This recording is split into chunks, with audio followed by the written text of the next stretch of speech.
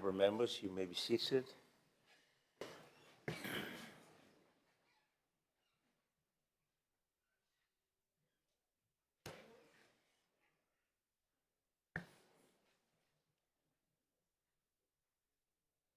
Honourable members, the next oral question for today, I will now call on the Honourable Rina Sharma to ask question 85 of 2026.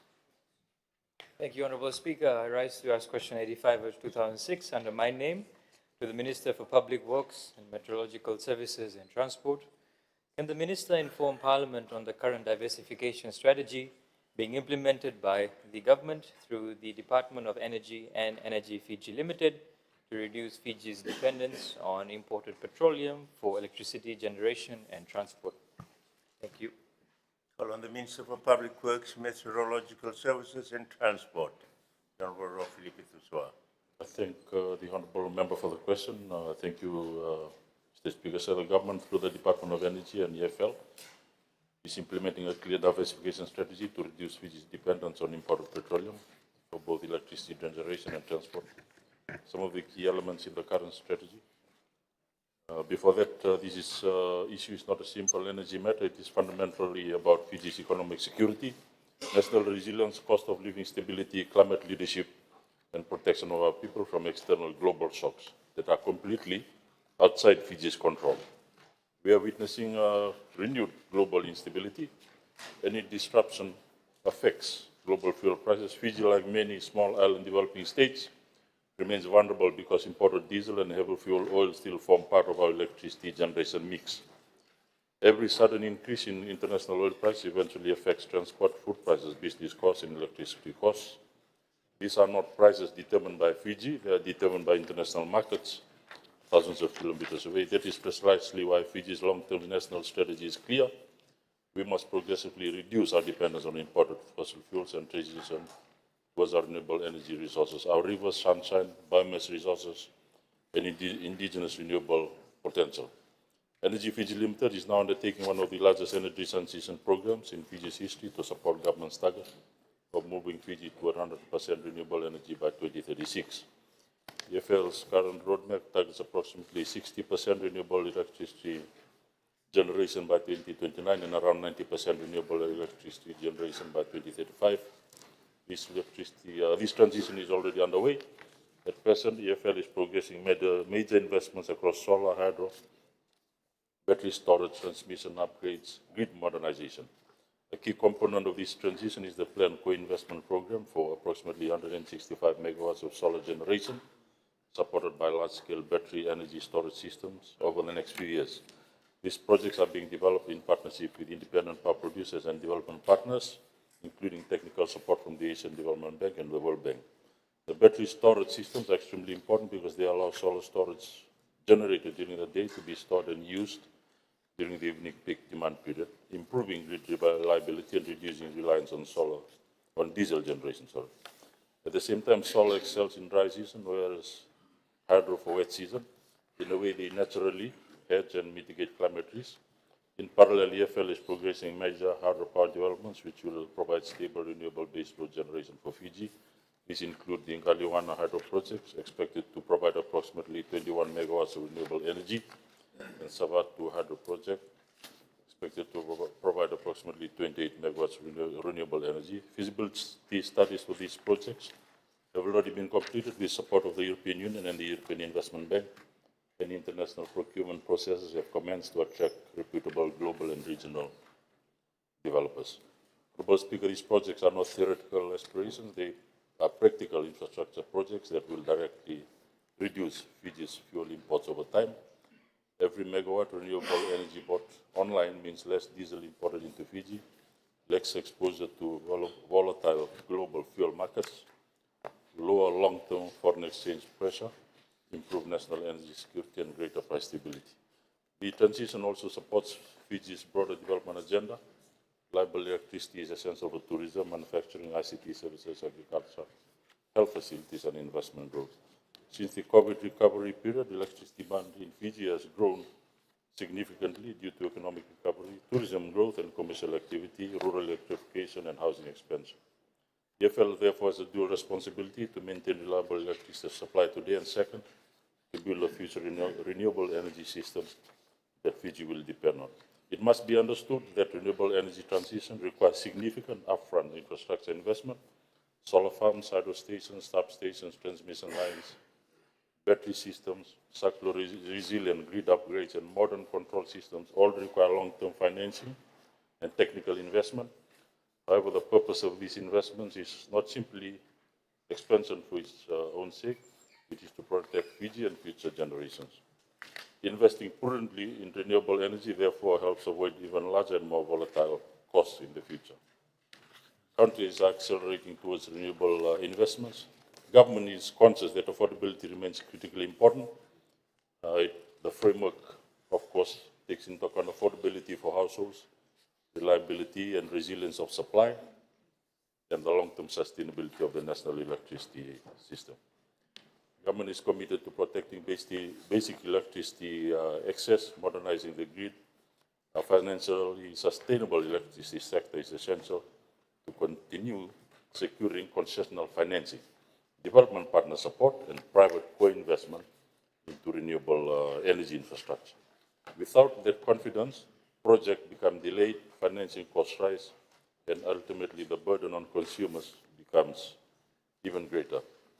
It is also important to recognize that Fiji remains comparatively well positioned within the Pacific region because of decades of investment into hydropower and renewable energy infrastructure.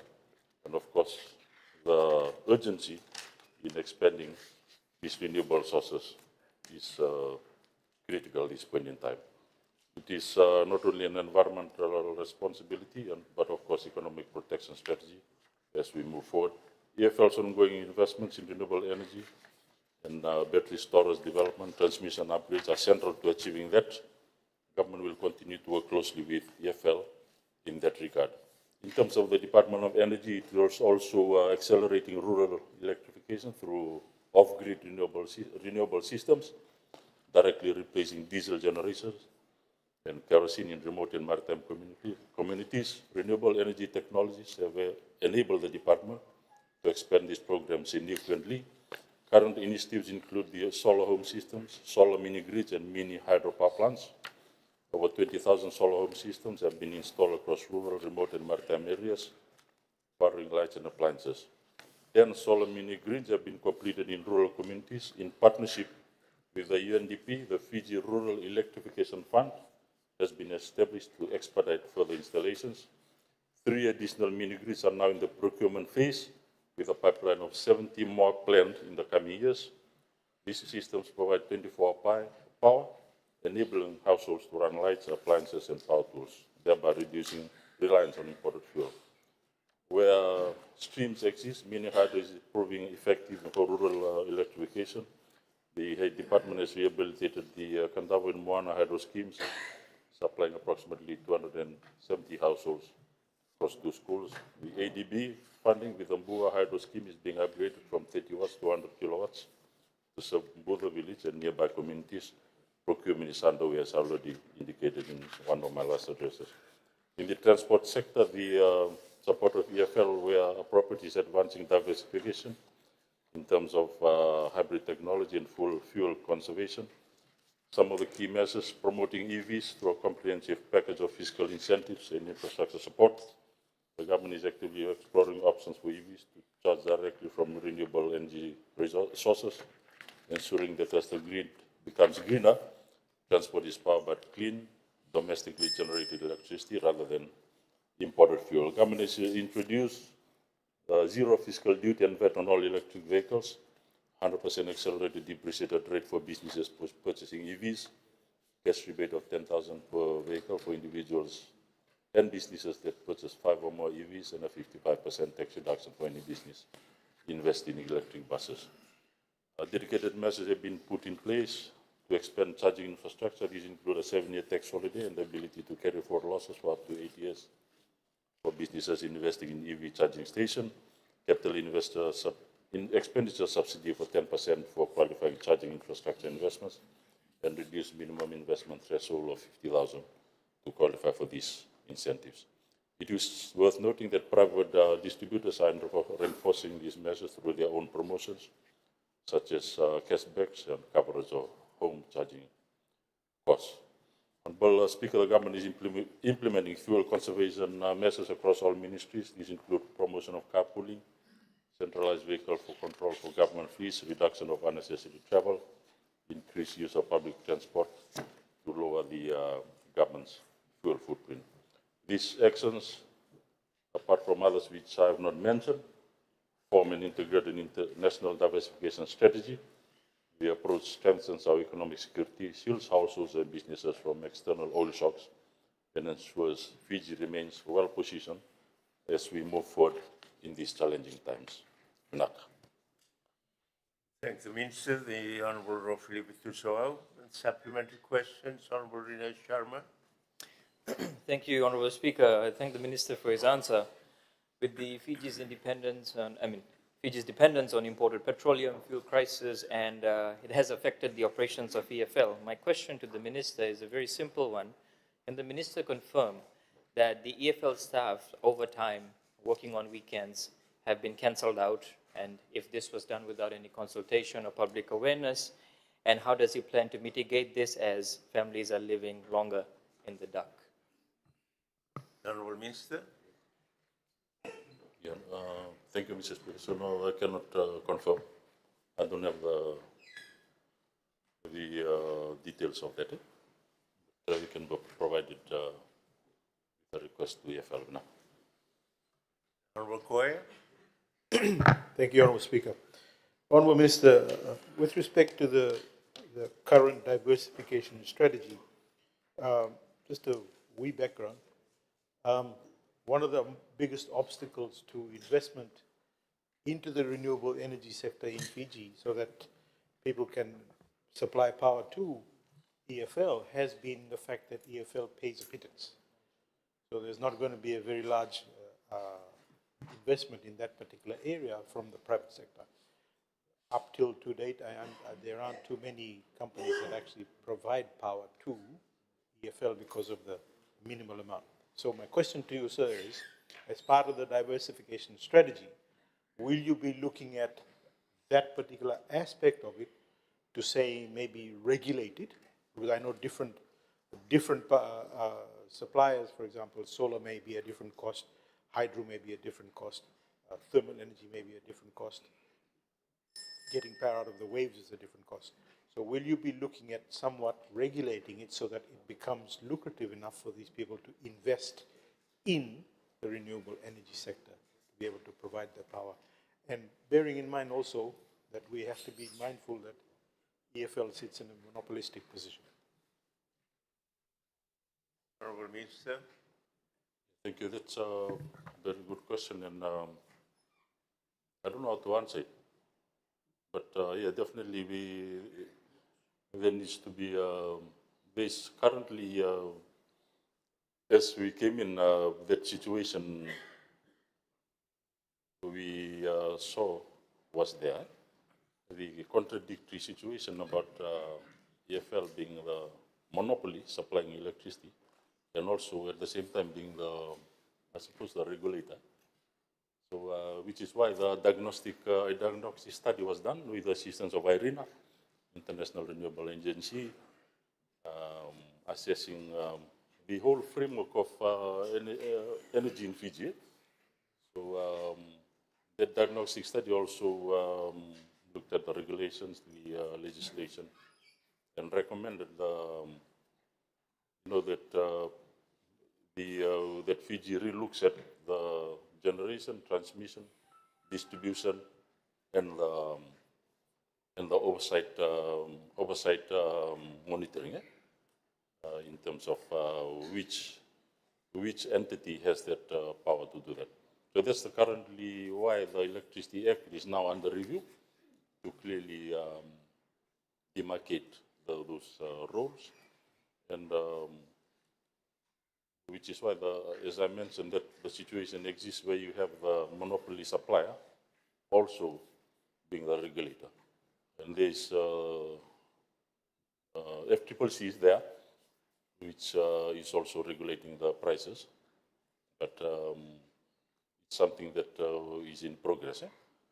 And I suppose we also, if we look back, the question we need to ask, is EFL is, you could say, is a golden organization or golden entity for government in terms of the revenue being earned.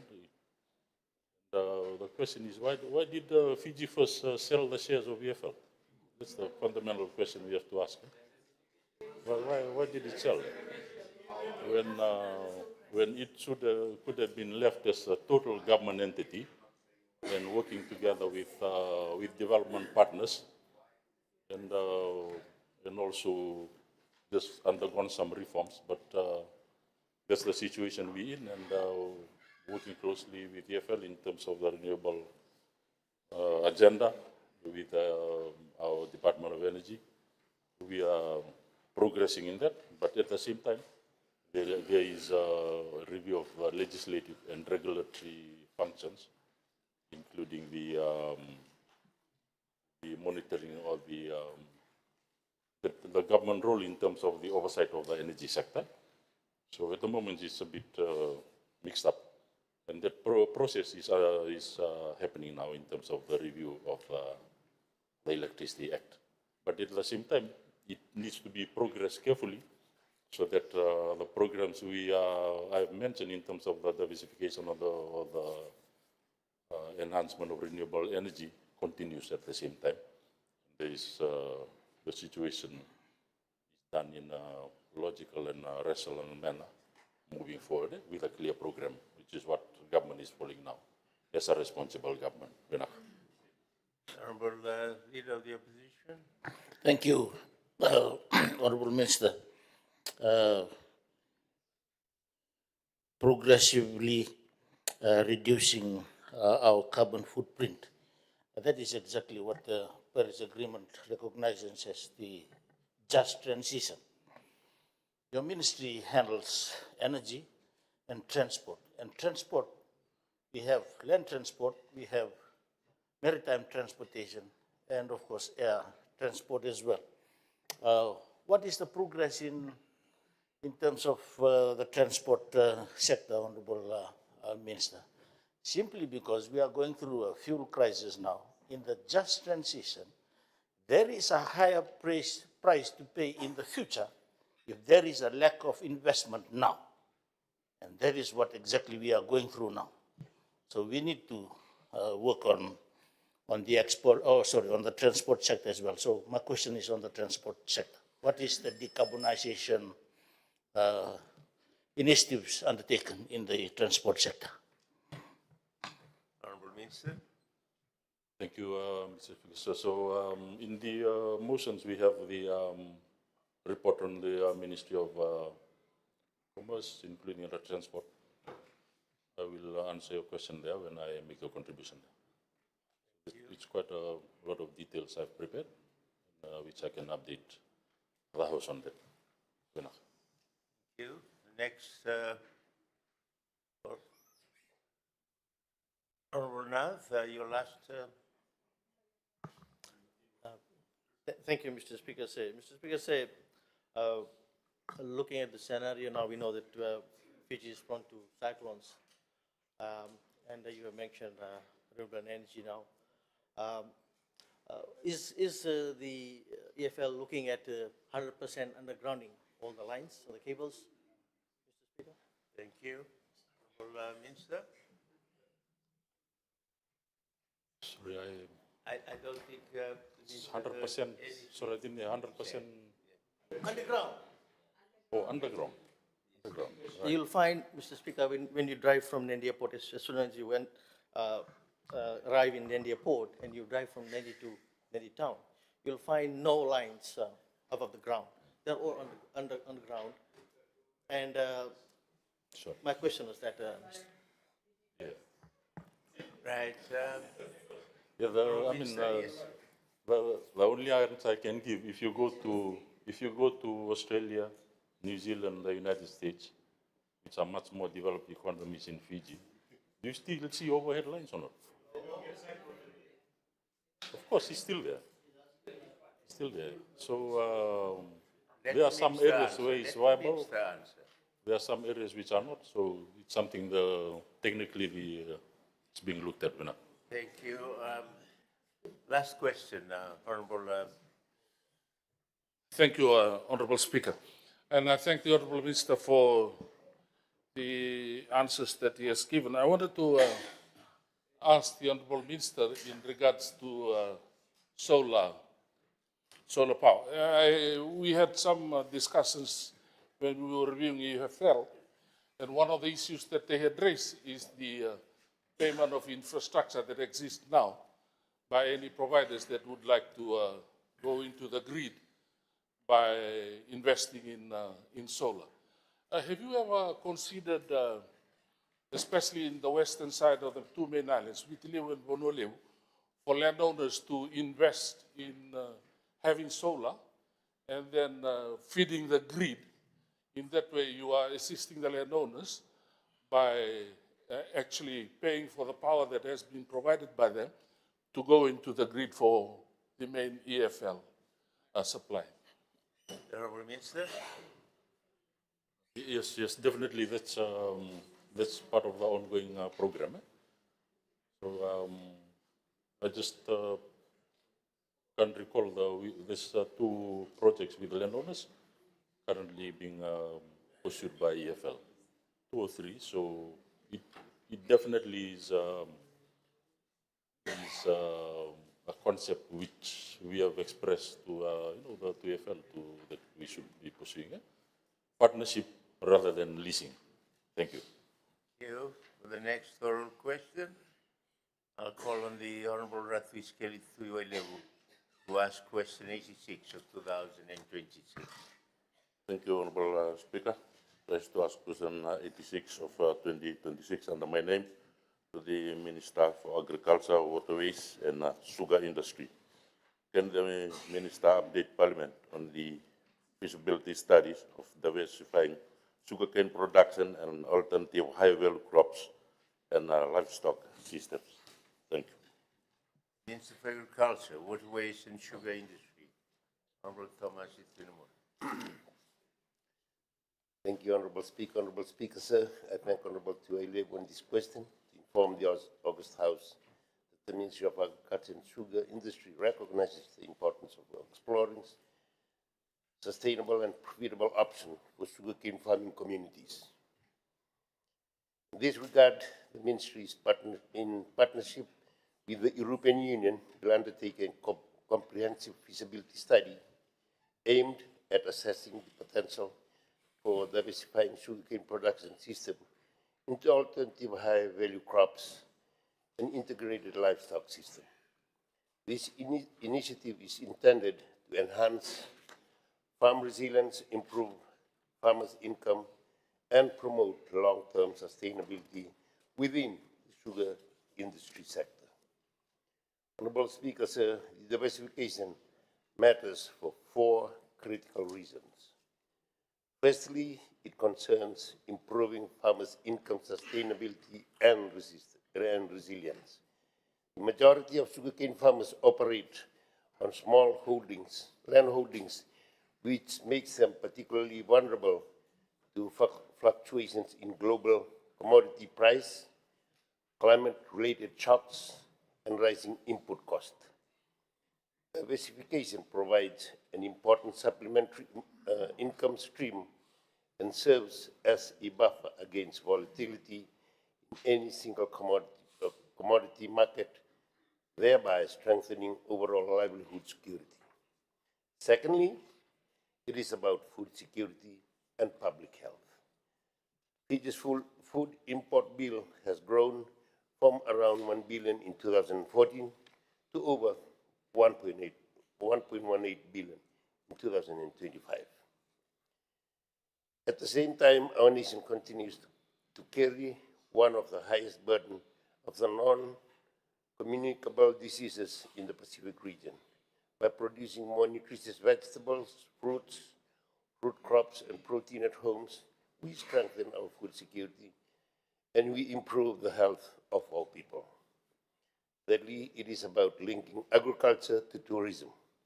Tourism contributes around 40% of our GDP, and our hotels and restaurants spends millions of dollars each year on fresh produce, much of which are imported, which can be grown here locally. Capturing the portion of this demand through local production would provide our farmers with stable, well-priced market right here at home. Finally, it is about climate resilience and diversifying into a wider range of crops and livestock system reduces the risk of monocropping, improves soil's health, and helps our agriculture sector adapt to climate realities that we, as Pacific Island nation, face every day. Honorable Speaker, sir, feasibility study on diversification represent deliberate, evidence-driven milestone in our broader strategy to modernize the sugar industry and strengthen a more resilient, productive, and inclusive agri-food economy. The Ministry firmly believes that the future of our rural agriculture economy lies in a balanced approach, one that strengthens the sugar industry where it remains viable, while at the same time opening new income pathways through diversification into high-value crops and livestock. We are therefore seeking the support of the European Union to undertake a structured two-phase feasibility study that will provide an evidence-based foundation for shaping the next generation of agriculture policy and investment decision, ultimately strengthening outcome to our farmers. Honorable Speaker, sir, approval has been recently given from the Cabinet, and under the initial plan, the mission was scheduled for June 2026. However, the commencement has been slightly delayed due to the disruption in the Middle East, which have affected the deployment of international experts and the scheduling of in-country mission. I'm pleased to inform this August House that the field mission of the feasibility study shall now begin in mid-July 2026. While the delay is regrettable, the Ministry is continuously in touch with the European Union to finalize the detailed plans and necessary requirements for the study. Honorable Speaker, sir, phase one of the study is fully funded by the European Union with a total budget allocation of US $378,000. Gratefully acknowledge and sincerely thank the European Union for its generous support. This budget covers the engagement of technical experts, including an economist, agronomist, sugar sector specialist, value chain and agribusiness specialist, land tenure and institutional expert, soil and water specialist, livestock specialist, finance and policy experts, together with travel, workshops, and consultation costs. Honorable Speaker, phase one, the analytical phase, has two primary objectives.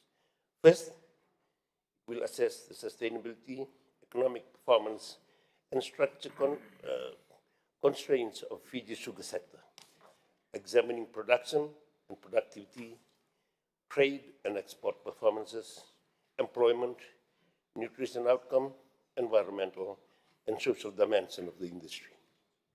Second, it will identify and evaluate alternative agri-food value chain that, through increased production and enhanced local value addition, offer credible option to diversify away from sugar while strengthening our national economy and improving the resilience, productivity, and sustainability of our agri-food system. Phase one will deliver several key outputs in sequence. This process will be followed by a selection of 3 to 4 high potential alternative to agri-food value chain across vegetable, root crops, fruits, and livestock that are best suitable to local farming systems and land sustainability. The selected value chain will be identified through a comprehensive assessment framework that considers agri-climate sustainability, economic and financial viability, market demand and value addition opportunities, environmental sustainability, and soil inclusion, ensuring that the proposed interventions are both commercially viable and resilient while supporting inclusive rural development. The study will comprehensively assess the risks, trade-offs, priority investments, and potential impact associated with diversifying production and investment beyond the sugar industry, ensuring that the transition is strategically informed and evidence-based, with findings to be submitted to Cabinet through the Ministry upon completion. Honorable Speaker, sir, I wish to emphasize once again that this diversification agenda is not about abandoning sugarcane or our cane farmers. The sugar industry remains a critical pillar of our rural economy and will continue to be supported through the modernization reform. I have outlined this in the House, and the diversification is about offering choices, providing farmers who wish to take it up with alternative or complementary income stream, while strengthening those who remain in cane production. No farmer will be left behind in this transition. And in closing, Honorable Speaker, sir, the findings of this feasibility study, together with the work following from Food and Agriculture Organization, Harvesting Prosperity reports, will be brought back to the Standing Committee of the Sugar Industry of Zara Deliberations. Thank you very much. Thank the Honorable Tunambuna, Minister for Agriculture, Waterways and Sugar Industry. Supplementary questions. Honorable Pillay. Oh, can I, for the one who asked the question first, Honorable Pillay? Thank you, Honorable Speaker, and I thank the Honorable Minister for the answer.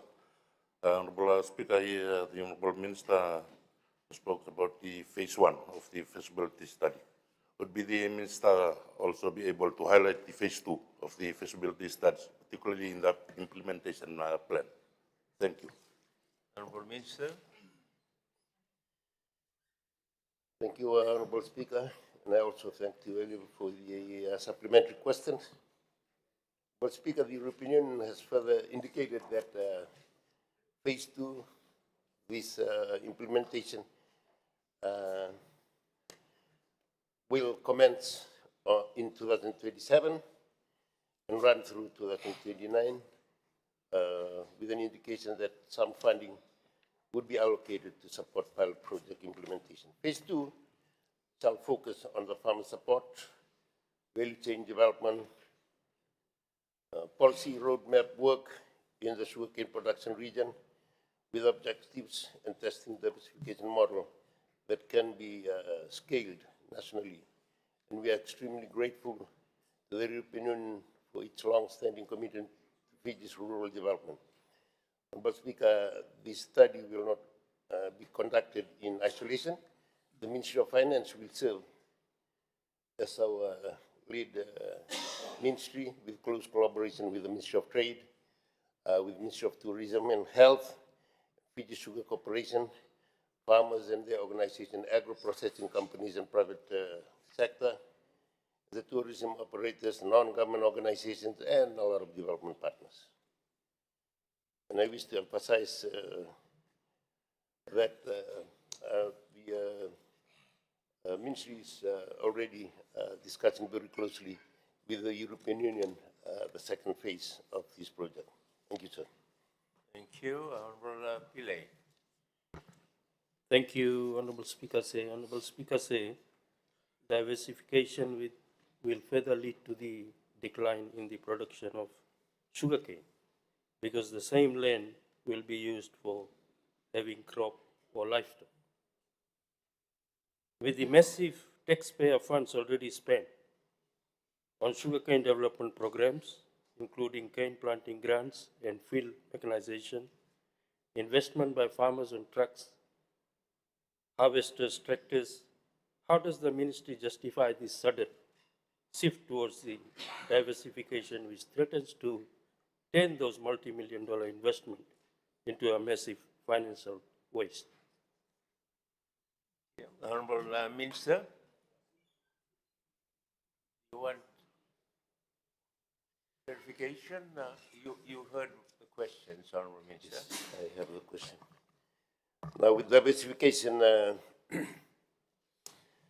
more than 10 years ago, even European Union had wanted to assist Fiji in terms of diversification with the offers to diversify. And for all those countries that were provided with similar offers to diversify, they had been able to be benefiting from adopting the diversification plans they have.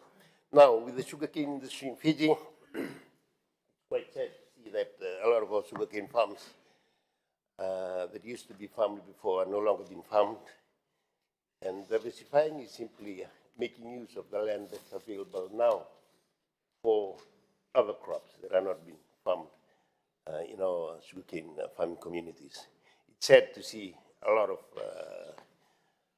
these lands being idle, which can be turned into either orchards, into pineapple, into other commodities, including livestock.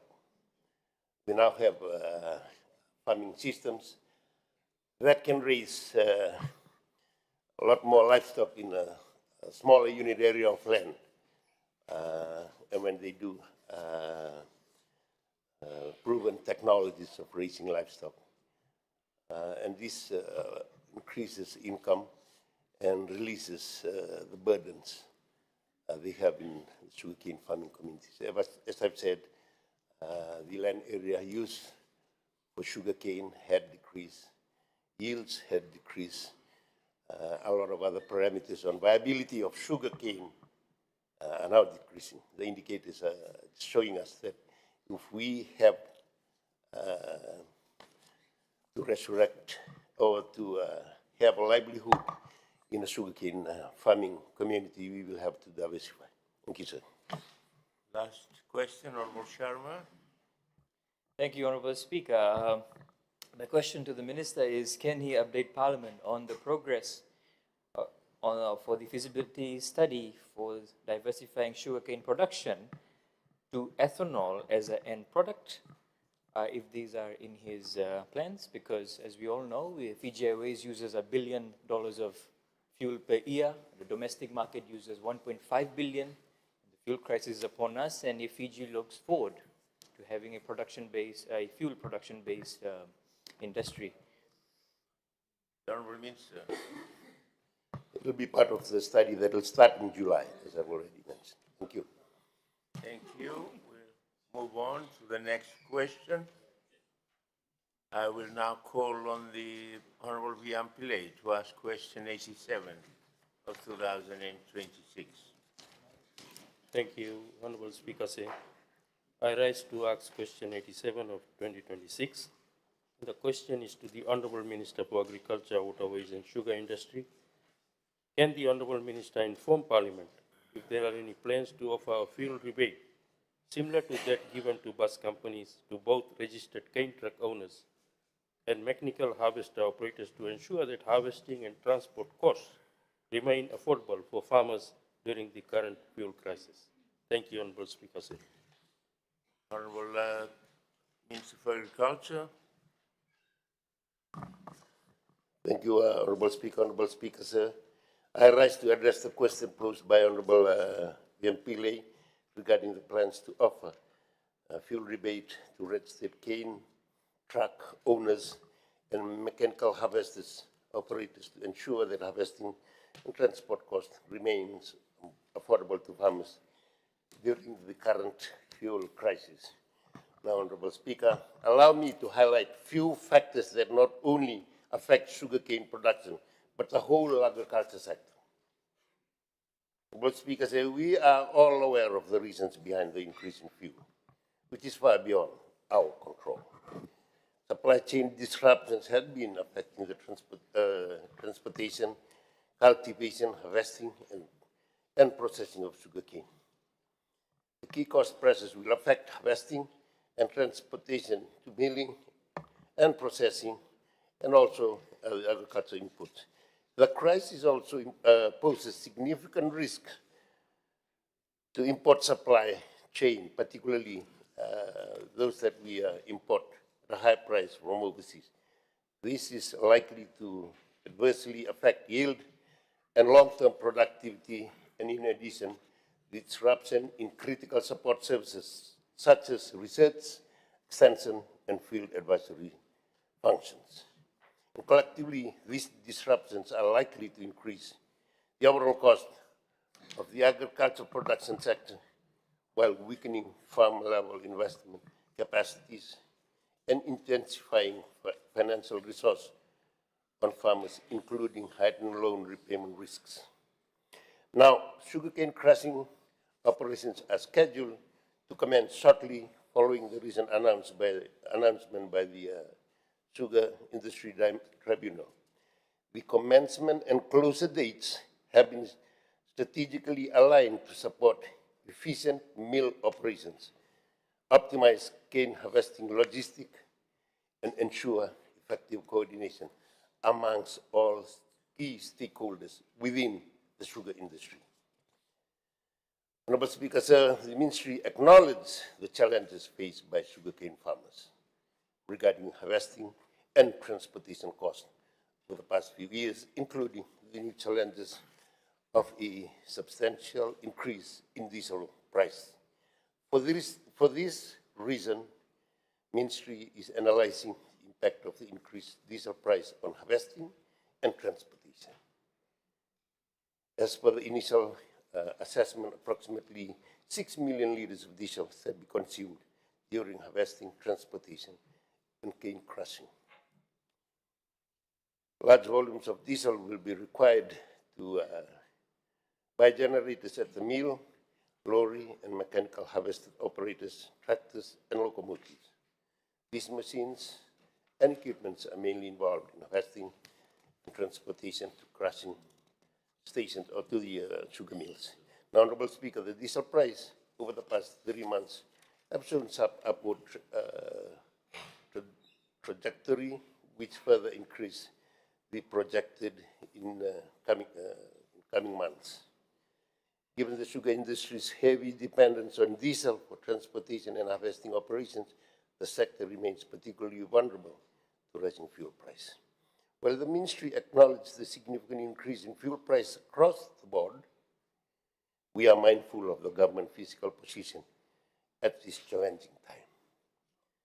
The government has provided various supports to the sugar cane sector with the very recent approval of over 36 million for cane payment top-up. And apart from the cane payment top-up, there has been various grants and subsidies provided to the cane farmers. Any further support will deteriorate the government's cash flow, making it difficult to absorb the entire cost of increase in the fuel price. However, the Ministry does agree that all stakeholders need to share the burden as we all are dependent on each other.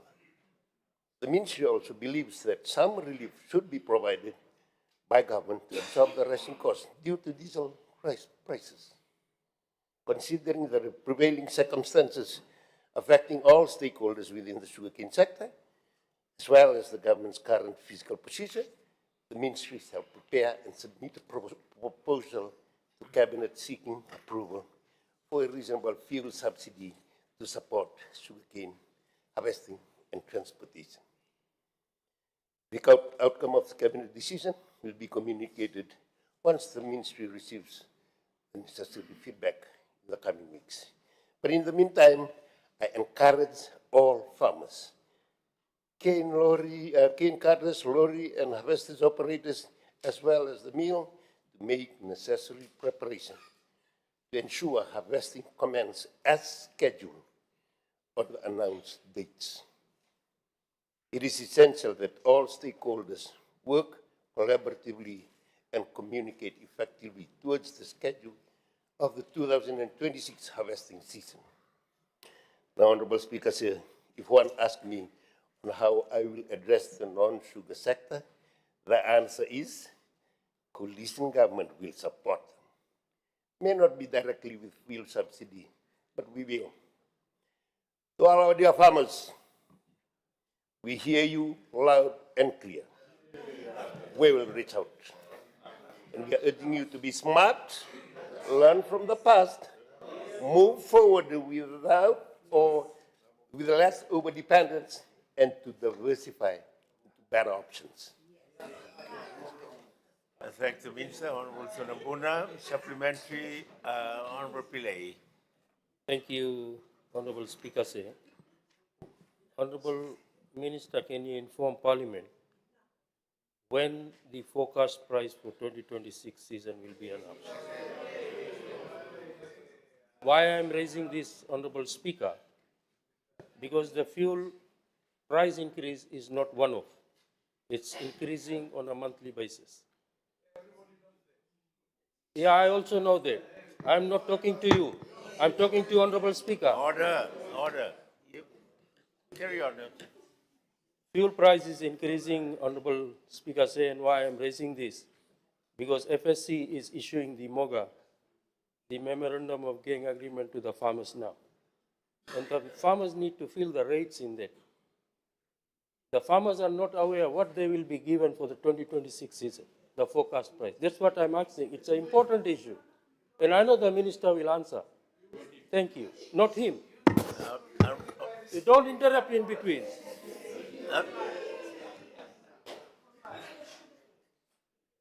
Cool down, cool down. Honorable Minister. Honorable Speaker, sir, the tribunal will provide to me with the work that they will coordinate with FSC,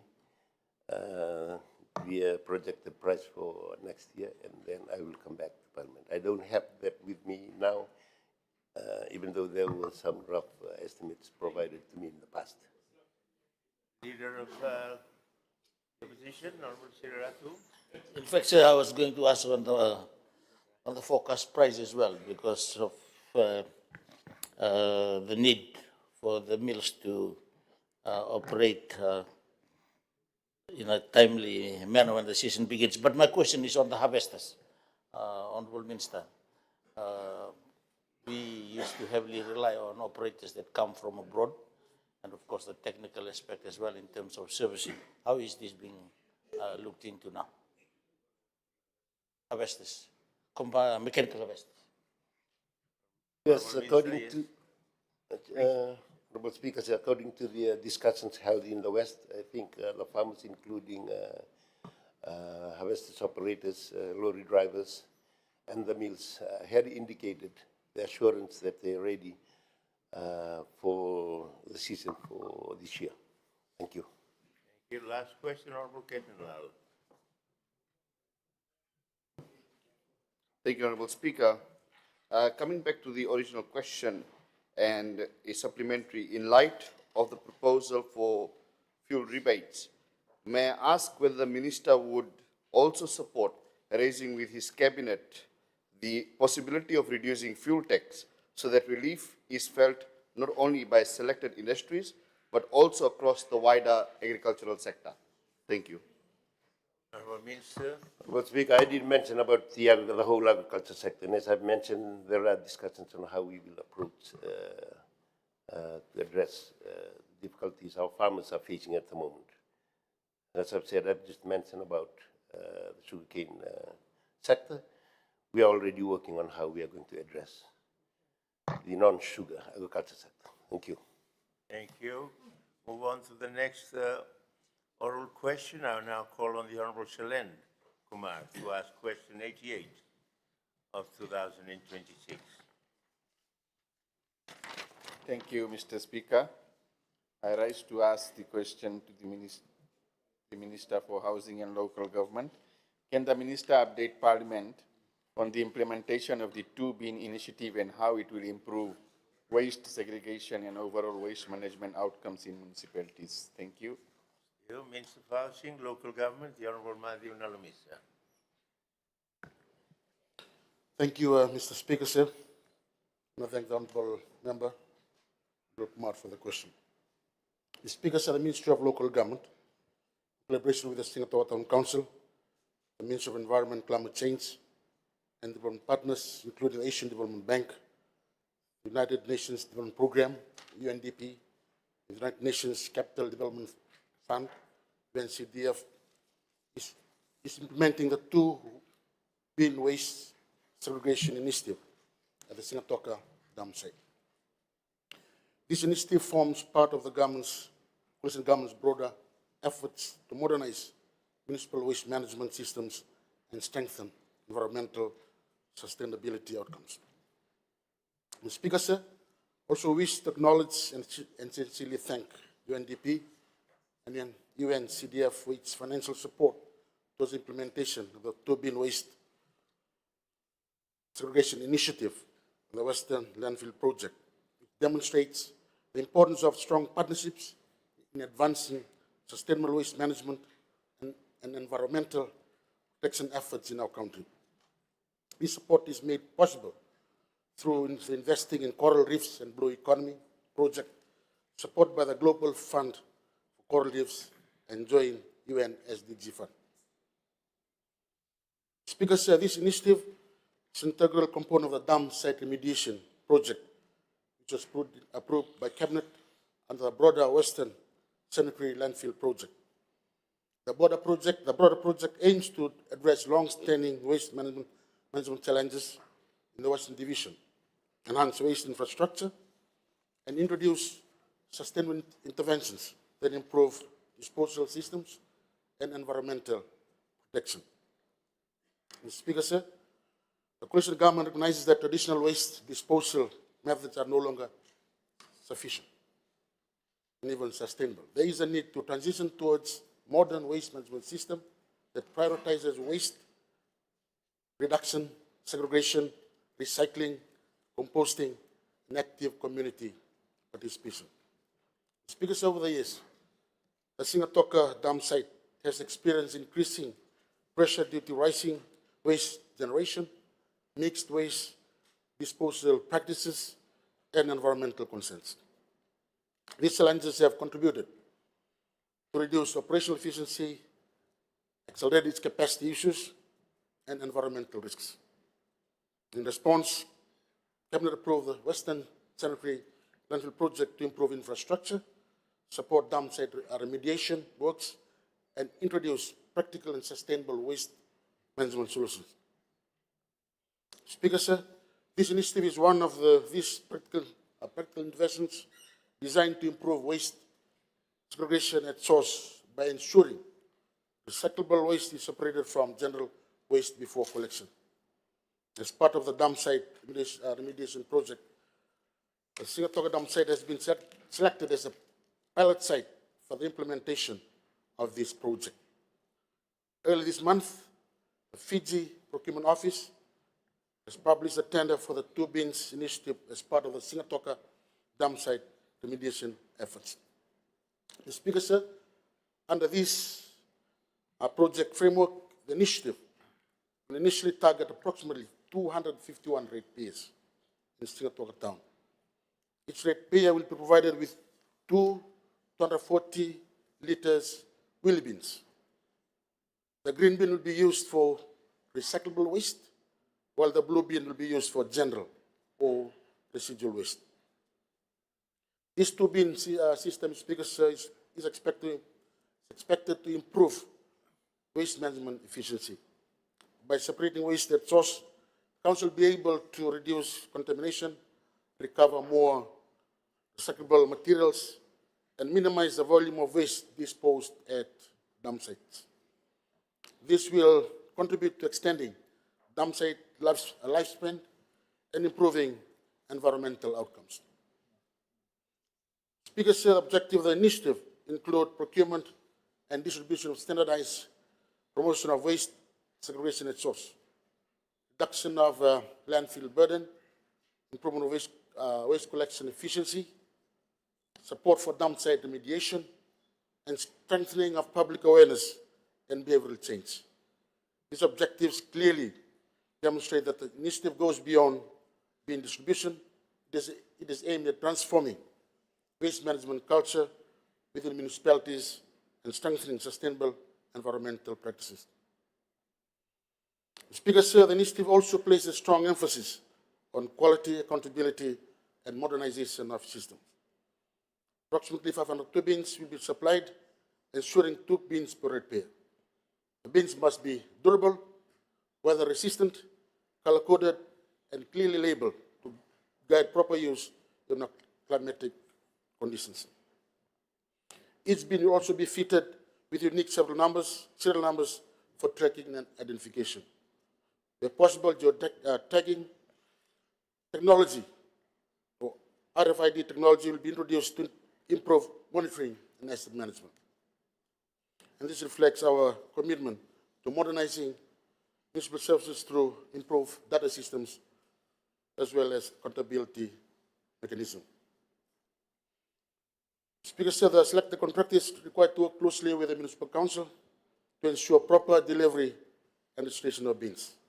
And a comprehensive bin registration database will be developed and handed over to the municipal council. The database will capture bin serial numbers, household allocations, and geolocation data where applicable, improving operational oversight. Mr. Speaker, sir, public awareness and community engagement are critical to the success of the initiative. The Ministry recognizes that infrastructure alone will not achieve sustainable change. Behavioral change is essential. For this reason, the awareness program for all ratepayers is vital and will be carried out by the Municipal Council. These programs will educate on waste segregation practices, recycling benefits, environmental and health impacts, and responsible waste disposal. This will ensure active participation and proper use of the 2 bin system.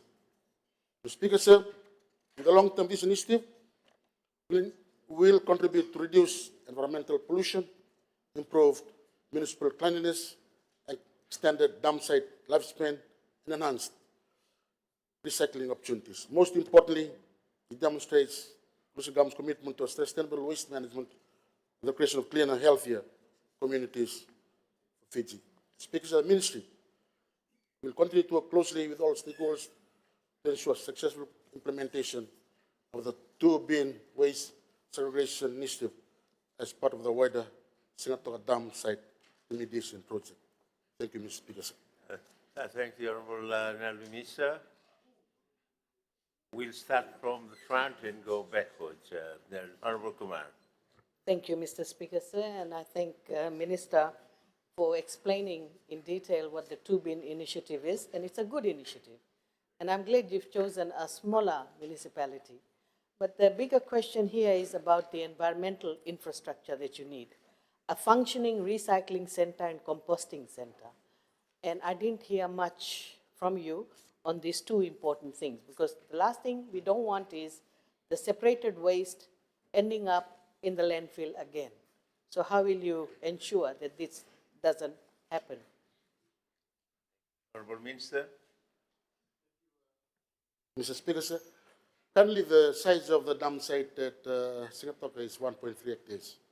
So to ensure that the Ministry of Local Government, collaboration of the Singatoka Town Council, complete this program, or carry out this program, we have also been in consultation with the Lands Department, where we have also requested for additional 2.5 hectares of land to assist the ministry in having that location.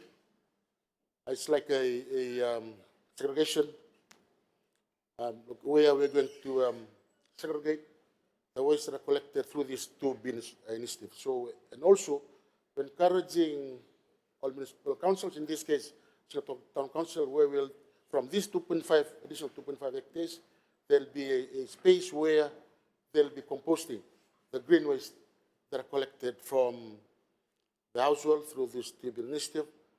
And when they reach the sorting center, they'll also be segregated, where the green waste will also be used for composting, while the other materials, the other waste, will be taken to the new landfill. This is just for temporary purposes, Mr. Speaker, sir, because we're also identifying few land where we're going to have a Western Central landfill for the Western Division. There's only currently have 1 for the Central Division. Thank you, Mr. Speaker, sir. Kumar?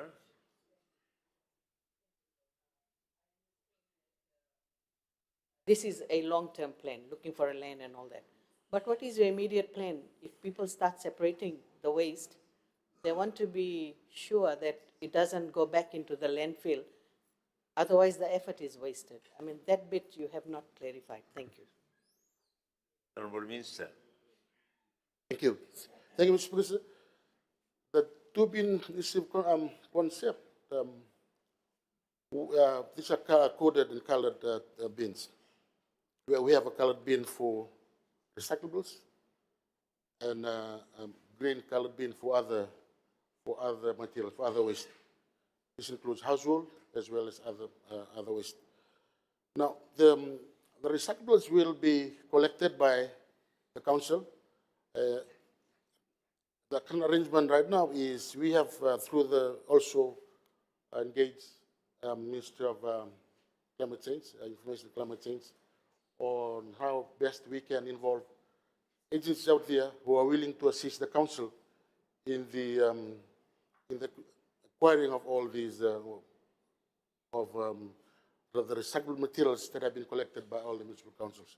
Some that we have started through the written an initiative. So these recyclables will be sold to these supplies, while the green waste will be composted. So the only materials that are left, these are the ones that will be taken to the landfill. Thank you, Mr. Speaker. Honorable Koya. Thank you, Honorable Speaker. Honorable Minister, we understand and commend this particular two-bin initiative, especially for Singatoa, considering I'd raised the issue about the relocation of it. And my question to you is, whilst you are doing this, one of the best tools for making sure that this happens properly is to inculcate behavioral change. Now, my question to you is, simultaneously to this, how is it that you're going to inculcate a change in behavior so that this turns out to be a good program? Honorable Minister. Thank you, Mr. Speaker, sir. I've also looked earlier in my response that there will be an awareness program where the Singapore Town Council also reach out to all the communities. In this case, this phase one of this project, where the repairs will be involved. Phase two will move out to the extent boundaries. The minister, I agree with you. To make this happen, we need to have more awareness and also ensure that we share the importance of this initiative with all the ratepayers. In this case, we are targeting the ratepayers in Singapore Town, and the ministry, in collaboration with the Singapore Town Council, will be reaching out. There will be an awareness program before we start distributing the bins to all the ratepayers at Singapore Town. Last question, Honorable Ketan Lal. Speaker, can the minister clarify whether additional costs arising from this initiative, including new bins, awareness programs, and collection systems, be passed down to ratepayers through the increased rates charges? Thank you. Honorable Minister. Mr. Speaker, sir, the simple answer to that question is no. I've also shared and also the Vice Parliament that we have our partners. We also have assistance from Asian Development Bank and also support from UNDP and also CDF, who are willing to provide the council $2 million to support this particular initiative. So as far as the ratepayers are concerned, there won't be any cost passed to the ratepayers. The cost will be borne by the funding that we have already secured from our ADB as well as other development partners. Thank you, Mr. Speaker. I thank the Minister, the Honorable Minister.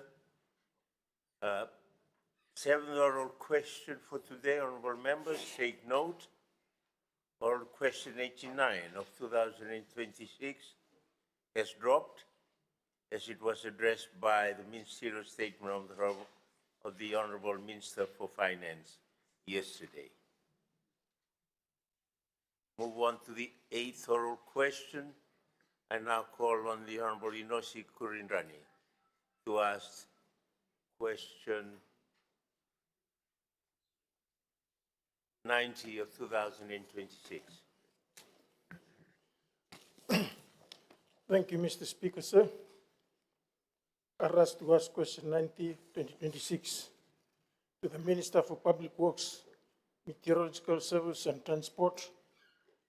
Can the Minister update Parliament on how passenger cargo fares for maritime travelers are being calculated and which authority is responsible for monitoring this?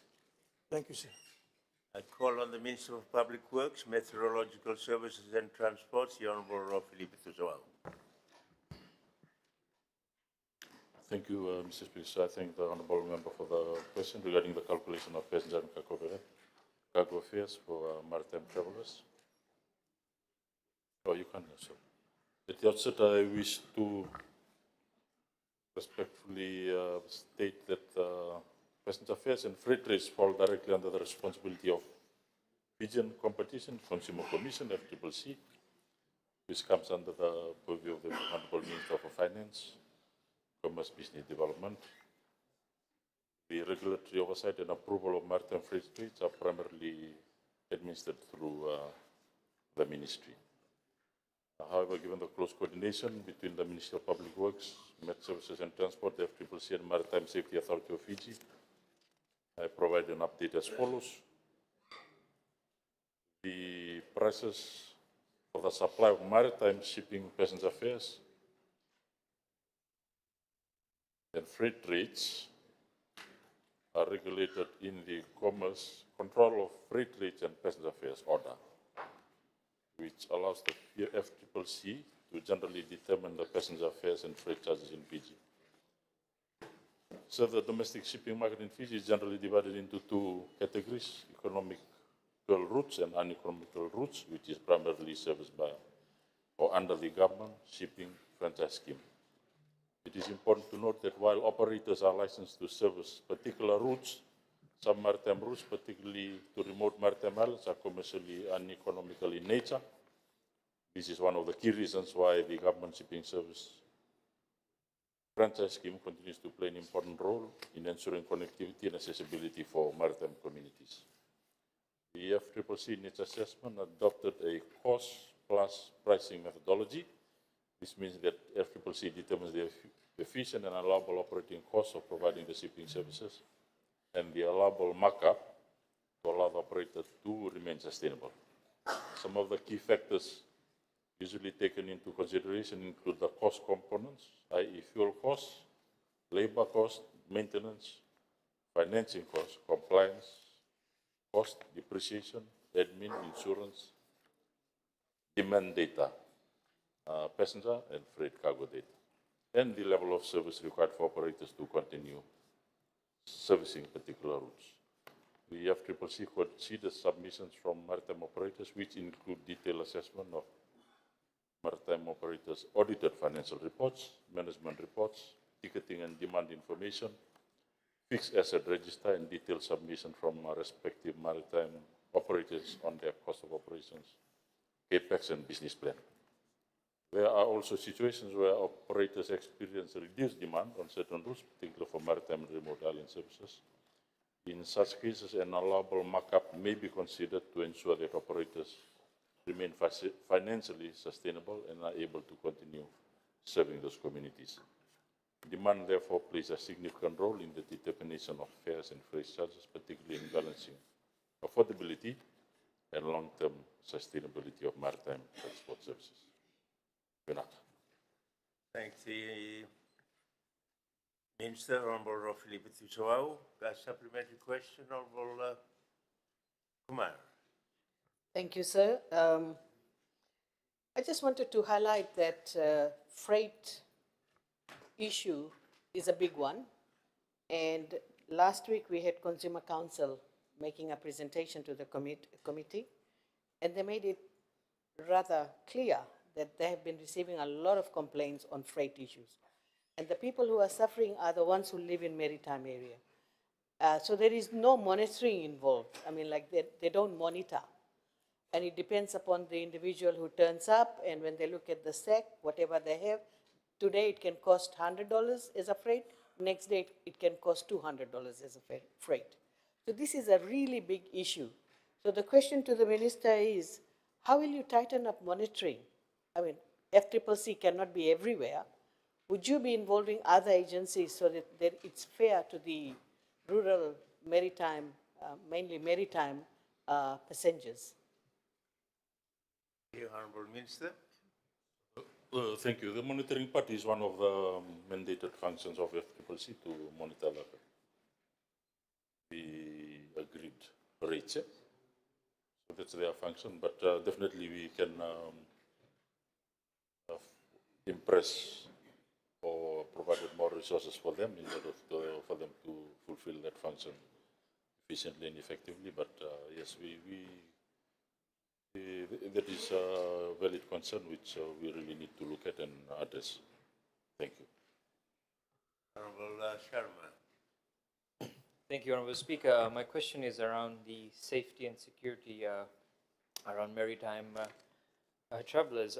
Is the ministry, which would require the support of other ministries, Honorable Minister, at the point of boarding, is your ministry considering to ensure that they who travel to these maritime islands, their IDs, their verification should be verified? Honorable Minister.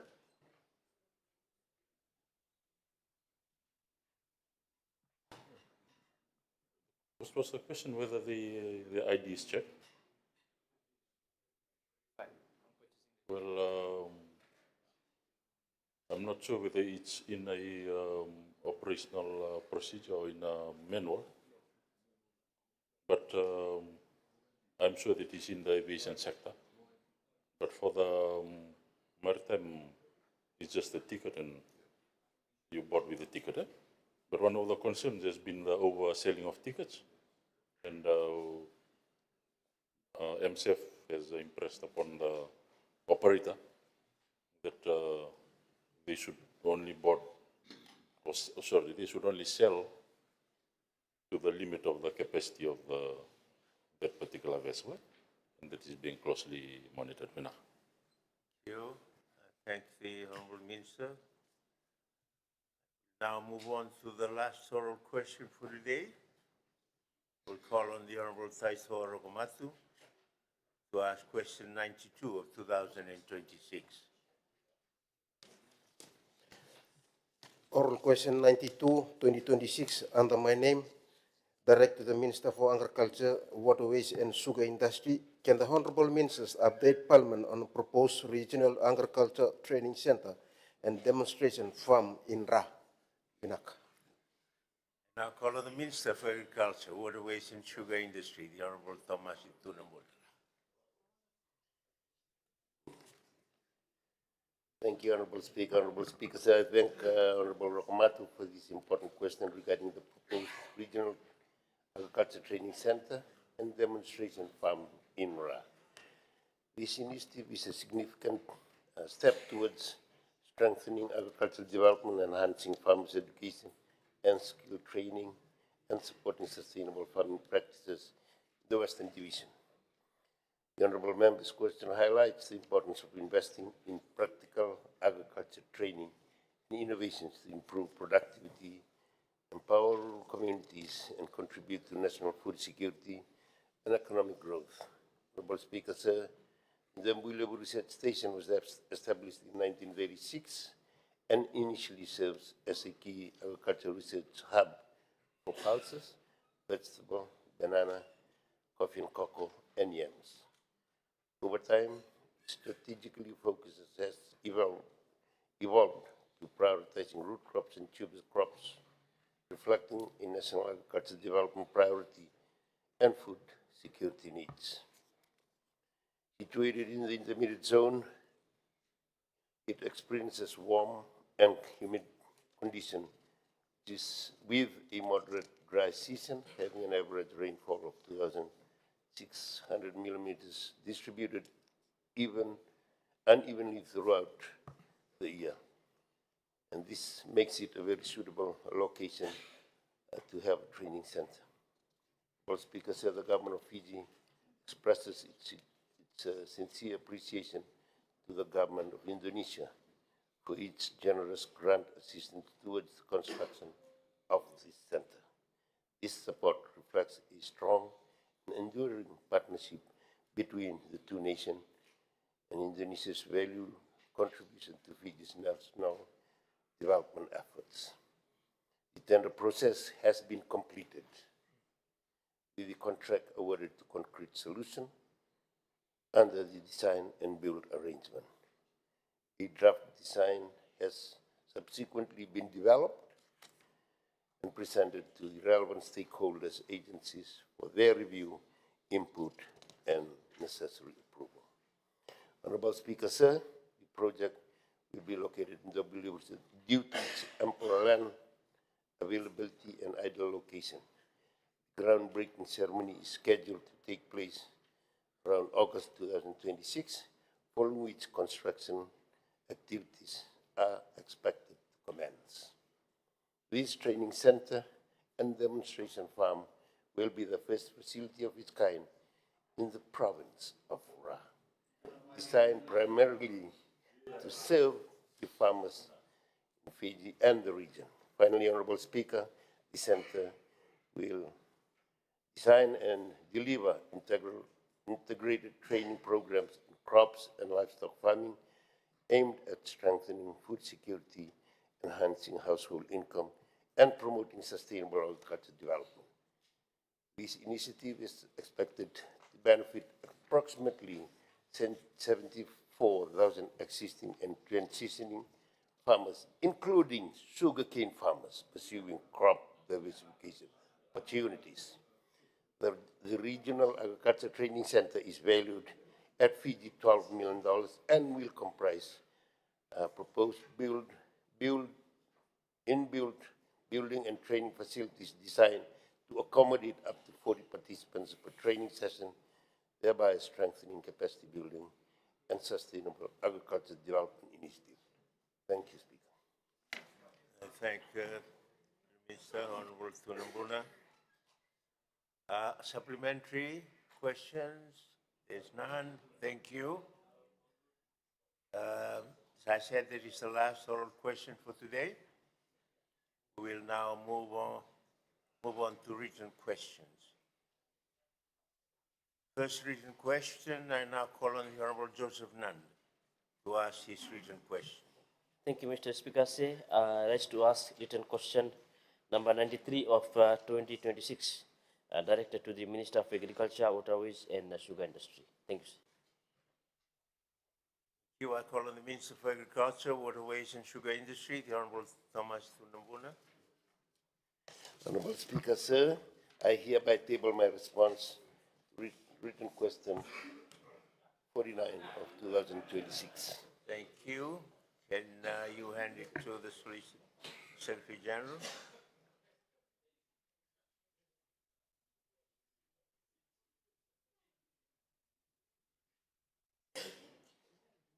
The second written question, I call on the Honorable Shailen Kumar to ask his written question. Thank you, Honorable Speaker. I rise to ask the question 94 of 2026 under my name to the Minister for Housing and Local Government. Thank you. I call on the Minister for Housing and Local Government, the Honorable Madhu Nalumisa. Speaker, sir, I hereby table my response to the written question. Thank you. Response is at hand. Can you please hand it over to the Secretary General? Thank you, Honorable Minister.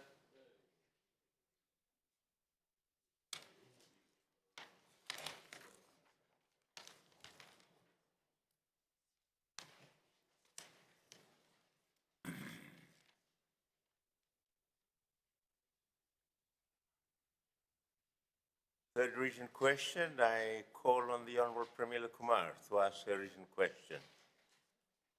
Thank you, Mr. Speaker, sir. I ask question number 95 of 2026 to the Prime Minister and Minister for Civil Service, Strategic Planning, National Development and Statistics.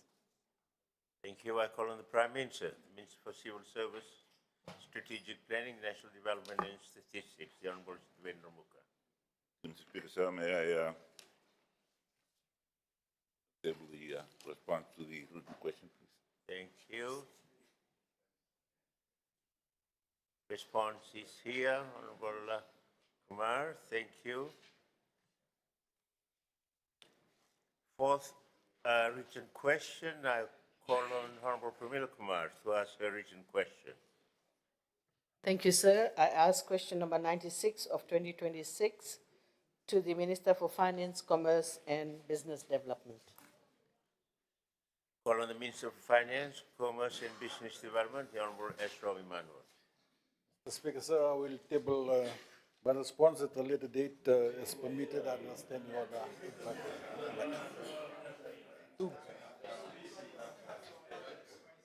I thank the Honorable Minister who will table his response at a later sitting date as permitted and Standing Order 45.3.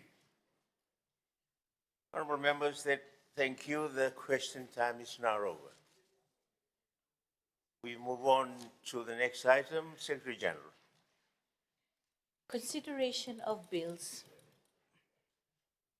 Honorable members, we only have one bill to deal with today. I now call upon the Deputy Prime Minister and the Minister for Tourism and Civil Aviation, the Honorable William Ngavoka, to move his motion.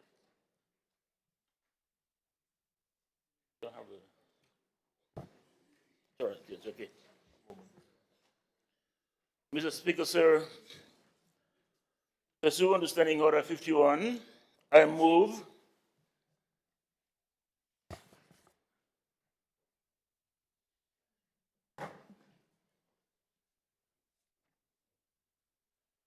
A, that the Tourism Bill 2026 be considered by Parliament without delay. B, that the bill must pass through one stage at a single sitting of Parliament. C, that the bill must not be referred to a standing committee or other committee of Parliament. And D, that the bill must be debated and voted upon by Parliament on Thursday, 20th May 2026, but that 1 hour be given to debate the bill with the right of reply given to me as the member moving the motion. Thank you. Is there a second? Mr. Speaker, I beg to second the motion. Honorable Rotary Soau, second. I now call on the Deputy Prime Minister and Minister for Tourism and Civil Aviation, the Honorable William Ngavoka, to speak on his motion. Mr. Speaker, sir, I rise to seek the urgent passage of the Tourism Bill 2026 because it addresses a long-standing governance gap impacting one of Fiji's most vital sectors, tourism. Since independence, Fiji's tourism sector has grown exponentially to being the largest foreign exchange earner today. Over the last 20 years, we have doubled in visitor numbers. Today, we have almost 1 million visitors. With this growth has come more hotels and resorts, more tour operators, and more support services.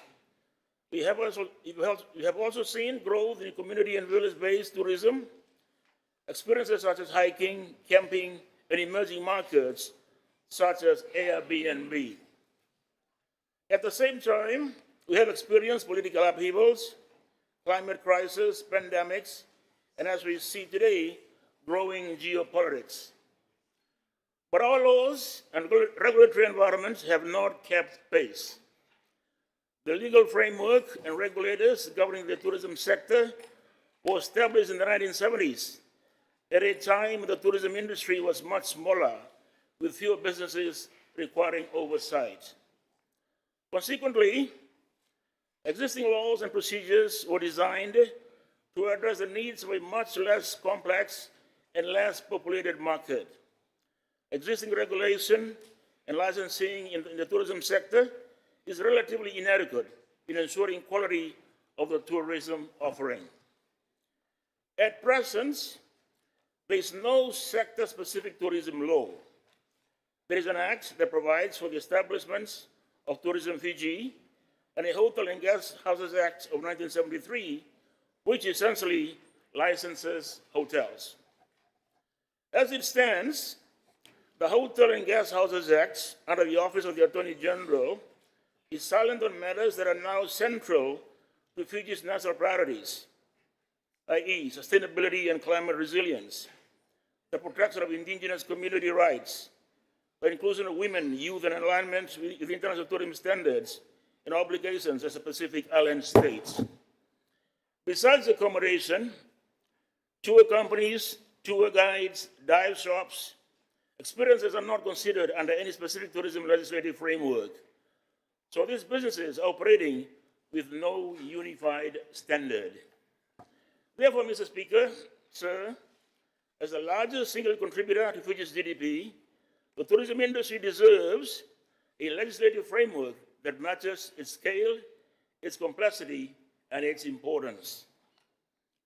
On some background notes, Mr. Speaker, sir, the tourism bill that is before Parliament represents a landmark piece of legislation to come before Parliament, and it's timely. On the case for new legislation, the Tourism Bill 2026 corrects these deficiencies. It provides a comprehensive legal and institutional foundation upon which a tourism sector can develop with confidence, equity, and resilience for decades to come. Mr. Speaker, this bill was not drafted behind closed doors. It was forged through public consultation, processes undertaken by my ministry. Consultations were conducted with industry stakeholders, civil society organizations, government agencies, micro, small, medium enterprises, and community representatives across the country. A formal public consultation process was held from 27 April to 1 May 2026. The bill before this House today has been revised to reflect the concerns, contributions, and aspirations that emerge from that process. On the key provisions of the bill, Mr. Speaker, I will now outline the principal provisions of the Tourism Bill 2026. One, a clear institutional framework. The bill establishes clear and unambiguous roles for the Minister, the Permanent Secretary, and relevant agencies in formulating and implementing tourism policy. It provides for the establishment of a National Tourism Council, a multi-stakeholder advisory body whose membership spans government agencies, industry, civil society, indigenous and MSME interests, and academic institutions. Tourism Fiji retains its mandated role in marketing and promotion under the Tourism Fiji Act 2004, with strengthened obligations to align its operations with the sustainability standards and enterprise register introduced by the bill. Number two, the tourism standards. At the heart of this legislation is the introduction of the Fiji Tourism Standards, a national system of quality, sustainability, and compliance criteria for tourism enterprises. The Fiji Tourism Standards comprises two components. A, the Tourism Destination Standard for destination management organizations and local areas, and the Tourism Industry Standards for individual enterprises. Standards will be developed through stakeholder consultation, subject to regular review, and will incorporate a tiered classification system recognizing community, indigenous, and micro-tourism enterprises as a distinct and valued category alongside small, medium, and large operators. 3, recognition, registration, and certification. The bill introduces a tourism enterprise register and a recognition pathway for industry. Registration involves 2 stages: classification under the tourism classification system and formal recognition upon meeting applicable legal and tourism criteria. Recognized enterprises will be issued recognition certificates subject to renewal and liable for suspension upon non-compliance. Importantly, the register will be publicly accessible, creating genuine market incentives for operators to meet and maintain standards. Enterprises may seek higher level certification through the Department of Standards or accredited bodies. Independent acceptable verifiers will be maintained on a ministerial register to support enterprise self-assessment. Number 4, compliance, auditing, and enforcement. The bill empowers designated standards officers to enter and inspect premises, examine records, and issue compliance notices. A structured program of risk-based and random spot checks is provided for. Breaches discovered during inspections must be referred to the relevant competent authority, ensuring that bill operates in coordination with and not in replacement of existing regulatory frameworks. The Tourism Fund. The bill establishes a tourism fund to be administered by the ministry. Revenue flowing from registration, renewal, and penalty fees will be directed into the fund and applied to standards administration, capacity building, training of standards officers, infrastructure priorities, and community outreach. The fund ensures that the proceeds of a well-regulated industry flow back into building the very communities and enterprises that sustain it. 6, investment, cultural tourism, and data. The bill provides a framework for tourism investment incentives in collaboration with Investment Fiji and relevant ministries. It contains dedicated provisions for the protection of traditional knowledge and indigenous cultural practices, requiring informed community consent before any cultural tourism product may be developed. This is a matter of principle and of law. A comprehensive tourism data and statistics system is also established in collaboration with the Bureau of Statistics, ensuring that policy in this sector is evidence-based, current, and accountable. Number 7, dispute resolution and appeals. The bill provides a fair and accessible dispute resolution pathway, internal review by the minister within 30 days, followed by alternative dispute resolution through mediation or arbitration, and ultimately a right of appeal to the High Court. The bill is our answer to those realities. Repeal and transitional arrangements, Mr. Speaker. Upon commencement of these acts, the Hotel and Guest Houses Act 1973 will be repealed in its entirety. Transitional provisions ensure that existing licenses and approvals remain valid for up to 12 months from commencement, providing operators with adequate time to register under the new framework that will also be further elaborated in the tourism regulations. The ministry will ensure that the registration infrastructure is fully operational within this transitional window, and will issue supportive regulations to assist operators, particularly smaller and community-based enterprises, in navigating the new requirements. On implementation and contributing, the Speaker, I wish to be transparent with this House regarding several matters that will be critical to the effective implementation of this regulation. First, operational matters, including fee schedules, fines of more than less than $500 stipulated in the bill. As a baseline for applicable fines, the Fiji tourism standards detail. Tourism Fund administration and investment incentive criteria are to be prescribed through the tourism regulations. This allows the framework to remain current and adaptive without requiring primary legislation for each update. Second, commencement will be appointed by the minister, and given the obligations imposed on existing enterprises, adequate transition time will be provided before the full force of registration requirements take effect. Third, the inclusive provisions of community, indigenous, and micro-tourism enterprises, micro, small, and medium enterprises, women, youth, and persons with disabilities are not merely aspirational. The supporting regulations and programs that accompany this bill will be designed to give those provisions practical, meaningful effect. Finally, the bill's interagency coordination requirements involving multiple ministries and statutory bodies will be given effect through formal interagency arrangements to be developed following enactments. In conclusion, Mr. Speaker, the Tourism Bill 2026 is not merely a regulatory instrument. It is a statement of national intent to govern it properly, to protect it sustainably, and to share its benefits equitably. It says to the world, visitors, when you come to Fiji, you come to a country that is proud of what it offers and committed to preserving it. It says to our communities, the wealth that tourism generates on your land and in your waters will reach you. It says to operators, the rules will be clear, the standards will be fair, and compliance will be rewarded. It builds an industry that is competitive and resilient, but also one that is equitable, sustainable, and proudly Fijian. Mr. Speaker, I commend the Tourism Bill 226 to this Honorable House.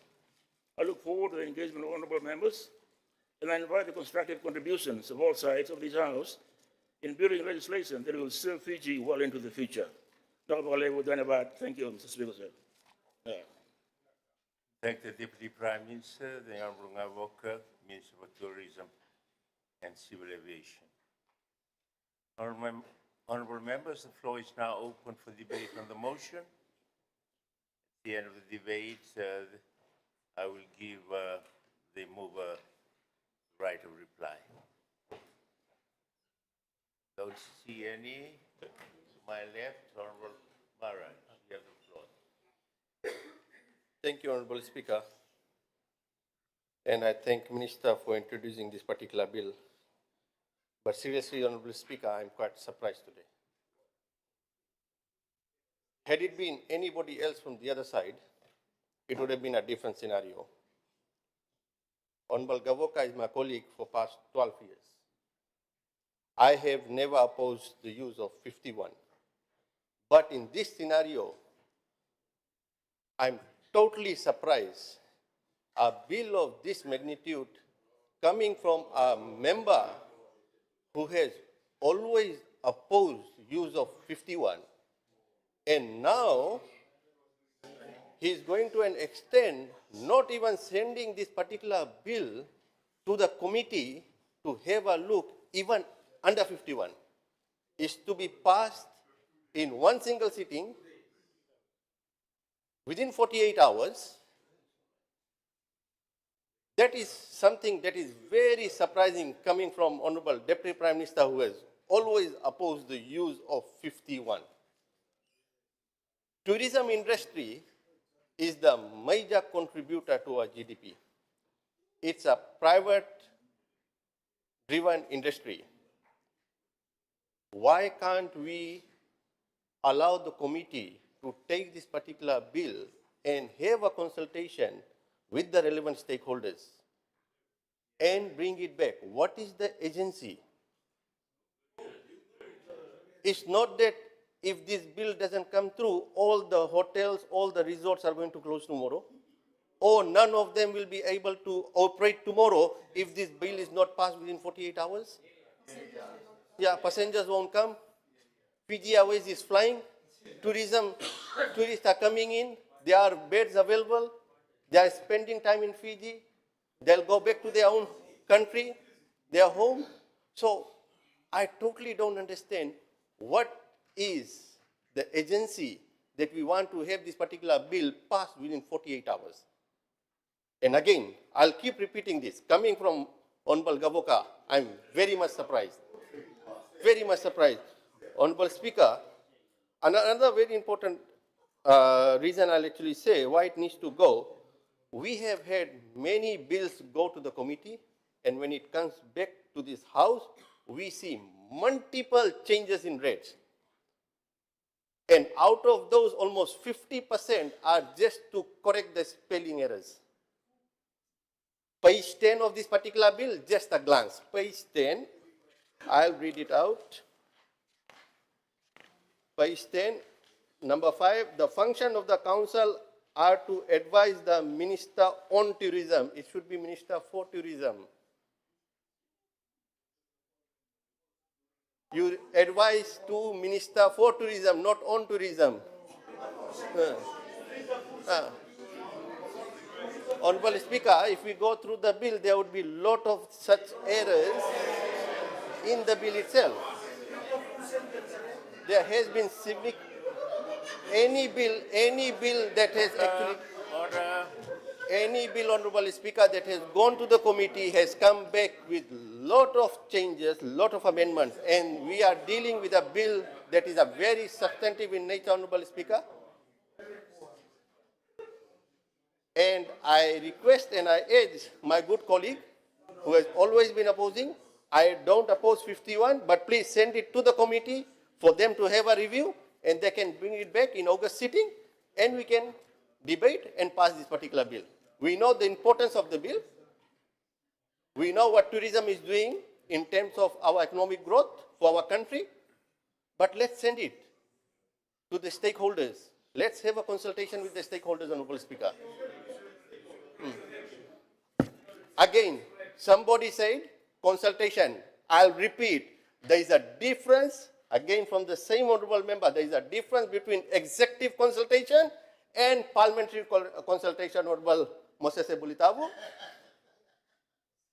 Honorable Bulitavu used to say this always.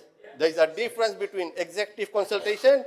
Parliament is independent. We need to send it to the committee, so there is an independent consultation between the members of Parliament, members of the committee, and the relevant stakeholders. And they can bring the report back to the committee, and we can have a debate on that, Honorable Speaker. Thank you. Vinaka. Thank you. Honorable Coyer.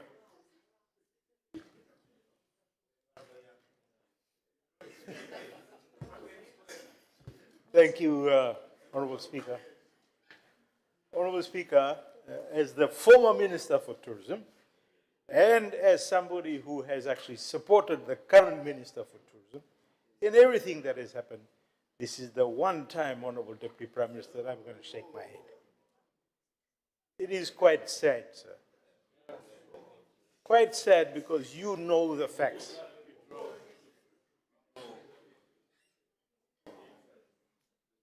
It's quite sad because you know the facts. You know the industry. You are older than me and older than most people in here. You've been in that industry from time immemorial. You know the facts, Honorable Deputy Prime Minister. You know very well that this is an entirely private sector driven industry. Entirely. You know very well, sir, that you have not in your speech made it known to us what is the urgency. You know very well, Honorable Deputy Prime Minister, that all it would have taken was, okay, you bring it in by 51, send it to the committee so it can come back in one session. And it would have come back. Because, exactly like how Honorable Alvin Maharaj has pointed out, you're relying on executive consultation. The committees that we have in this Parliament do some phenomenal work when they actually get out and get it done. The Parliament allows us to get this done. There are things in here that will require speaking to the industry. It will require speaking to the stakeholders. It will require speaking to Investment Fiji. It will require speaking to every single person that you've put in this bill. But not this way, Honorable Deputy Prime Minister. It doesn't serve the industry well. And it goes completely, 1,000% against your grain, Honorable Minister. I've been in here for almost 12 years with you, and I know that. Which begs the question, Honorable Speaker, what's the reason for the rush? I'm not sure. I don't know. I urge you, give it to the committee to be brought back in the next session of Parliament. Honorable Prime Minister, I urge you, sir, you have done this before. For the sake of the industry and for the sake of this Parliament being able to do its job thoroughly, and we have brought back bills on a very bipartisan fashion and not interfered with the structure of it or actually the principle behind it or even the policy behind it. Because you've got some good bipartisan committees that do some phenomenal work, and I'll stand up and put my hand up with respect to our committee, Justice, Law and Human Rights. We've got it done. Honorable Deputy Prime Minister, come on. Sir, this is, I urge you, Honorable Prime Minister, to direct that this go to at least a committee until the next session of Parliament. Because, rightfully, sir, there's no, I can say here, there are things in here where you're actually divesting yourself of your authority to someone else. You're actually talking about Tourism Fiji and telling Tourism Fiji what to do when the Tourism Fiji itself has an act that it has to deal with. These are things that need to be checked and double-checked by a bipartisan committee. It needs to be checked. There are things in here regarding MSMEs that need to be checked. We need to speak to the MSMEs. We need to speak to the tourism stakeholders. Just like all the other bills that we actually have here. It's very, very important. We're not saying that, no, don't do this. We're just saying that allow the exercise of Parliament to do, which is duty-bound to do this. Parliament to do the obligation that it's got in order to do this. One session, Honorable Deputy Prime Minister, it only takes a few weeks for us to gather this because it's not like we have to go to every single corner of Fiji. The tourism industry is limited. And like Honorable Elvik Maharaj has pointed out, it won't affect the industry. If you, a couple of weeks, next Parliament session, it won't affect it. It doesn't affect Fiji Airways. It doesn't affect anything for that matter. It's providing an establishment of Fiji tourism standards. Where's the agency? It's providing a requirement to register. Where's the agency? There's an institutional framework and governance and functions and powers of the minister. Where's the urgency? Tourism Fiji, the National Tourism Council. Where's the urgency? Honorable Speaker, Honorable Deputy Prime Minister, you're talking about certification, you're talking about auditing, and most of all, you're talking about a tourism fund. You're talking about a tourism fund, which you're going to fund through fines and fees, etc., all that kind of stuff. You're actually talking about tourism investment and incentives, which is the domain of Investment Fiji, which deals with it as a whole. All of these things need to be discussed, need to be, I'm not saying not saying we don't do it. I'm just saying that this requires discussion with the industry. It may come back that the committee might find out that there's a better way to fund the tourism fund through the actual stakeholders. They might come up and say, this is a great thing. Let's all fund it. Who knows? Let us do the work. Let us do the groundwork. The committees are very capable of doing this. You've got a cultural tourism, and let me put this very plainly, there's a provision in here with respect to traditional knowledge. You can't deal with traditional knowledge in 48 hours, Honorable Deputy Prime Minister. You just can't. It's sensitive. You ought to know that better than me, Honorable Deputy Prime Minister. Honorable Prime Minister, these are the reasons why I say that I totally disagree with Order 51. You're talking about monitoring, you're talking about reporting, you're talking about data management, you're talking about internal review, and you're also talking about protections that need to exist. There are so many things in here, and Honorable Minister, the current status of the ministry has been downgraded. You'll need a whole bigger ministry to deal with this. Not downgraded in terms of there's lesser people in there, not in terms of the quality of work. I have always commended you, sir, in terms of what's actually coming out of the ministry. I have always stood by as the former minister and supported everything you do. Today, you will find me saying, not that I don't support the bill, but from everybody on this side of the house to say, please do not use Order 51. There are very, well, not labeling aside, no.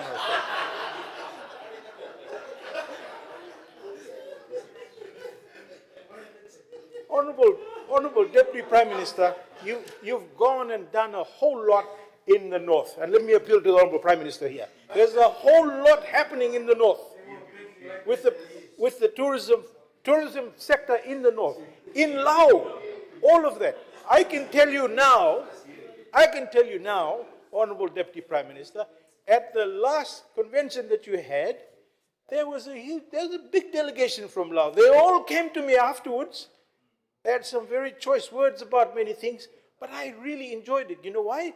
Because it was a contribution from them, which makes us sit up and realize tourism is not just den around. So, Honorable Prime Minister, sir, again, this, I'm glad I'm getting a smile out of him, sir. Again, I urge you, sir, to, it only... Yeah, point of order. Honorable Kuradani, point of order. Number 60. 1. Honorable Speaker, sir, he's talking out of context. The focus should be on the bill. He's talking about the process. The normal process that they used to follow, that they used to do, is now blaming us that we are doing it. They used to do it. He knows very well. So he's accusing us, which I feel it's irrelevant. But nobody is being irrelevant. He's talking about the process. The same process that they were using for the last 16 years. Now he's accusing us for us. Following it. If you want to speak, speak on the issue. Thank you, Mr. Thank Speaker. Sir. you. I take your point, Honorable President. Honorable Koy, can you wrap up your intervention? Thank you. I am really on a point of agreeing with him. Really, seriously. You can't just waffle your way around with this. Stick to the issue that is. Are you pleading with the minister to do something else apart from that? But you're not talking to the bill itself. The process is what is important. Right? That's what I'm talking about. It's best reading. Thank you, Honorable Speaker. Honorable Speaker, the reason why I spoke like I did, because it's relative to Order 51 that's being used, and to the bill and the content of the bill at the moment. No, I understand that. You could have argued the way Honorable Maharaj has argued, and that is by using Order 51, you have curtailed the arguments and the analysis of the contents of the bill. No, but what you're doing was just imploring the minister to get on and do something which is not his concern at the moment. He's just wanting this bill to go through the process. This is quite different to what he's talking about and what you did. Thank you, Honorable Speaker. Thank you. Appreciate it. Right. Thank you. But Carrier. just a correction, sir. He stood up on a relevance issue. He said he spoke about Order 51 in 16 years. We've only been in Parliament for 12 years, and he's incorrect. He should withdraw that. But again, Honorable Speaker, in terms of the what is contained in the bill, it does require a whole lot more consultation before it actually comes to Parliament.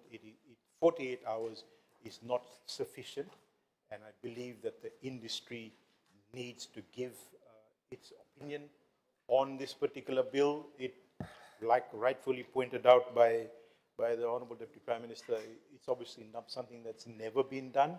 It was pretty much regulated with other laws. But because of that very fact, the importance of the biggest earning sector of our country cannot be left to 48 hours of deliberation before we come back and try and pass it. So my point is, sir, again, I disagree with the use of Order 51, and I again urge that this be taken to a committee for bringing back after one sitting, sir. Thank you, Honorable Speaker. Thank you, Honorable Koya. I recognize the Honorable Kamkamida.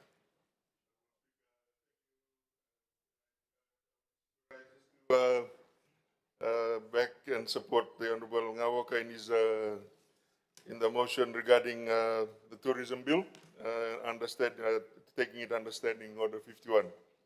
Honorable Speaker, this bill I think addresses a big blind spot that's existed for some time in the industry, and that is the ability of the tourism ministry to actually start monitoring what exactly is happening on the ground in tourism. That has been a big blind spot from years past. There has never been a regulatory body that actually, or even a regulatory mechanism that goes around saying to hotels, hey, you might not be, you're saying you're 5-star, but you are really 2-star. That's been happening from time immemorial, Honorable Speaker, and we all know it. That is one of the biggest benefits of this bill that I can see, sir. This is the biggest industry that this country has, and it is growing. I predict that within 15 years, it will be double what its size is now, from what we're seeing on the ground in terms of type of investment, the quality of investment, and the type of people that are coming to our country. We are now seeing the growth, again, the resurgence in growth in terms of rural tourism. You now have villages where you have Europeans coming and staying in villages in South Savu, Taviuni. You go there, there are divers that are living with families. That's another type of tourism that's developing and evolving, Honorable Speaker. And this bill, for the first time actually, Honorable Speaker, goes in some way to actually addressing it, Honorable Speaker. Of course, with the regulation means that also that we get benefits in terms of the ease of doing business. There's a bit more clarity in terms of the way things are done. Honorable Speaker, the bill really, sort of gives legal recognition to some of the needs that the industry has. When the bill was discussed by the Honorable Deputy Prime Minister, just reading through it, Honorable Speaker, you can run through this bill very quickly. And to be honest, there's nothing complicated in this bill. There's nothing sophisticated or complicated in this bill. I get the points raised by the opposition, but this is quite, in fact, a simple bill. I did note my colleague from the Public Accounts Committee, Honorable Maharaj's comment about the English. I think it reads okay, Honorable Speaker, in terms of page 10, clause 5 that he had mentioned. He talks about advising the minister on tourism policy. That's quite acceptable. And I think he was a bit disingenuous by saying 50% of the errors on a bill are actually spelling mistakes or punctuation errors. And so, Honorable Speaker, I mean, in fairness to, I think from watching the Ministry of Tourism, they have been consulting widely for quite some time on this bill. The parliamentary committee, with due respect, will revisit the same people that have already been consulted on this bill. The tourism industry has unanimously supported Honorable Ngawaka's moves on this bill. And therefore, I think if we tone down the emotion, Honorable Speaker, and think about this more pragmatically and practically, the request or the humble request from Honorable Ngawaka to do this under Standing Order 51 is not an unreasonable impulse. In fact, it's a very practical and pragmatic request. Like I said, it plugs some of the gaps, the blind spots that have existed for such a long time in the industry. And therefore, Honorable Speaker, I fully support the motion put before the House by Honorable Ngawaka. I thank you. Thank you. Honorable Bosarong, and then I'll come to Honorable Prasad. Thank you. Thank you very much, Honorable Speaker, for the opportunity to contribute to the bill being proposed by the Honorable Deputy Prime Minister under Order 51. Mr. Speaker, it's great to see that almost close to 7 p.m. tonight, we're still having some very lively discussions and oppositions in the House. And that shows that we are, both sides of the House, Mr. Speaker, are passionate about what we're doing. I understand completely the opposition to the use of Standing Order 51 from the opposition tonight. But let me just preface this with perhaps an example on the other side of government building where you and I came from in our last vacation. There is, of course, understood, I'm sure it's going to be understood by the Honorable Koya, that in the practice of law, there is the general rule. And aside from the general rule, the law itself allows for exceptions. And the general rule in the House of Parliament is that there would be a first, second, and third reading. The standing order itself provides for when exceptions to that general rule can happen. And that's where, of course, a proponent of a bill introducing the bill identifies an urgency that cannot be delayed. An urgency that cannot be delayed. And I say this with emphasis, Honorable Speaker, because the tourism industry, for a very long time, has been unregulated in most parts. When we're hearing the Honorable Deputy Prime Minister speak about why this bill is urgent to be passed in 48 hours, you can immediately identify the gaps, and the gaps have also been alluded to in his contribution by the Honorable Kamkamida. It's a money earner for Fiji. It's the multi-million-dollar industry that this nation depends on. And for that one single industry to be unregulated in most of its part is unheard of in any part of the world. This should have been done by their government when they were in power. In fact, I think, Mr. Speaker, it would be right to suggest that they should concede that this is one bill introduced under Standing Order 51 that they should support. Because during the time of the previous administration, it saw a rise in the industry itself. Many more hotels came online. Many more players came to serve the tourism industry. And yet in all of that, they didn't see it fit to introduce an overarching legislation that would make sure that everyone is compliant.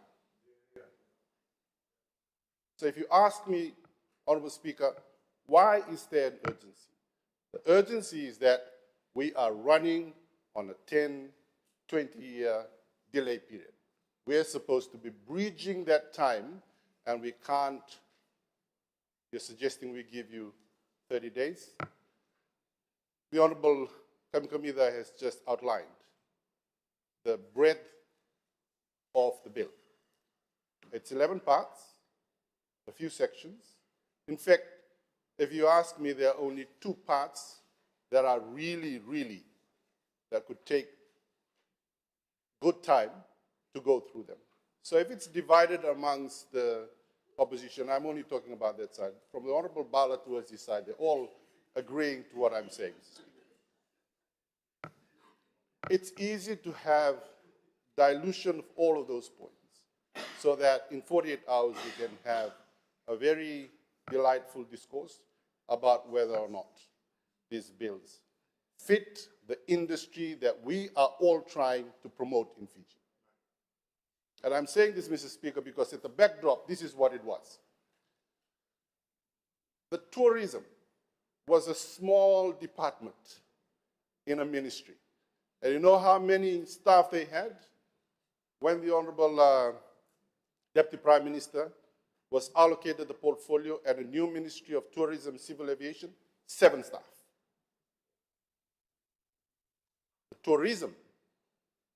Civil Aviation had a small staff made up of 5, and they were sitting in the corner of the Attorney General's office.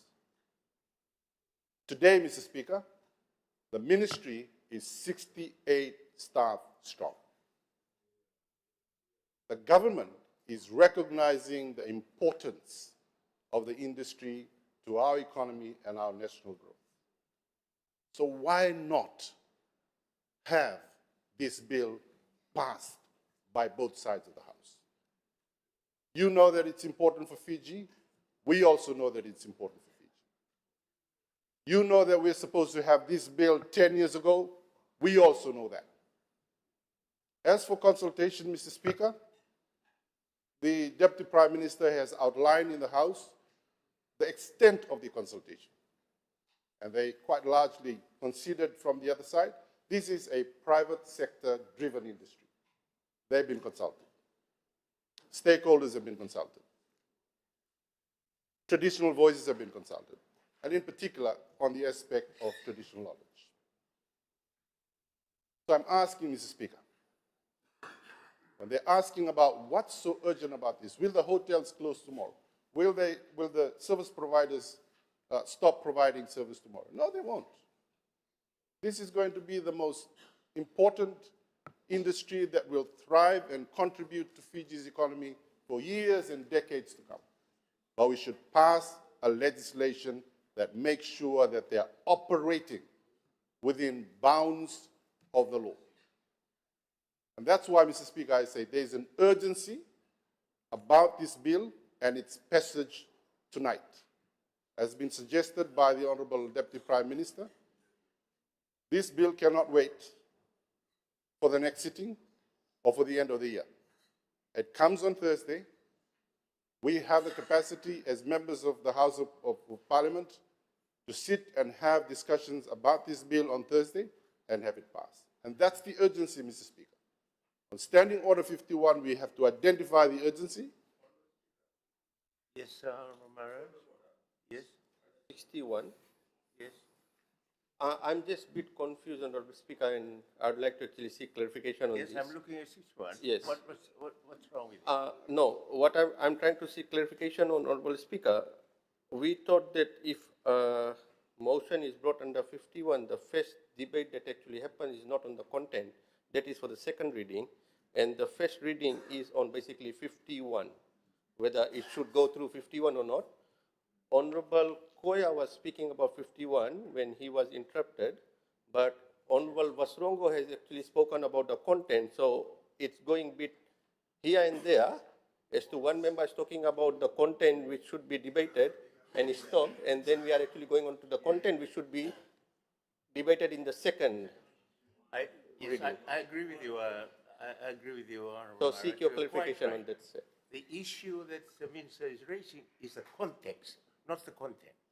Context of why it is necessary to go to 51. So we're looking at the context, right? Why it is important to go to 51. It's not so much the content.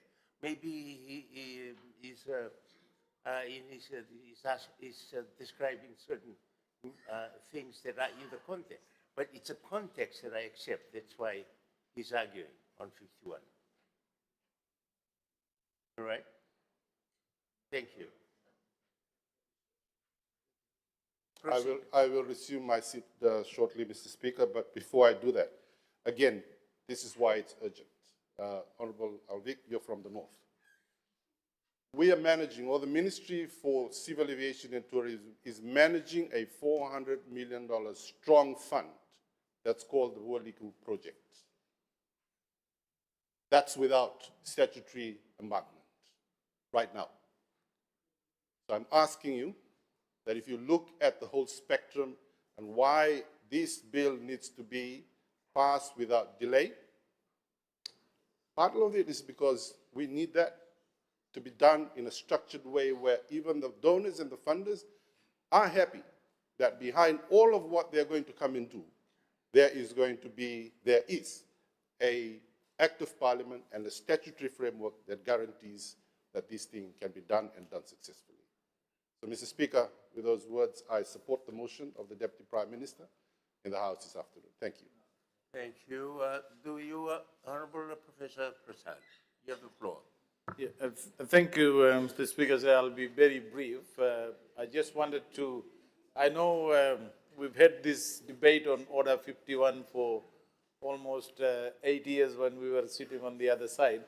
So I understand the importance of this Order 51 in the standing order. Let me just, for the benefit of friends in the opposition, yes, I agree. Order 51 is really, Mr. Speaker, is actually a procedural tool. If it is used properly, if it is not used excessively, it is good for government function, good for government business, including urgent bills. If it is used excessively, without consideration for any accountability, then it can weaken the accountability mechanism in Parliament. Now, this bill, and I know the Deputy Prime Minister and Minister for Tourism and I, we were very, very vocal about the use, the frequent, excessive use of Order 51 in passing very, very critical, important bills in this Parliament, and we know what happened. Now, this bill is not an example and is not an addition to the idea of using Order 51 in an excessive, frequent manner. So that's the first point. That's the first point. It is a tool that every parliament, it exists in every parliament, and it's used sparingly, it's used wisely, it's used when it is needed. This bill, without looking at the merits of the bill or the contents of the bill, as a matter of urgency, if you like to put it that way, tourism industry, when we were negotiating the 400 million 10-year program for Vanua Levu, we realized at that time that there was no legal framework, legal mechanism. So I'm very pleased that this bill has been brought by the Deputy Prime Minister. It is here. We are looking at 48 hours. 48 hours is a long time. People lose governments and people get into government in 48 hours as well. So 48 hours can be a very, very long time, Mr. Speaker. But just as a matter of comfort to our friends in the opposition, this is not an excessive use of Order 51. This is something that needs to be done very, very quickly as part of our commitment to our lending programs, our borrowing programs, and the project that is already going on, and it links to many other. So the use of Order 51 in this particular case, Mr. Speaker, is prudent, it makes sense, and I support the motion. Thank you. Thank you, Honorable Kumar. You have the floor. Comment on the discussion that has just taken place. While we all understand the importance of tourism sector, why it needs to be regulated, all that is fine. The issue here is the consultation. The consultation the ministry conducted, they are the policymakers, they are the implementers. That's their role. We also have a role here. We are the legislatures. We need to be involved in making the law. And while I've been sitting here, sir, I received some very valid information from the private sector who have been objecting this bill. And now you are denying the parliament to actually talk to the stakeholders by allowing us to just speak on the bill. Where is the voice of the private sector in this? Where they can discuss things with the parliament in a bipartisan way, and then we can come back and strengthen the bill. You have actually left the voice of the private sector. Your consultation is executive in nature. You are the maker of the bill, you are the implementer of the bill. There is no oversight on the bill. And that oversight and scrutiny, we all have learned about that, is important. And therefore, I urge the Deputy Prime Minister to reconsider his motion. Thank you. Thank you, Honorable Kumar. Since there are no more speakers, I will now call on the Deputy Prime Minister and Minister for Tourism and Civil Aviation to speak in reply. And in so doing, I urge the Honorable Deputy Prime Minister, maybe you can take the opportunity to address some of the concerns that have been raised by your colleagues across the aisle. Yes, thank you, Mr. Speaker, sir. Mr. Speaker, sir, let me just take us back to the time we came into government. We inherited the Ministry of Tourism from the Ministry of Commerce trade, tourism, and transport, as highlighted by the Honorable Wasarongo, with 7 staff members. And in the civil aviation departments, there are 5 under the Office of the Attorney General. The coalition government made the decision. We shall form a dedicated Ministry of Tourism and Civil Aviation. And I was given the task. Sharing an office with another ministry for more than 2 years, but building the capacity within the ministry up to what we have today, as highlighted by Honorable Wasarongo. The capacity is there now for the ministry to undertake the tasks that are required to manage this industry, tourism. And as highlighted by my colleagues, is the biggest in the country today. We are now ready to take on these huge tasks. And an indication is in the Woliku project, World Bank, about $400 million Fijian. And it is important for these partners to have confidence in the way we perform our role as the implementing agencies for such relationships. And today, Mr. Speaker, sir, we now have the confidence that we have the capacity now with the ministry to take on tasks of that nature. And there are more. There are more. It's highlighted in the bill. There are more. So, Mr. Speaker, sir, as highlighted, there are many gaps within the industry that we need to consider and remedy. And what we need is an enabler. And the enabler is this legislation that we need to pass. Mr. Speaker, sir, we've had occasions sitting at the other side of the House, also commenting on those occasions where bills were passed through in this manner. But I can assure you, Honorable Speaker, as someone who has sat in both sides of the House, this one deserves the urgency that we have expressed today in the manner we're introducing this bill, Honorable Speaker, sir. In terms of consultation, we have consulted widely.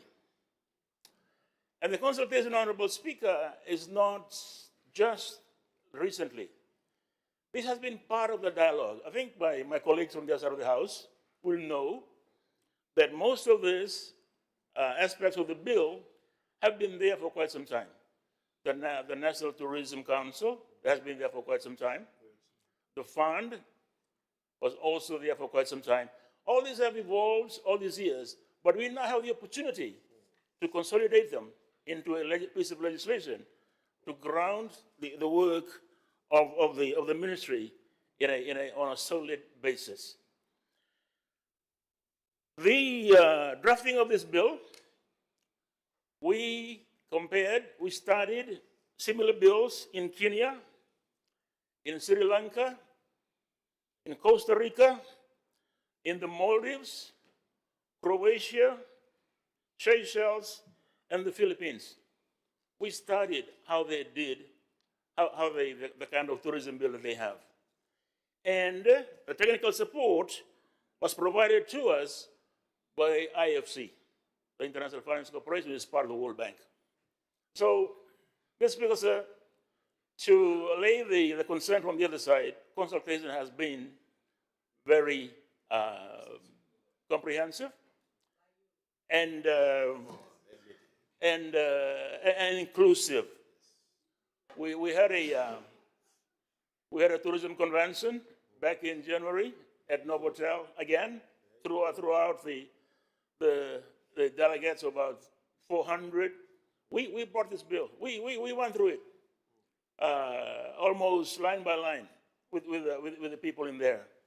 So, consultation, Honorable Speaker, let me assure the House, has been done in the best that we believe suits this bill, Mr. Speaker, sir. So, Mr. Speaker, sir, I would urge my colleagues from the other side of the House to go 2 days to study this bill. And let's have, and I look forward to the engagements of the honorable members, and I invite the constructive contributions of all sides of the House in building legislation that will serve Fiji well into the future. Thank you, Mr. Speaker, sir. I thank the Deputy Prime Minister. Parliament will now vote. The question is pursuant to Standing Order 51. A, that the Tourism Bill 2026 be considered by Parliament without delay. B, that the bill must pass through one stage at a single sitting of Parliament. C, that the bill must not be referred to a standing committee or other committee of Parliament. And D, that the bill must be debated and voted upon by Parliament on Thursday, 28th May 2026, but that 1 hour be given to debate the bill, with the right of reply given to the Deputy Prime Minister and Minister for Tourism and Civil Aviation as a member moving this motion. Does any member oppose the motion? Yes. There being opposition, the Parliament will now vote. Open the vote.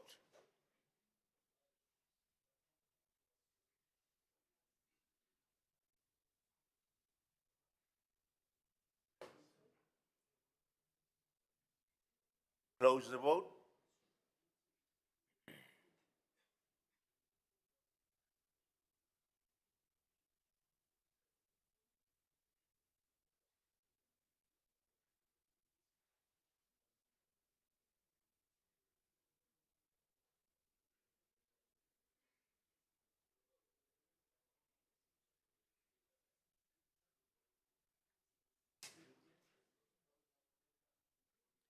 The results of the vote are as follows: 37 ayes, 11 noes, and 7 have not voted.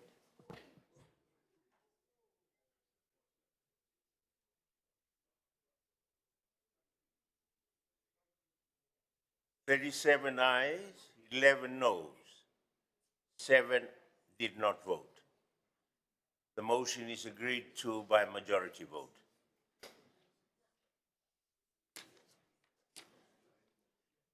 Honourable members, we will move on. The next item, Secretary General.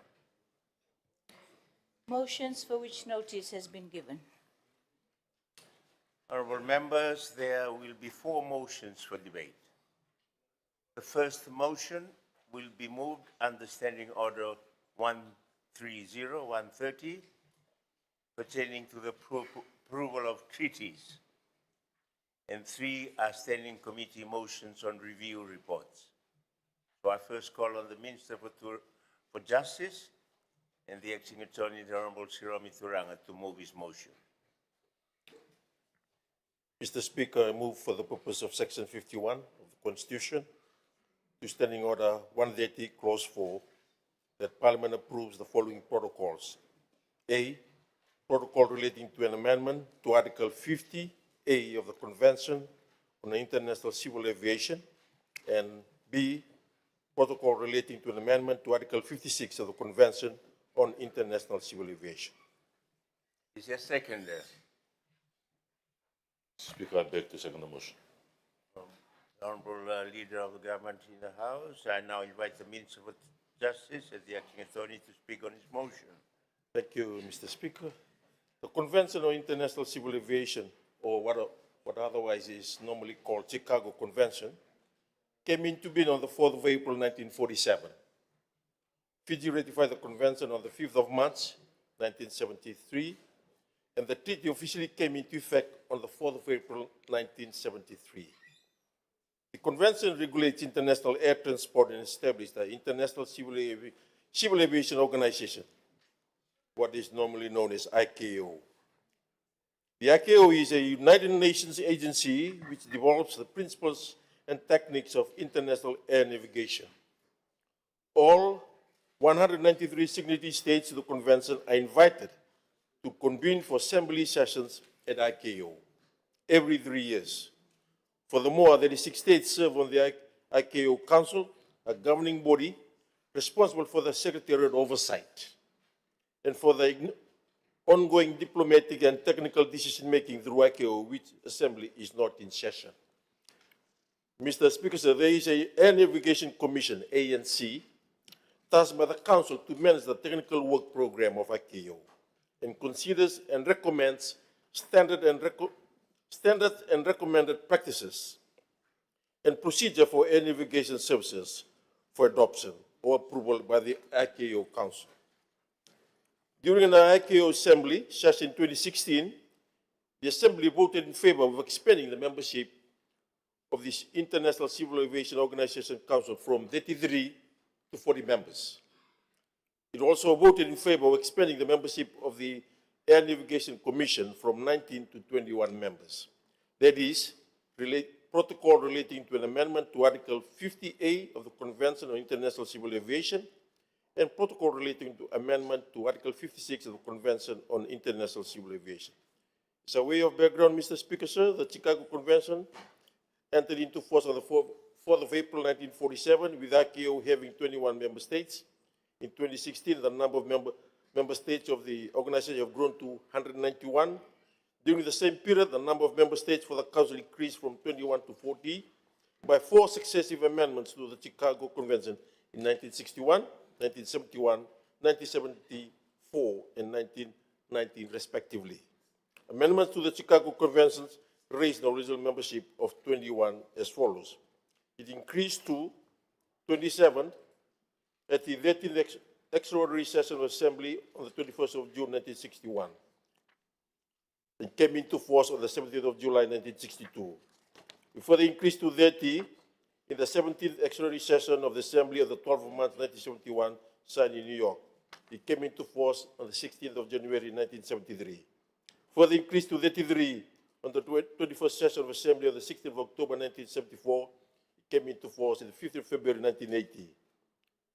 It further increased to 36 at the 28th extraordinary session of Assembly on the 25th of October, 1990 at Montreal. It came into force on the 20th of November, 2002. And further increased to 40 on the 39th session of Assembly on the 1st of October 2016, signed at Montreal, and yet became into force. The number of members of ANC increased from 12 to 21 by 3 successive amendments to Article 56 of the Convention, 1971, 1989, and 2016. Given that the protocols will expand the membership of the ICAO Council and Navigation Commission, this will add to the expertise and global diversity of both the Council and the Navigation Commission, and will allow representation for the growing number of member states. Fiji, as a cooperative member, supports the ratification of the protocol, Mr. Speaker, sir, and is committed to adhering to international law obligations. The protocol will come into effect upon ratification by the 128 member states. Fully endorse the motion before the House. Thank the Honourable Minister and the Acting Attorney. Honourable members, the floor is now open for debate on the motion, and I have a list of speakers with me. Interventions are limited to 20 minutes. I first call on the Honourable Lenora Gerger-Tambua. Thank you, Honourable Speaker. I'll only take about 5 minutes. I rise as the chairperson of the Standing Committee on Foreign Affairs and Defence to speak to the motion before the House. And the committee, during its scrutiny and during its hearing from the stakeholders, notes that Fiji, as a small island developing state, relies heavily on aviation. and we've heard that several times today. Aviation is therefore critical to Fiji's national development and resilience, and the committee considers it important that Pacific voices and small island developing state perspectives are adequately represented within international aviation decision-making processes. Honourable Speaker, the committee received strong support for the amendments from both the Ministry of Tourism and Civil Aviation and the Ministry of Foreign Affairs and External Trade.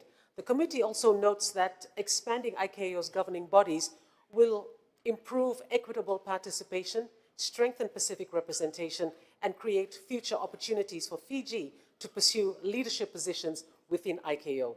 The committee further notes that the expanded Air Navigation Commission will strengthen technical expertise and representation in the development of international aviation standards relating to aviation safety, air navigation, cybersecurity, environmental protection, sustainable aviation fuels, and climate-resilient aviation systems. And importantly, sir, the committee is satisfied that the amendments impose no additional financial obligations or legal liabilities in Fiji.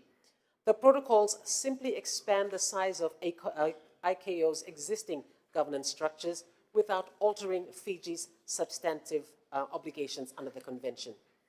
So, Honourable Speaker, representation also considered the implications of non-ratification and notes that failure to ratify may reduce Fiji's influence in international aviation governance, weaken Pacific representation, and limit future opportunities for technical cooperation and capacity building initiatives through ICAO. Honourable Speaker, the committee further notes that the proposed amendments also support several sustainable development goals. In relation to SDG 13 on climate action, the committee notes that the expanded Air Navigation Commission will strengthen ICAO's technical capacity to develop environmental aviation standards and guidance, while Fiji continues to advance initiatives such as its state action plan to reduce carbon emissions from international aviation. Its commitment to reducing aviation emissions through sustainable aviation fuels, and Fiji Airport's investment in climate-resilient infrastructure and net zero targets. We also went on in our report, sir, to talk about SDG 8, SDG 9, and SDG 16. Honourable Speaker, after careful consideration, the Standing Committee on Foreign Affairs and Defence concluded that ratifying both protocols demonstrates Fiji's continued commitment to inclusive, safe, and sustainable international aviation systems while strengthening Pacific representation within global aviation governance. With those remarks, Honourable Speaker, I support the motion before the House. Thank you. Thanks, the Honourable Delegate Sambua. I call next on Honourable Koya. You have the floor. Thank you, Honourable Speaker. I'll be 30 seconds. Honourable Speaker, this is a fairly innocuous ratification. It's really just the increase in membership for two moving parts of ICAO. One is the Council and one is the Air Navigation Commission. I think one of the important things that we must remember is that in order for it to be operational worldwide, it requires a 128-member ratification. One of them is falling short by, I think, 4 or something. The other one may be a little bit more. It's fairly innocuous. We agree with it. We shouldn't have a problem with it, but I think it's wise that we actually do it because we are an integral part of ICAO, etc. So it's just an increase in the Council and increase in the actual Air Navigation Commission to ensure that subsequent complete ratification for worldwide recognition and compliance is there. So we support it. Thank you. I call upon Honourable. We've lost Honourable Kamikamica. Honourable Croy Lapsau. You have the floor, sir. Thank you, Honourable Speaker. I thank you for giving me an opportunity to make a short contributions to the motion before the House.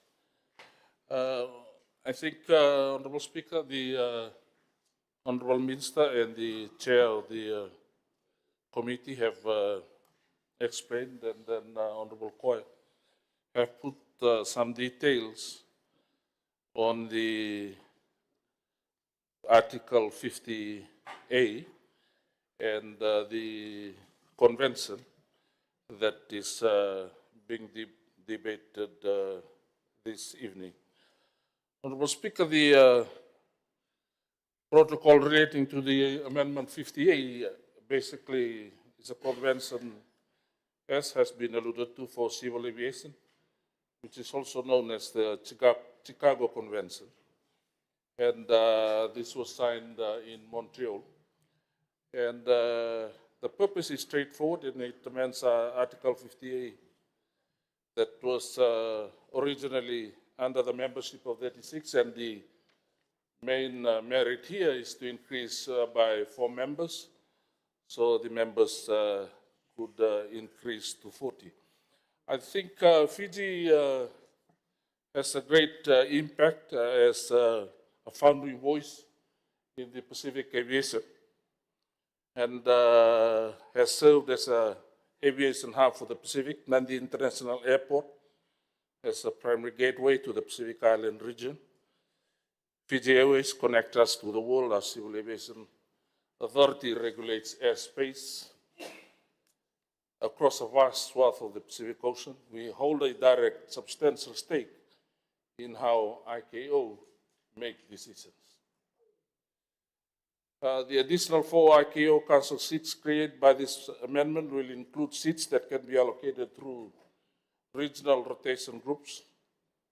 The Pacific region has historically been underrepresented in ICAO Council, but by ratifying, Fiji not only demonstrate commitment to ICAO's governance reform, it helps bring protocol into force, which benefits the entire Pacific region's ability to influence global aviation standards. The economic connectivity and national security impact is huge. For a Pacific Island nation, connectivity is not a luxury, it is an economic lifeline.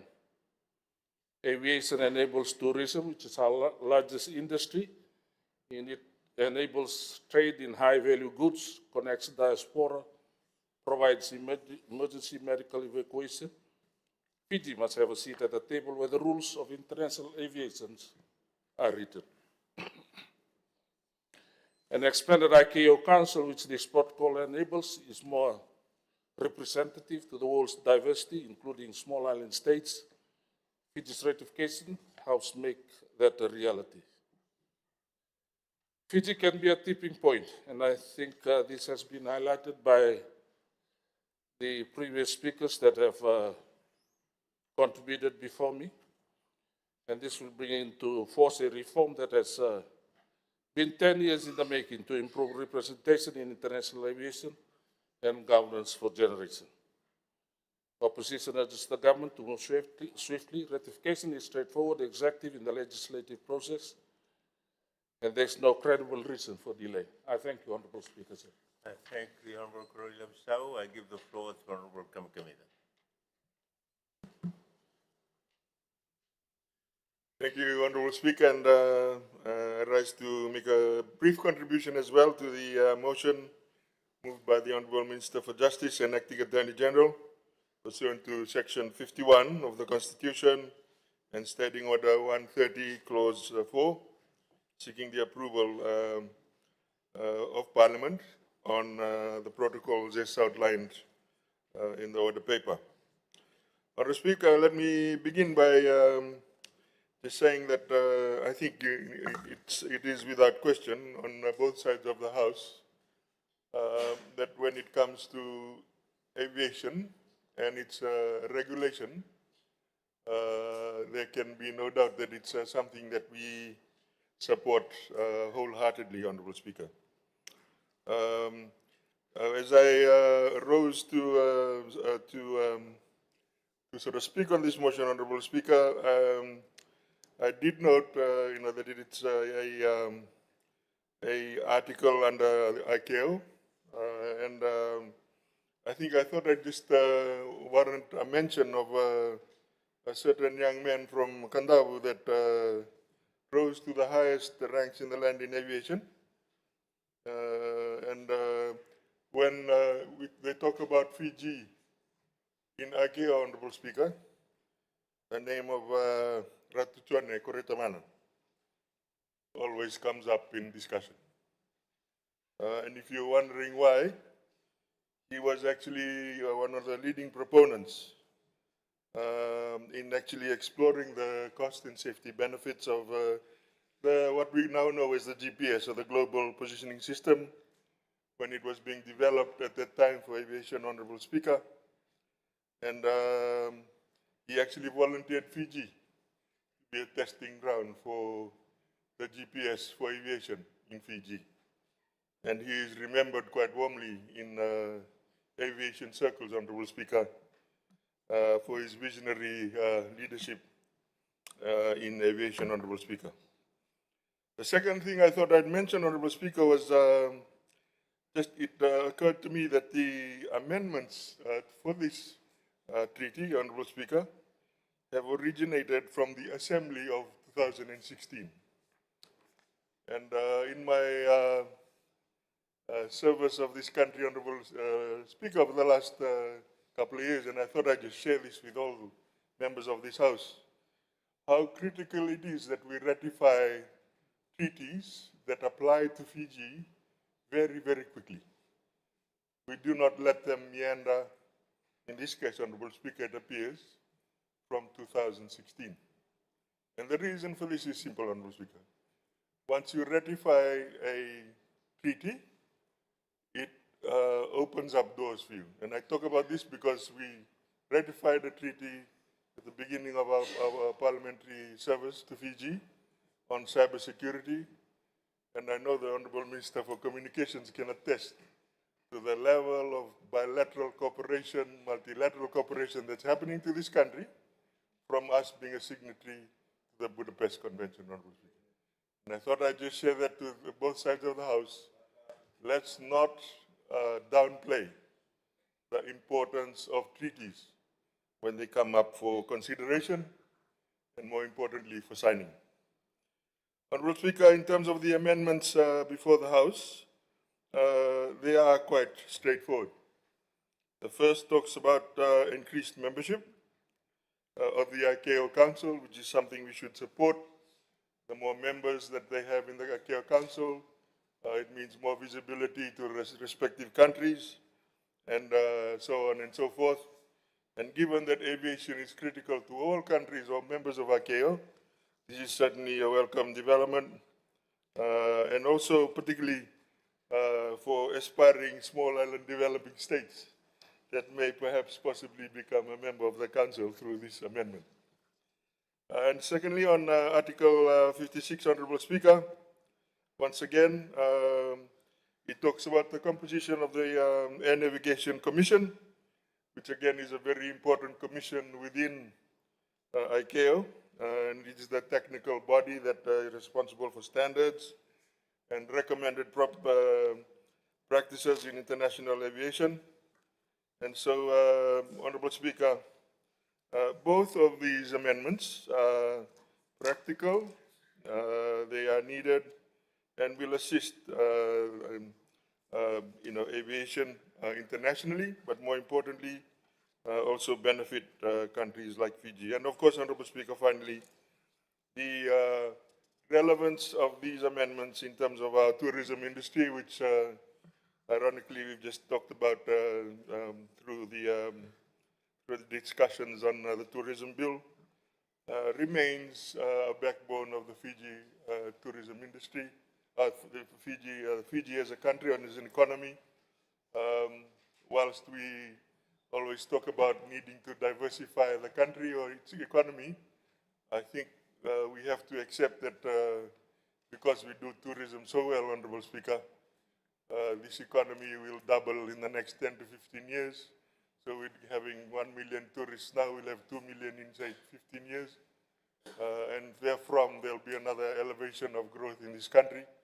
And so any amendments that have a nexus between that and aviation are welcome in this House. And therefore, Honorable Speaker, with those few words, I support the motion before the House. Thank the Honorable Kamikamica. I call on the Deputy Prime Minister, Honorable Ngabok.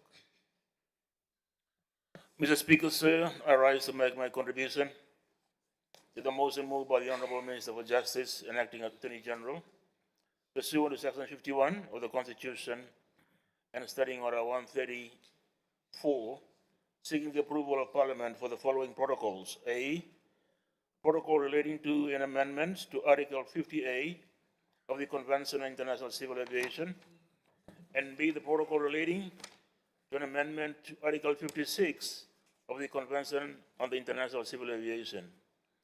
The Speaker said at the outset, allow me to emphasize that the Convention on International Civil Aviation, commonly known as the Chicago Convention, remains the foundational legal framework governing international civil aviation.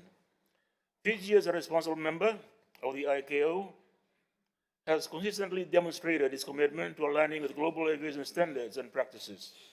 The amendments before this August House are procedural yet significant as they relate to the governance and institutional effectiveness of ICAO itself. These amendments originate from resolutions adopted by the ICAO Assembly in 2016, reflecting a considered and collective effort by member states to strengthen the organization in line with the growth and increasing complexity of international civil aviation.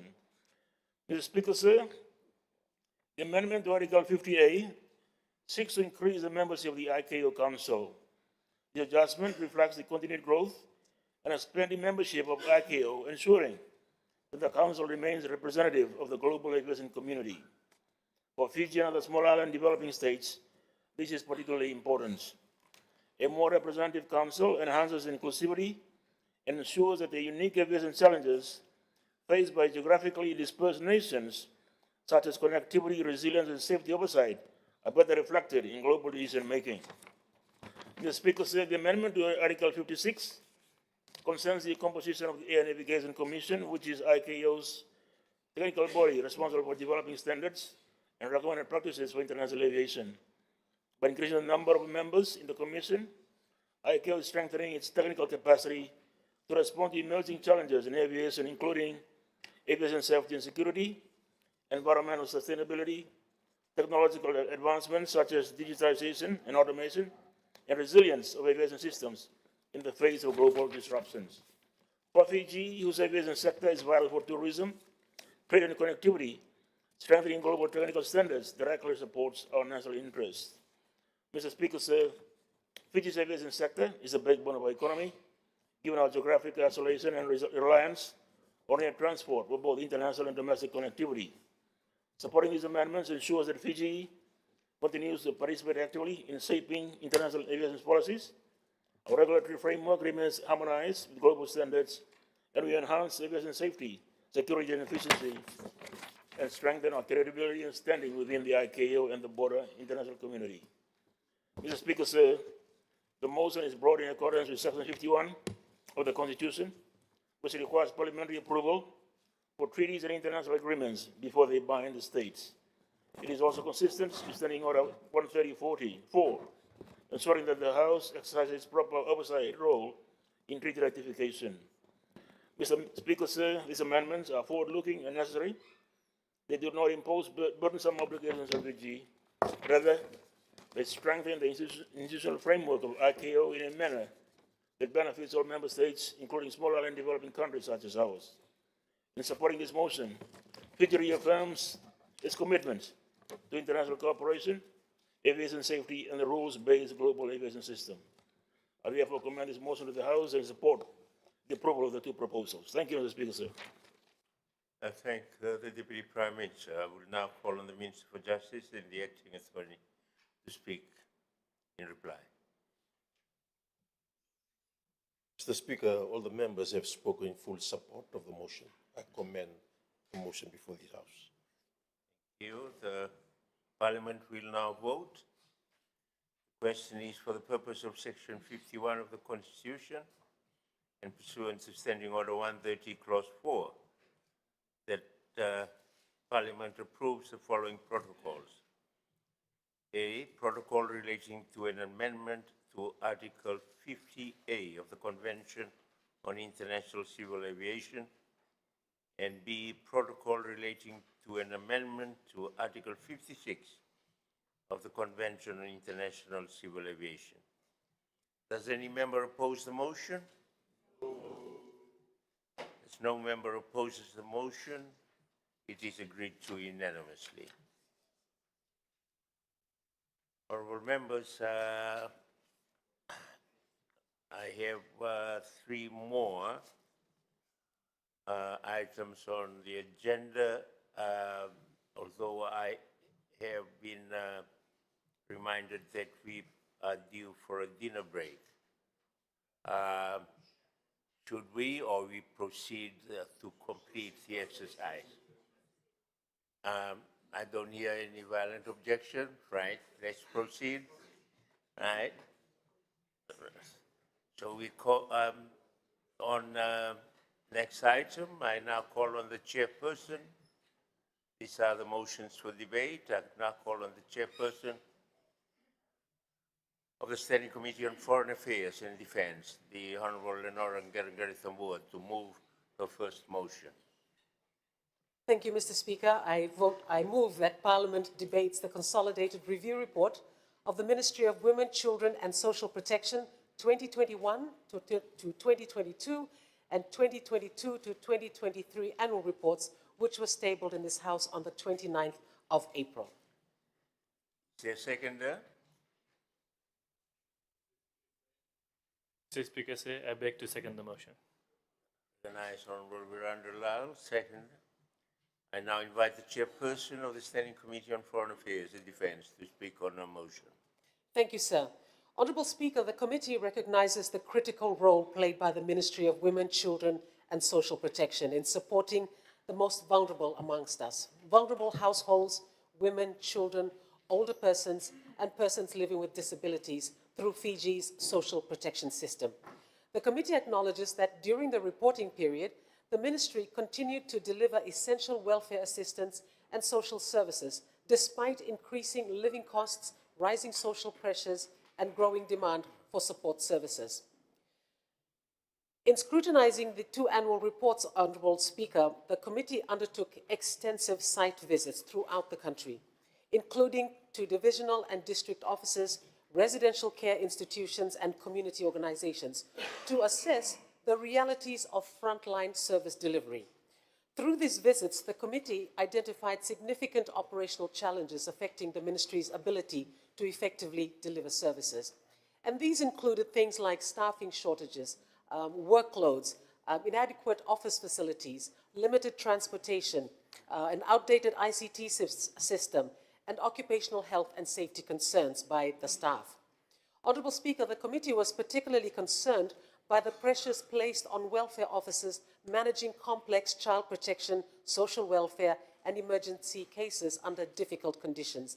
In some instances, officers were using personal funds to respond to urgent client needs, while also operating without adequate safety measures in many places, counseling support, and on-call allowances.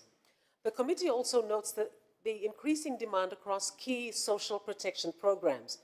During the reporting period, the Poverty Benefit Scheme increased from 22,622 households to 24,312 households, while the Social Protection Scheme, Social Pension Scheme increased to more than 51,000 senior citizens. Disability assistance and care and protection allowance beneficiaries also increased significantly, reflecting the growing demand for government support. The committee found that staffing and operational capacity, unfortunately, have not been able to keep pace with the growing number of beneficiaries and complex case management responsibilities. The committee notes that with approximately 108,000 beneficiaries across programs, the ministry's current staffing levels remain insufficient to conduct timely reviews, assessments, and the monitoring of all cases. And this is notwithstanding the civil service freeze, sir. The committee also identified serious concerns relating to child protection services, including the lack of confidential and child-friendly spaces at some district offices, and the absence of dedicated safe houses in some regions for emergency placement of children. The committee notes that these gaps expose both officers and vulnerable children to significant risks. And as we go towards the announcement of the budget, I am really hoping that the ministry will get more funding this year. The committee further observed that residential care homes and community-based facilities continue to provide important care and rehabilitation services to vulnerable children, older persons, and persons with disabilities. However, many institutions face funding pressures, infrastructure challenges, staffing shortages, and delays in grant disbursement affecting the sustainability of services. Honourable Speaker, I'm running out of time very quickly. The committee also notes ongoing reforms to strengthen program targeting, monitoring, and data systems, including the development of the Integrated Beneficiary Management Information System. The committee acknowledges the important work undertaken by the Department of Women in advancing programs on women's economic empowerment, ending violence against women and girls, and supporting vocational training initiatives. The committee notes positive outcomes in employment, entrepreneurship, and overseas placements for women participating in vocational programs.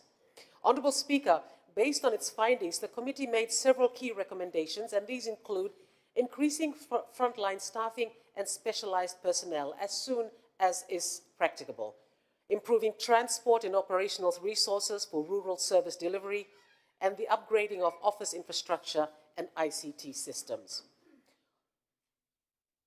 Honourable Speaker, the committee concludes that while the ministry continues to play a vital role in supporting vulnerable communities, greater investment in staffing, systems, infrastructure, and frontline support will be essential to strengthening service delivery and improving long-term outcomes for the beneficiaries.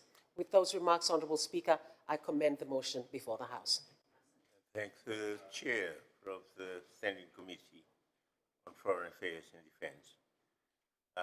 Honourable members, the floor is now open for debate. I have a list of speakers with me. Each one is allocated 5 minutes to deliver. I first call on the Honourable Ali Kimbia. Honourable Speaker, I rise to very briefly contribute to the debate on the report that is before the House, and that is the consolidated review report of the Ministry of Women, Children and Social Protection, 2021, 2022 and 2022-2023 annual report. Honourable Speaker, I thank the committee for the work that they have done to deliver this review report, and as we know that the Ministry of Women, Children and Social Protection plays a central role in enhancing Fiji's social protection system. Honourable Speaker and fellow honourable members of Parliament, please allow me to turn your attention on a very important finding of the committee, and that is stated in the report on findings 3.2.3, which states that the committee acknowledges the critical and sensitive role of the Department of Children, considering the increasing number of child protection cases, including online abuse, cyberbullying, and sexual exploitation. Honourable Speaker, the committee also noted that the most reported cases involve neglect, physical abuse, and sexual abuse typically identified through schools, community members, and other stakeholders. Honourable Speaker, sir, and fellow honourable members of Parliament, this should be a major concern to us and one that deserves more national attention and more intervention from relevant organizations and as well as government. Honourable Speaker, we talk and debate about the issue of drugs and other issues in this August House. However, we need to put more emphasis on the issues involving our children. As members of Parliament, we need to ensure that we assist and help in creating a safe environment for our children to grow up in. Honourable Speaker, it is important that as government and as members of Parliament, we need to continue to ask ourselves this question: are we doing enough to protect our children? Honourable Speaker, we have the framework, we have the laws, we have allocated budget to cater for the protection of our children. But Honourable Speaker, there is still a lot of work in areas that we need to improve on.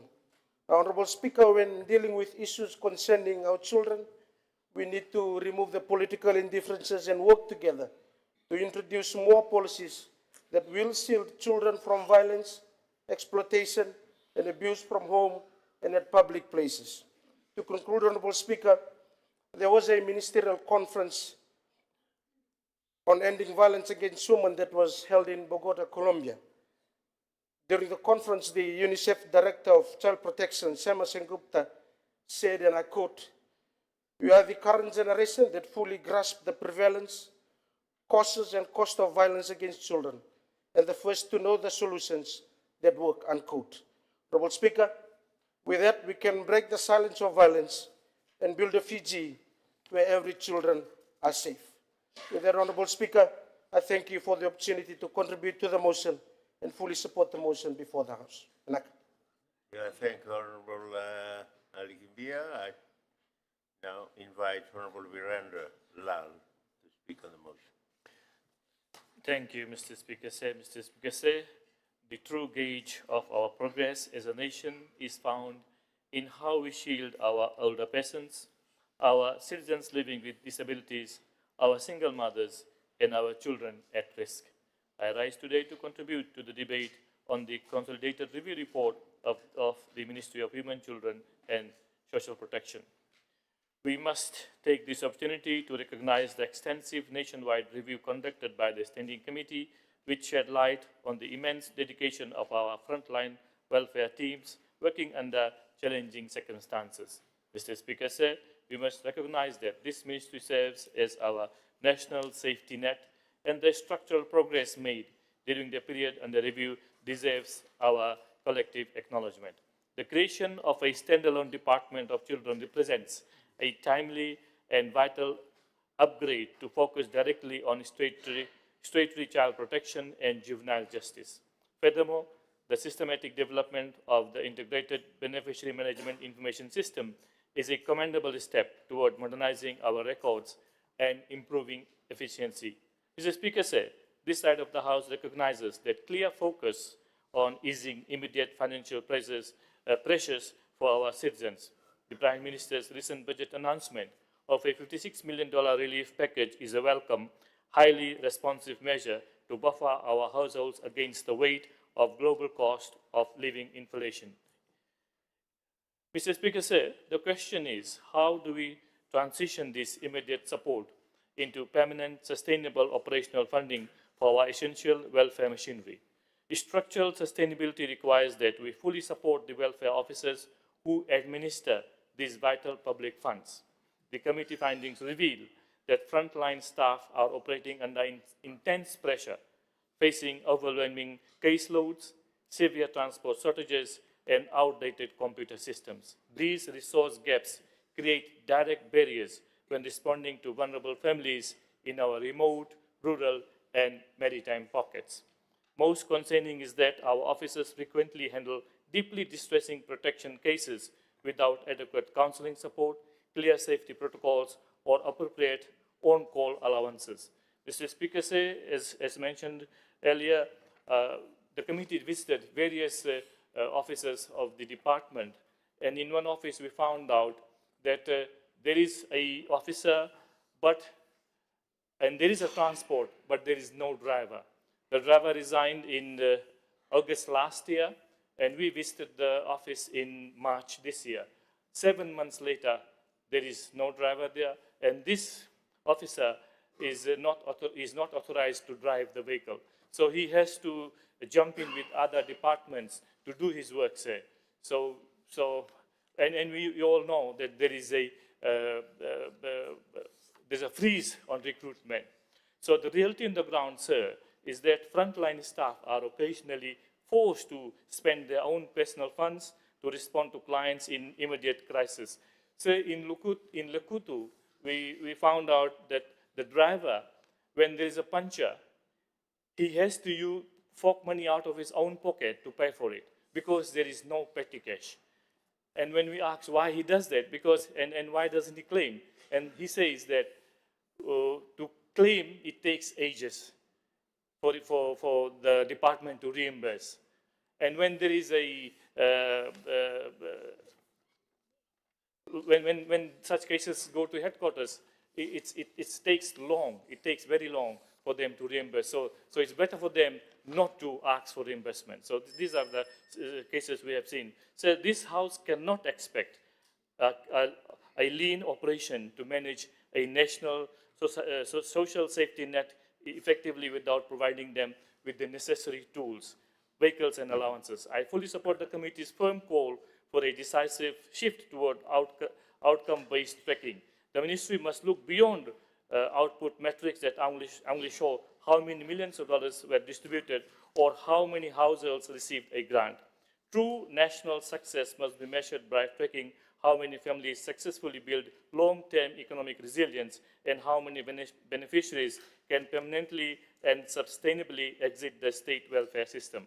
We must apply the valuable insights of this review to fortify our social safety framework by improving divisional office infrastructure, prioritizing the safety of our staff, and upgrading data systems. We guarantee that state investment delivers lasting stability.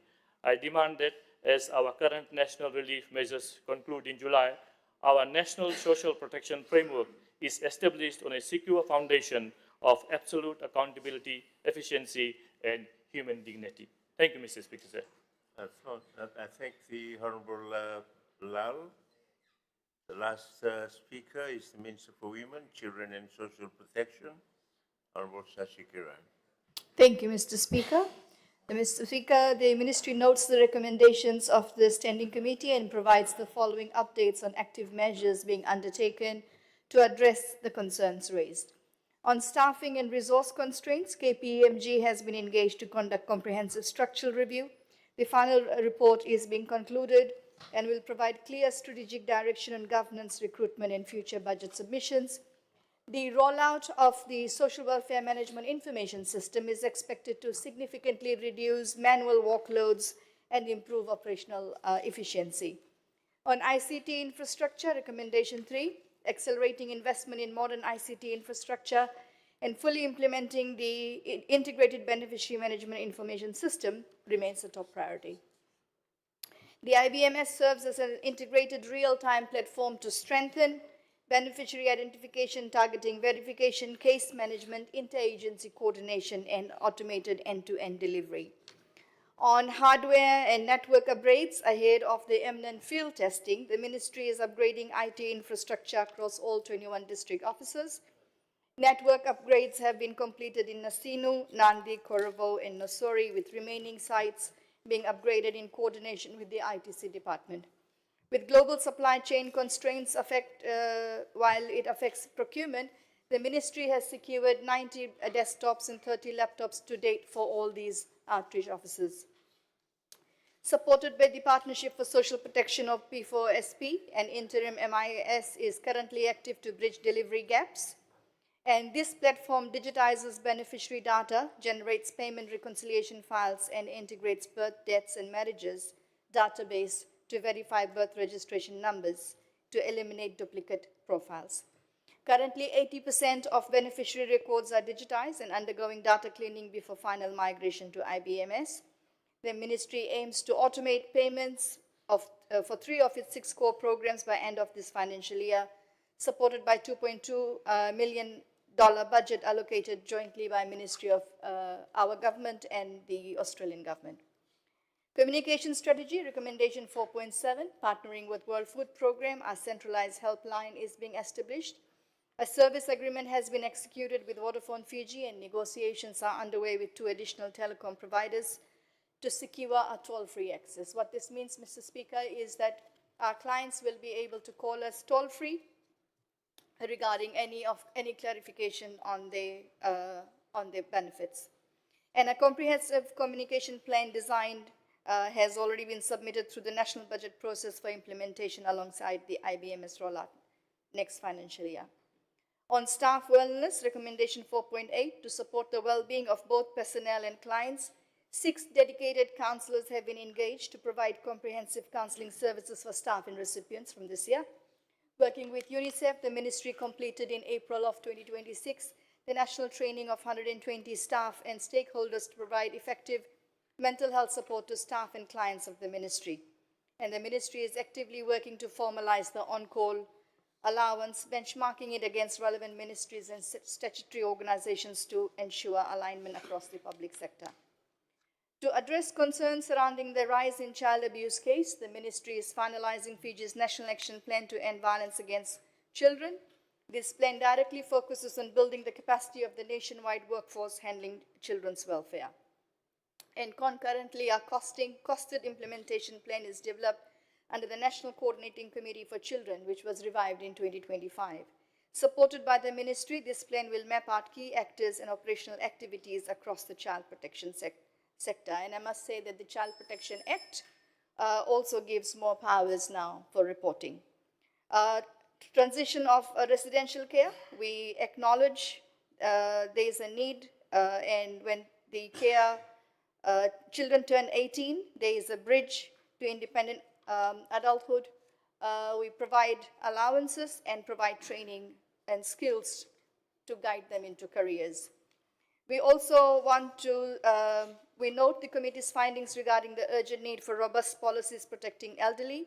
And Mr. Speaker, following extensive national consultations, the ministry has drafted the National Aging Policy 2026 to 2035. And this policy will cover social protection, financial security, health, aged care, disability inclusion, digital access, and community resilience, as well as legal protection. Mr. Speaker, the ministry reaffirms its unwavering commitment to strengthening public service delivery, enhancing financial accountability, ensuring that all approved reforms and recommendations are implemented in a timely and responsible manner. Thank you, Mr. Speaker. I thank the Minister for Women, Children and Social Protection, Shashikira. And I now give the floor back to the chairperson of the Standing Committee for her right of reply. Thank you very much, Honourable Speaker.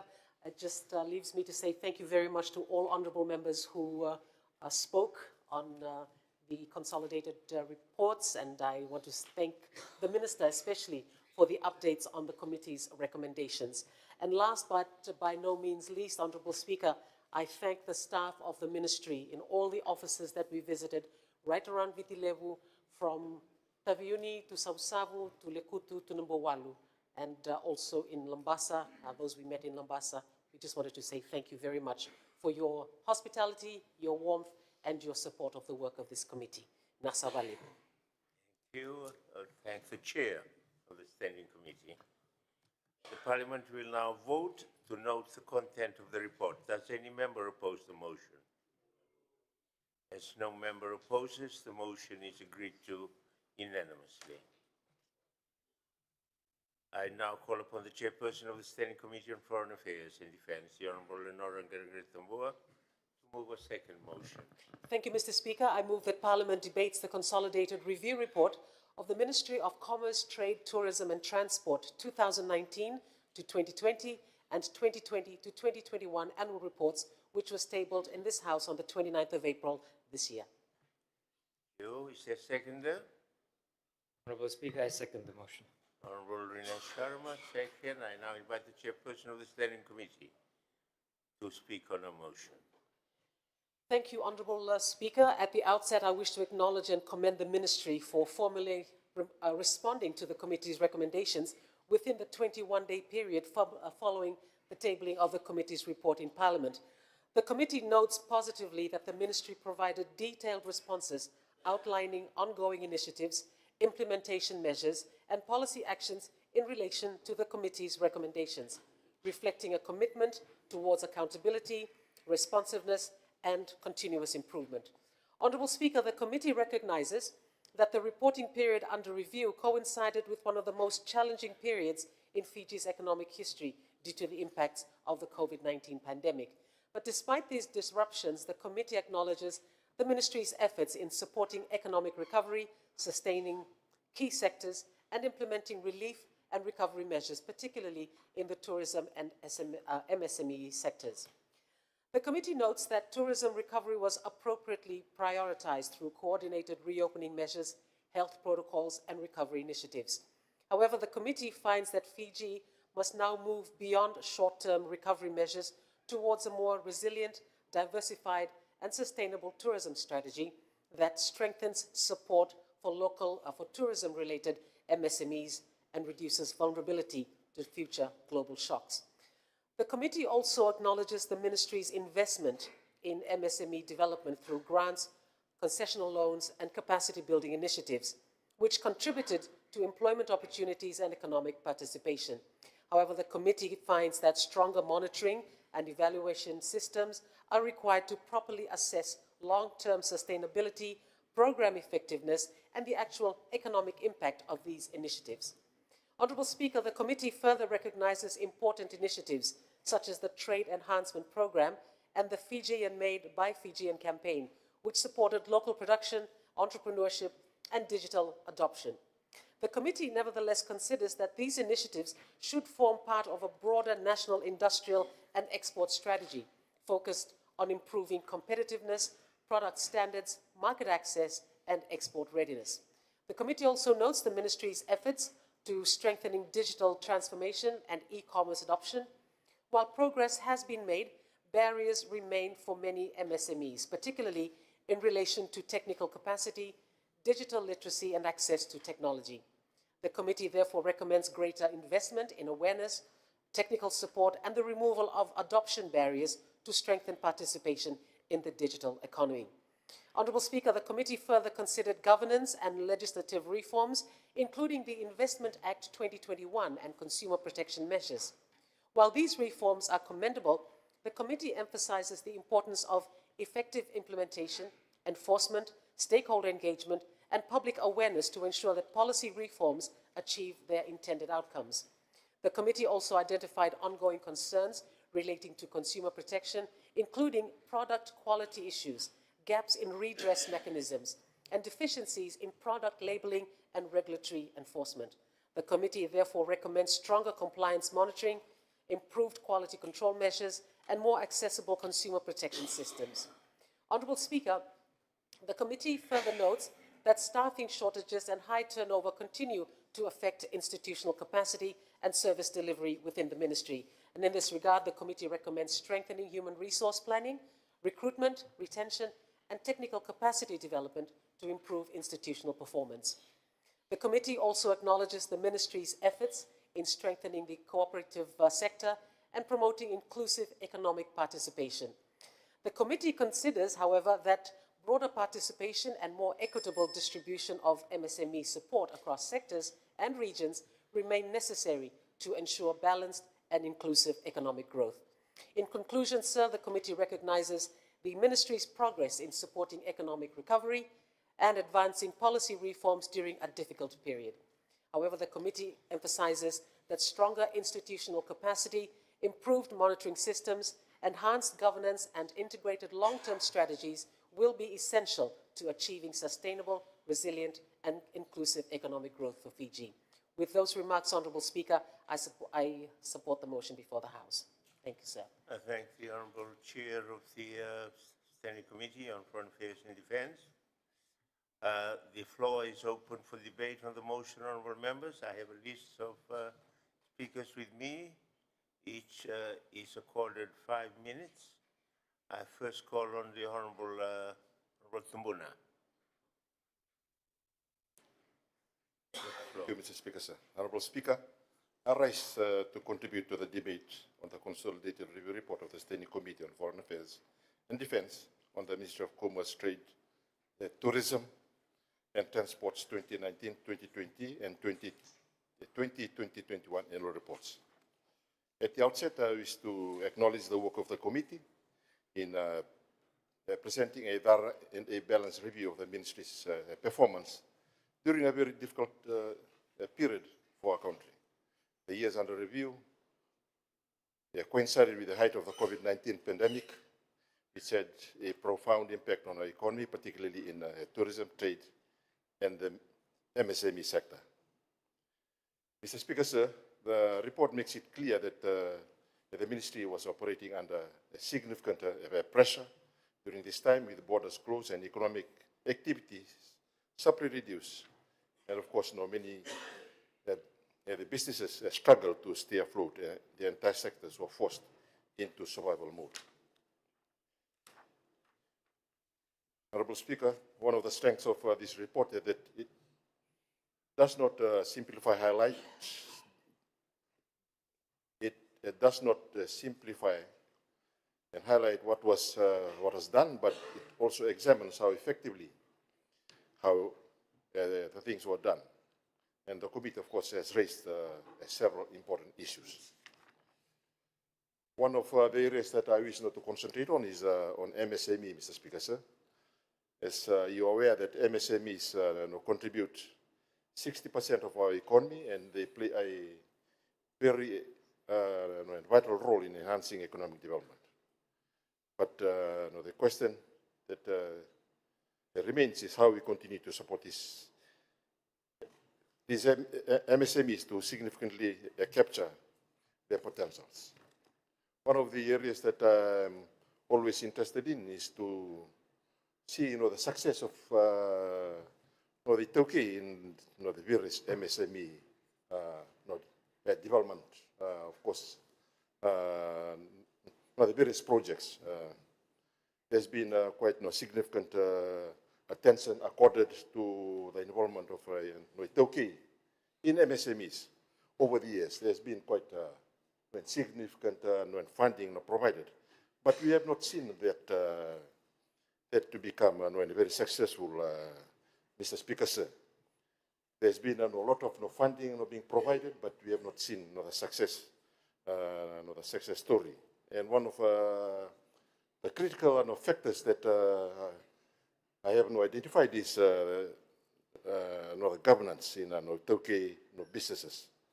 And the idea that we need to have improved governance in Tauke so that the management of MSMEs for Tauke needs to be done by somebody else.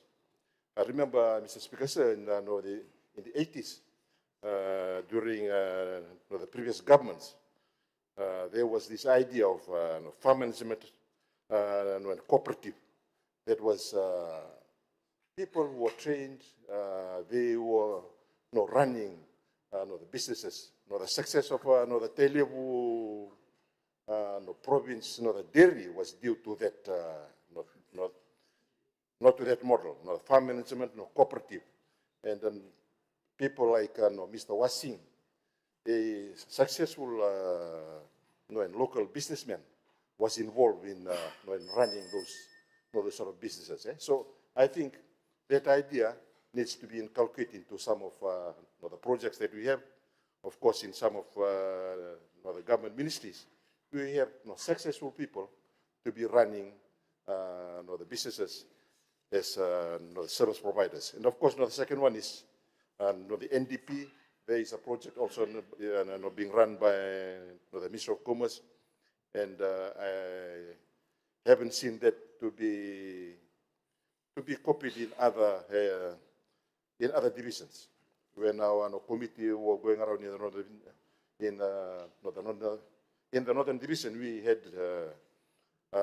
recommended that the project to be emulated in other divisions, and given the success of that project. And one of the things that I have not seen is that where are the failed projects? What are some of the lessons that have come out from the projects that have failed when we are providing the support to these projects? Honorable Speaker, sir, I would like to thank the committee for their contribution, and I do support another motion before the House. Thank you. Thanks, the Honorable Tuna. I call on the Honorable Virendra Lal. Thank you, Mr. Speaker, sir. Mr. Speaker, sir, small businesses, reliable transport, and active local markets are the true pillars that hold up the economy of this country. I rise today to contribute to the debate on the consolidated review report of the Ministry of Commerce, Trade, Tourism, and Transport covering the 2019-2020 and 2020-2021 financial years. We must acknowledge that the period under review was one of the most volatile chapters in Fiji's modern economic history, where the shocks of a global pandemic placed immense pressure on our institutions to defend livelihoods and protect jobs. We recognize the resilience demonstrated by the ministry staff during this time of crisis, their targeted deployment of concessional loans, the trade enhancement program, and the Fijian Made by Fijian campaign provided vital economic lifelines that kept our micro, small, and medium enterprises afloat. These interventions were essential for maintaining grassroots commercial activity, particularly among women entrepreneurs and our rural and maritime communities. Mr. Speaker, sir, this side of the House is fully aware of the ongoing efforts to ease immediate financial pressures across our communities. The Prime Minister's recent budget announcement of a $56 million relief package is a welcome, highly responsive measure designed to insulate families from global inflation. Yet, to ensure our parliamentary oversight remains thorough, this House needs to know how do we transition this temporary relief into permanent, sustainable growth for our domestic business and enterprise sectors. True economic sustainability requires that we address the underlying structural bottlenecks highlighted in this report. The committee's recent operational assessments revealed that our commercial officers face persistent constraints, including severe technical staff shortages, high turnover, and outdated systems. Most concerning are the findings from the site visits, which uncovered unsatisfactory office facilities that directly impact staff productivity. Furthermore, the lack of a modernized digital cooperative registry and the lack of decentralized services mean that rural entrepreneurs are still cut off from essential administrative support. This House cannot expect a ministry to drive national commercial modernization and transport enforcement while its own frontline facilities lack proper resources and modernized systems. I fully support the committee's firm call to strengthen our monitoring and evaluation mechanisms. We must look beyond short-term metrics that simply record how many grants were distributed or how many recovery frameworks were printed. National success must be measured by tracking the multi-year survival rate of these small businesses, their ability to create permanent jobs, and their long-term contribution to our tax base. The recent government restructuring that established the dedicated Ministry of Commerce and Business Development offers a prime opportunity to solve these legacy issues. We must use the valuable insights of this review to upgrade our cooperative infrastructure, improve office conditions, and fill critical technical vacancies. I demand that as our current national relief measures conclude in July, our national economic framework is established on a secure foundation of absolute accountability, structural efficiency, and sustainable enterprise growth. Thank you, Mr. Speaker, sir, for the opportunity. Thank you, Honorable Virendra Lal. I call on Honorable Sachidanand.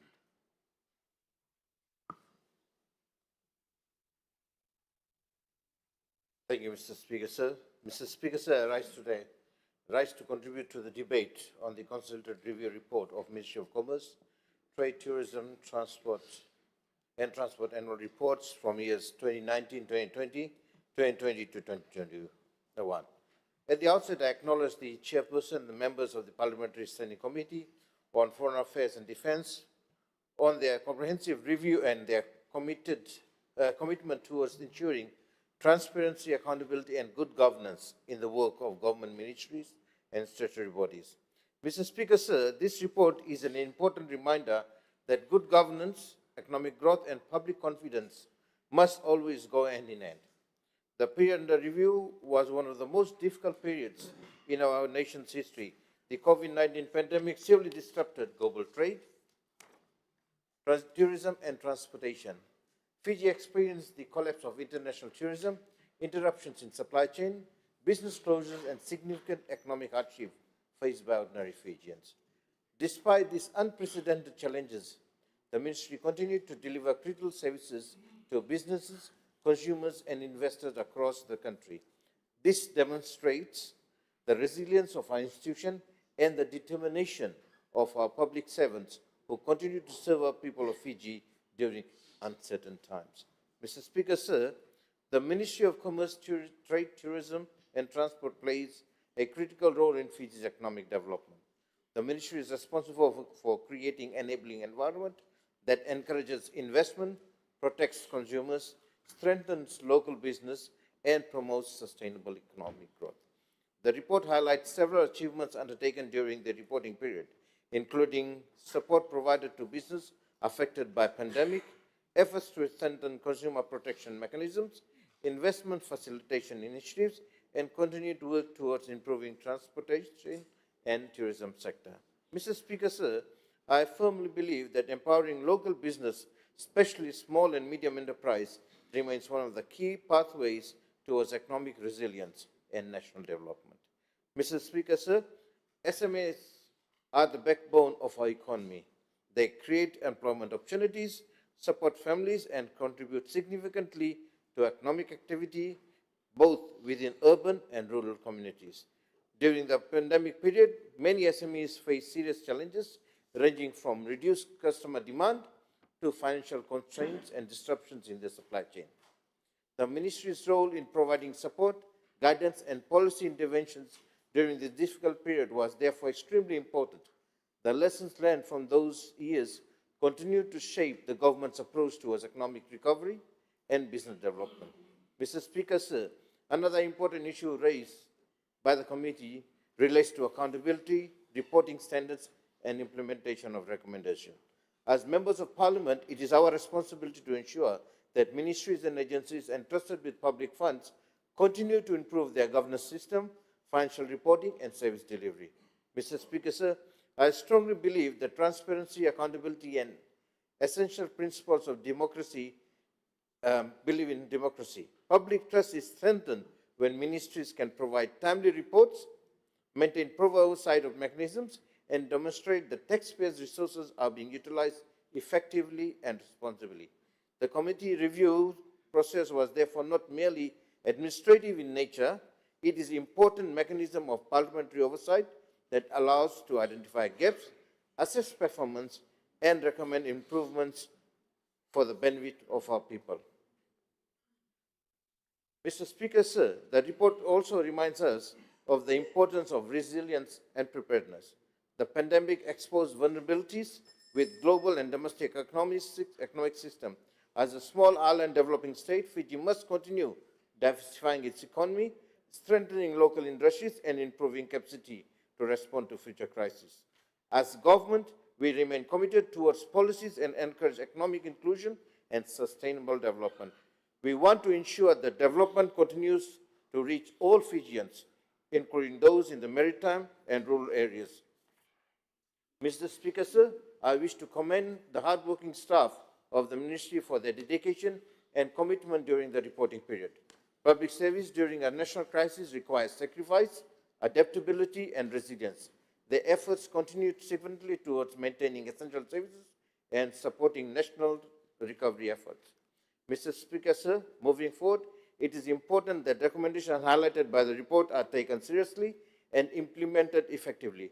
Continuous improvement in governance, reporting, and policy implementation and stakeholder engagements will strengthen public service and confidence. In conclusion, Mr. Speaker, sir, the Consolidated Review Report provides valuable insights into operations, achievements, and challenges faced by the Ministry during extraordinary period in our industry. It highlights both the resilience of our institution and the importance of continued reform, accountability, and strategic planning. Mr. Speaker, sir, I support the report and reaffirm government's commitment towards strengthening economic growth, supporting businesses, protecting consumers, and ensuring transparent and accountable governance. Together, we must continue working together towards building a stronger, more inclusive, and more resilient Fiji for future generations. Thank you, Mr. Speaker, sir. I thank the Honourable Nand. I call on Honourable Pramila Kumar. Speaker, sir. Mr. Speaker, sir, I rise to respond to the Consolidated Review Report by the Standing Committee on Foreign Affairs. Mr. Speaker, sir, it is important to place this report within the historical and economic context. Except for 2019, the period under review was far from normal for the government. Fiji faced the most severe economic crisis in its modern history, with the economy contracting by 15.2% in 2020 and further 4.1% in 2021. The tourism industry, which contributed nearly 40% of GDP and supported more than 1/3 of all employment, came to a standstill almost overnight. As a result, over 115,000 Fijians either lost their jobs or suffered major reductions in income and working hours. These challenges were further intensified by successive natural disasters, including tropical cyclone, Harold, Yasa, and Ana, which ranged from Category 3 to Category 5. As a result, the ministry operated amid ongoing health, economic, and environmental crisis, in which decisions had to be made under emergency conditions to ensure survival, stability, and rapid adaptation. Mr. Speaker, sir, while the committee has acknowledged the disruptions caused by COVID-19, acknowledgement alone is not analysis. Observations regarding staffing shortages, implementation delays, and monitoring gaps must be understood in the context of a ministry simultaneously tasked with crisis management, emergency response, and in the construction of recovery frameworks to save lives and livelihoods. Mr. Speaker, sir, it is within this frame that every finding in the committee's report must be read. Despite those unprecedented pressures, the ministry drove major structural reforms and policy innovations that continue to underpin Fiji's economic recovery even today. One of the most significant developments was the advancement of digital transformation through the establishment of BIS Fiji and Digital Fiji in 2019. Now, we often hear from Minister of Local Government and Minister of Commerce about Business Now. It was BIS Fiji, the name was changed to Business Now. And it was during that period that VitiCart was introduced. VitiCart was introduced to strengthen digital commerce because people could not leave their homes. Mr. Speaker, sir, the ministry also advanced a comprehensive cost and ease of doing business reform agenda. Business license requirements for low-risk enterprises were removed.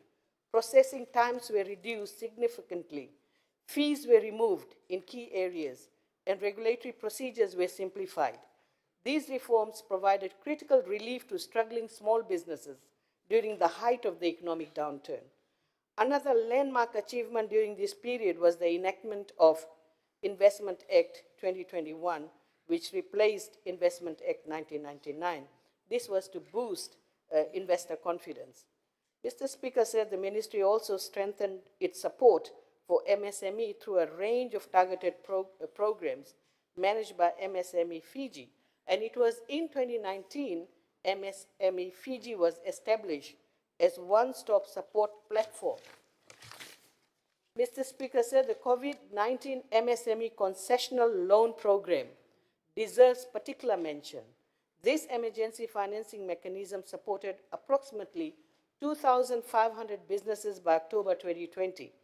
It provided loans without collateral requirements, deferred repayments for 1 year, and imposed no penalties for early repayment.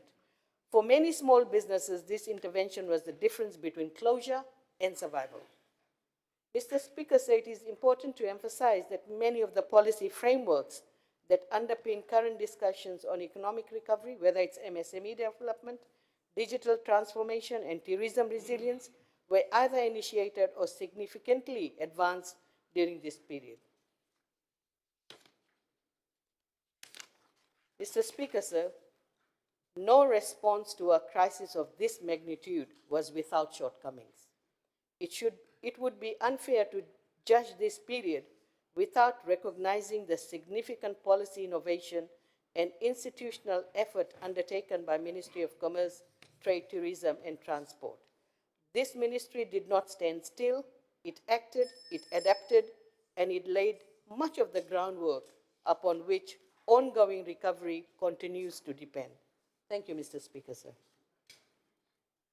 I thank the Honorable Kumar. I call on the Honorable Kamikamida. Thank you, Honorable Speaker, and thank you for the opportunity to contribute to the Standing Committee on Foreign Affairs and Defence's very comprehensive report into the Ministry of Commerce, Trade, Tourism and Transport, as it was called back then. Honorable Speaker, I'll just, in the interest of time and the lateness of the hour, I will be very concise in my comments. And perhaps the first one was, obviously, one could argue that perhaps the annual reports were dated. And just to put that in context, Honorable Speaker, as alluded to by the Honorable Kumar, this was one of the most stressful times in the history of the ministry. A lot of the effort and focus was really focused on keeping the country afloat. And the annual reports took sort of a back step, I guess is probably the best way to describe it. However, Honorable Speaker, one of the things that I discovered very quickly when I went into this ministry was when it comes to audits and financial accountability, this is probably one of the shining lights in the government, Honorable Speaker. Their audited accounts were well completed, well before the completion of the annual report, and I just thought I'd make those comments, Honorable Speaker. In terms of just a few areas, I suppose it probably warrants, Honorable Speaker, given the dated nature of the report, just to talk a bit about what's happening now in the ministry. And I do note the comments around e-commerce. Since this report, an e-commerce strategy has been put in place. It's fair to say that in Fiji now, I think it's fair to say that we are the leading country when it comes to e-commerce, certainly in the Pacific. And I know, talking to colleagues in other countries, Fiji is right up there when it comes to e-commerce. Of course, there's more digital innovation that's required for financial access and the like. However, it's fair to say that through M-Pesa, MyCash, and other innovations done by our nationals in Fiji, we are in a good space, Honorable Speaker, when it comes to e-commerce. In terms of the cooperative, focus on cooperatives, perhaps one of the tragedies, Honorable Speaker, of this ministry was in 2015, if you like, the guts of the Ministry of Cooperatives was ripped out. About 100 staff were removed from that ministry, and it severely curtailed the ability of that ministry to do some of the things that we believe that it should have done back then to really continue to integrate the rural economy, particularly in the country, Honorable Speaker. And so I am hopeful that over the next few years, perhaps through a combination of boots on the ground and perhaps digitization, we are able to enhance the delivery of service to our rural community and wider community, particularly in the pursuit of development of our MSME sector and cooperatives in general, Honorable Speaker. Also, I just thought I'd just sort of rattle our cage a bit and talk about, well, when we got into the cooperatives, when we were looking at cooperatives, we noted that there was no direct funding dedicated to cooperatives. It was all meshed together with MSMEs. That has been put in place over the last few years, Honorable Speaker, and it's become quite successful. And finally, Honorable Speaker, just in terms of staffing, certainly one of the, I think, fallouts of the ministry after the stressful times of COVID was the loss of staff. When I did leave that ministry, we had managed to resource staffing quite well. And particularly, more importantly, Honorable Speaker, out of the 7 management, the leadership team is 7 people. Out of that 7, 5 were women, Honorable Speaker, by the time I departed. And so in terms of the resourcing of the ministry, somewhat similar to tourism, started to be resourced properly. But I think if anything, to the Honorable Minister for Finance, please look at how we can resource a bit more cooperatives, because it will certainly be a catalyst in our endeavor to really enhance the rural economy. I thank you, Honorable Speaker. Thank you, Honorable Kamukimita. The last speaker is Honorable Tiswao. Thank you, Speaker. So I rise to contribute to the Standing Committee report on the annual reports on Ministry of Commerce, Trade and Tourism, 2019-21. I'll just make a brief contribution regarding this report. Thank you to the committee members, particularly the committee findings 3.2.9. The committee observed that the ministry had taken steps to improve transport accessibility. So I'll be commenting on the transport specifically, even though this time it was within the Ministry of Commerce. It is now under the Ministry of Public Works. Transport accessibility, safety, affordability, and particularly for remote and maritime communities, regulatory frameworks, subsidies. Just wanted to share, as I had alluded to Honorable Leader of the Opposition, regarding the progress related to that on the development of the Fiji National Transport Master Plan. And the related to that, the Transport Decarbonization Implemented Strategy.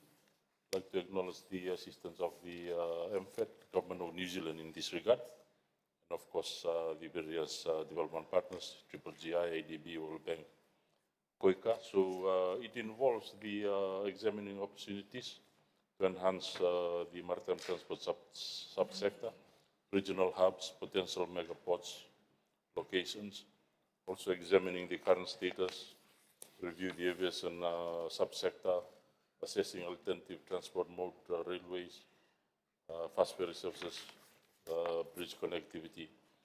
And the work will be quite extensive, and it is right now underway,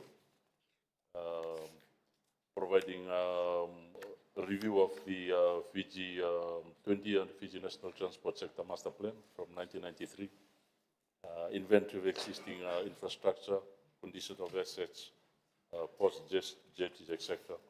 Assess the requirement to extend the transport infrastructure population. And the analysis includes economic assessments, for example, cost recovery models, supplementation models, the vehicle importation quota, mapping infrastructure improvements, roadmap for regulatory changes, especially related to planning, legislation, climate resilience, as queried to by the Honourable Leader of the Opposition. Specifically, moving forward, it will also look at aligning with or building on existing analysis and projects.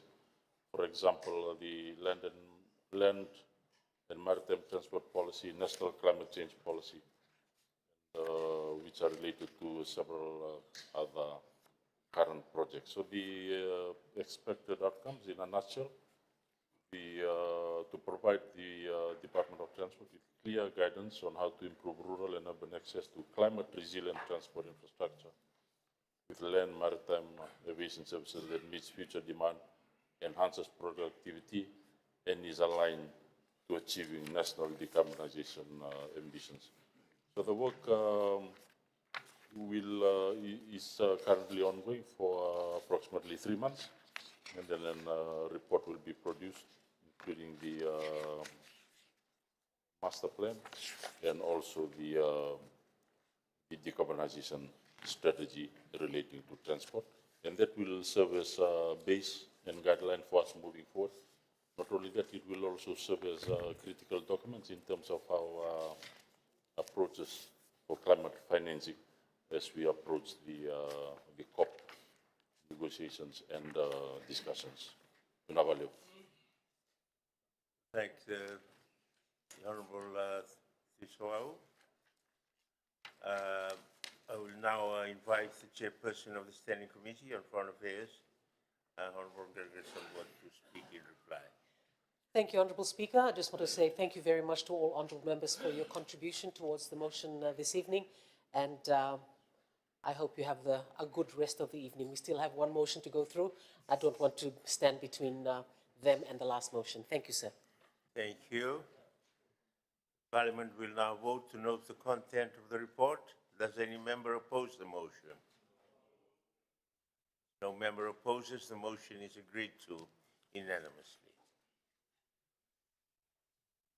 Final motion for the day. I now call upon the chairperson of the Standing Committee on Natural Resources, the Honorable Kalaveti Rawat, to move the fourth and final motion. Thank you, Mr. Speaker, sir. I move that Parliament debates the consolidated review report of the Fiji Ports Corporation Limited annual report for 2020, 21, 2022, 2023, which was tabled on 29 April 2026. Thank you, sir. The seconder, I beg to second the motion. Honorable Vijay Nath, second. I now invite the chairperson of the Standing Committee on Natural Resources to speak on his motion. Honorable Speaker, sir, I rise as a chairperson of the Standing Committee on Natural Resources to speak on consolidated review report of the Fiji Ports Corporation Limited annual report for year 2020, 2021, 2022, and 2023. At the outset, I acknowledge the board management and staff of Fiji Ports Corporation Limited for maintaining the continuity of port operation during one of the most challenging economic periods in our nation's history, particularly throughout the COVID-19 pandemic and the subsequent recovery period. Fiji's ports are the lifeline of our economy, facilitating trade, tourism, commerce, fuel supply, food security, and inter-island connectivity. The committee notes that despite the severe economic disruption experienced globally during 2020 and 2021, the corporation remains profitable and continues to pay dividends to government as shareholder. This demonstrates prudent financial stewardship and institutional resilience during uncertain times. Honorable Speaker, sir, the committee commends the corporation of its strategic vision of becoming a smart green gateway for trade in the Pacific region. The implementation of the 2019-2023 strategic plan reflects a forward-looking approach to governance, infrastructure development, environmental sustainability, technology, and operational modernization.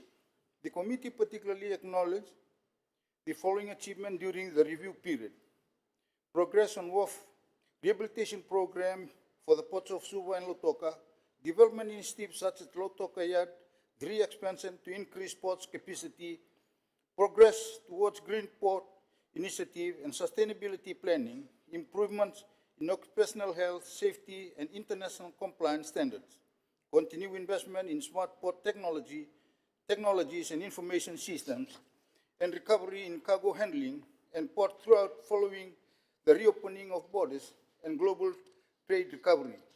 Honorable Speaker, sir, the committee also recognized the strategic importance of Fiji maritime infrastructure to our regional competitiveness. As a maritime nation, Fiji ports are not merely commercial assets, they are national assets that underpin economic development and national security. However, while acknowledging this achievement, the committee identifies several key areas of concern requiring urgent attention. Honorable Speaker, sir, first, the condition of aging maritime infrastructure remain a significant issue.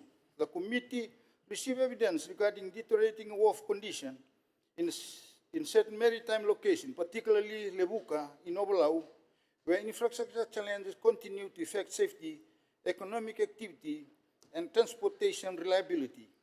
The committee stresses the need to clear timeline and sustainable financial strategies for rehabilitation and redevelopment development works. Secondly, Mr. Speaker, sir, the committee note concern regarding port security surveillance system.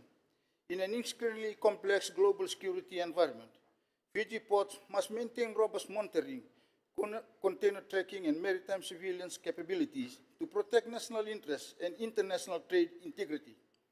Thirdly, Mr. Speaker, sir, the committee emphasized the importance of balancing commercial profitability with public service obligation.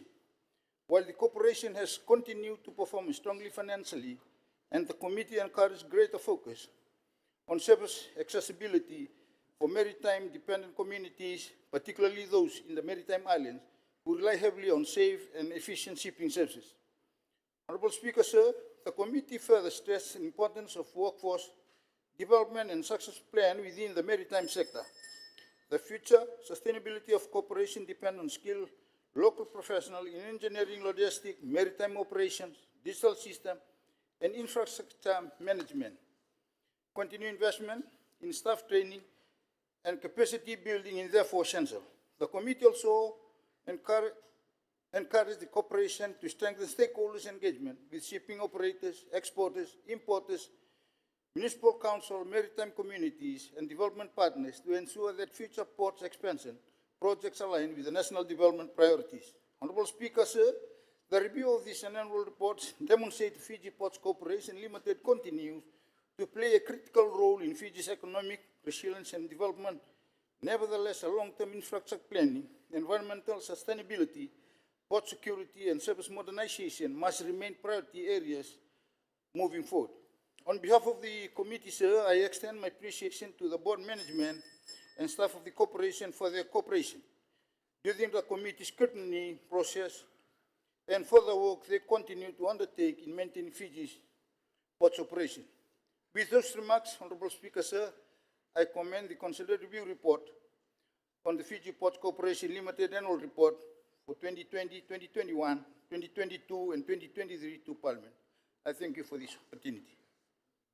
Thank the chairperson of the Standing Committee on Natural Resources, Honorable Kalaviti Rau.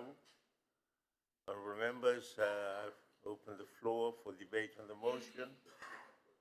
I have a list of names with me. The speakers have 5 minutes each. I first call on Honorable Vijay Nath. Thank you, Mr. Speaker.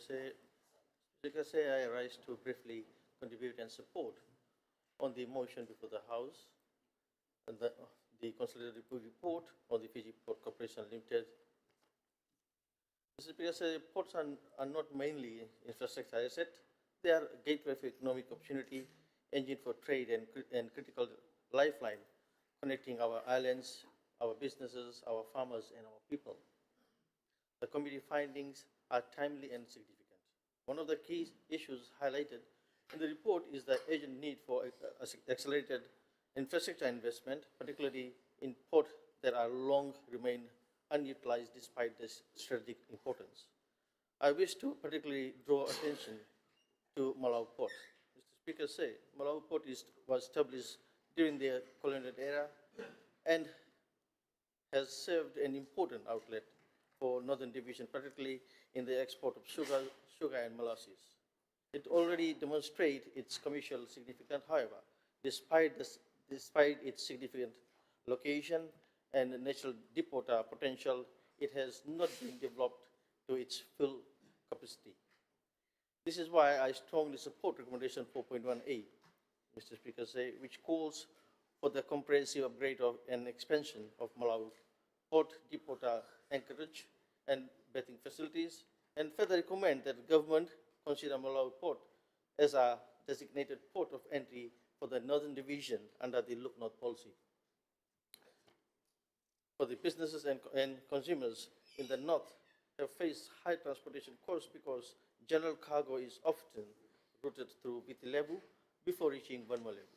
This creates unnecessary delay, logical bottleneck, and additional cost, which is ultimately passed on to ordinary Fijians families through high price of goods. If Malau is properly upgraded to accommodate direct cargo vessel berthing, it will establish a more efficient supply chain while goods are imported directly into the north. This will reduce freight cost, this will improve supply viability, and most importantly, it will help ease cost of living pressure faced by families in Northern Division. Mr. Speaker, I also wish to emphasize recommendation 4.4, where the committee recommended the Fiji Post Corporation Limited advance digital monitoring capacities through the installation of surveillance cameras and related device at all port entry points. This recommendation is extremely important, Mr. Speaker. Modern surveillance technology is essential to strengthen border security, improving cargo monitoring, enhancing operation transparency, and ensuring that our port remains secure against illegal activities such as smuggling, unauthorized access, and security breaches. The installation of surveillance cameras and related digital monitoring system will not only improve accountability, but will also support real-time oversight and strengthen coordinations on border control agency. Mr. Speaker, this is about building smart port. It is about embracing digital transformation, and it is about ensuring that Fiji port infrastructure meets international operations and security standards. The development of Malau Port, combined with a stronger digital monitoring system, will strengthen the Look North policy and decelerate economic growth. I would create, and it will definitely create employment opportunity. It would stimulate private sector investment, Mr. Speaker. Given the increased risk of posed by the climate change and extreme weather event, port development must be future-proofed. Government and Port Authority must actively pose international climate funding mechanism to support this upgrading, Mr. Speaker. Mr. Speaker, it has been noted that most of the infrastructure in Sabu-Sabu also needs modernization, which the committee has recommended, and I believe that the Fiji Port Authority to look into it. Mr. Speaker, in supporting the report, we support strongly connectivity, stronger security, digital transformation, regional development, and a more balanced economic for all Fijians. Therefore, I commend this report to the House and urge all honourable members to support its adoption. Thank you, sir. Thank Honorable Vijay Nath. I call on Honorable Shailen Kumar. Honorable Speaker, I rise to support the debated annual report of the Fiji Ports Corporation Limited. Fiji Ports is not only a cornerstone of our economic development, but also a vital instrument in delivering this government's commitment to infrastructure, trade facilitation, and national resilience. Mr. Speaker, ports have been elevated as critical national infrastructure, central to Fiji's economic security. Fiji Ports' transformation into a smart green gateway demonstrates forward-looking leadership. Fiji Ports Corporation Limited proudly holds its commitment to excellence, sustainability, and resilience through internationally recognized certifications under its integrated management system. These certifications together reflect Fiji Ports' dedication to world-class standards, reinforcing its role as a trusted and responsible leader in port management across the Pacific. Mr. Speaker, Fiji Ports has outlined a $433 million infrastructure pipeline over the next decade. Key projects include Kings Wharf South upgrade and Suva Yard capacity enhancement to ease congestion, Queens Wharf South extension and Lautoka Amex Wharf utilization to expand trade capacity, Port of Suva relocation with external funding partners to future-proof Fiji's main gateway. These projects will ensure Fiji's port remain competitive and resilient in the face of growing trade demands. Mr. Speaker, infrastructure investments will generate new employment opportunities, particularly through the proposed Fiji Ship and Heavy Industries Lipue for shipbuilding and repair. Greater port capacity will improve tourism access, enhancing Fiji's reputation as a cruise and travel destination, strengthen food security by ensuring efficient import channels for essential goods. Ports are not just gateways, they are engines of growth for communities across Fiji. Mr. Speaker, Fiji Ports Corporation reports its performance regularly to Parliament and public, ensuring transparency. Government oversight remains strong with continuous monitoring of progress on all infrastructure progress. This accountability builds public trust and ensures that investments deliver tangible benefits. Mr. Speaker, Fiji Ports Corporation Limited has demonstrated resilience, innovation, and commitment to national priorities. The dedication of its workforce keeps Fiji's trade flowing even in challenging times. Ports are national priority infrastructure, and this report reflects the government's vision for modern, sustainable, and resilient trade gateways. Mr. Speaker, I commend Fiji Ports Corporation Limited for its achievement, and I support this annual report. Mr. Speaker, I urge all members to recognize the importance of Fiji Ports Corporation Limited's work and to support this report as a testament to our collective commitment to Fiji's economic future. Thank you, Mr. Speaker. Thank the Honorable Salen Kumar. I give the floor to Honorable Joseph Nan. Thank you, Mr. Speaker. I rise to contribute to the debate before the House. Mr. Speaker, our ports are the true windmaps of our national economy. The Ports Corporation Limited supports approximately 90% of our nation's entire international maritime trade, managing over 208,000 TEUs every single year. When we discuss the entity, we are discussing the foundational life of a common man. Every piece of machinery, every electrical component, and every consumer goods entering into our towns passes through these gateways. The Speaker said, if our ports face constraints, our entire nation suffers the economic consequences. The greatest crisis is the collapse of the regional gateways. The Speaker said, the critical issue we must confront today is the severe infrastructure constraint and regional development disparity exposed by this report. While our primary ports handle massive volumes, our regional gateways are facing structural crises that threaten to isolate maritime communities and stall regional growth. Let us look at the port of Lavuka. This facility sits at the heart of UNESCO World Heritage Site, yet its structural piles are over 100 years old. Expert testing has confirmed that the wharf is completely beyond economic repair. The structural decay is so advanced that the load limit has been slashed from 10 tons down to highly restrictive 2.5 tons. The Speaker says, this completely locks out heavy economic traffic that limits access to light passenger vehicles. The committee has issued a direct recommendation. We must authorize the total decommissioning and closure of Old Labuka Port to make way for new, heritage-sensitive $53 million facility. While we plan this development, it is imperative that the government intervenes to ensure that the alternative Barisala and PEFCO jetties remain functional to prevent the total economic isolation of Ovlau. The Speaker says, this disparity extends directly to the Northern Division under the Look North policy.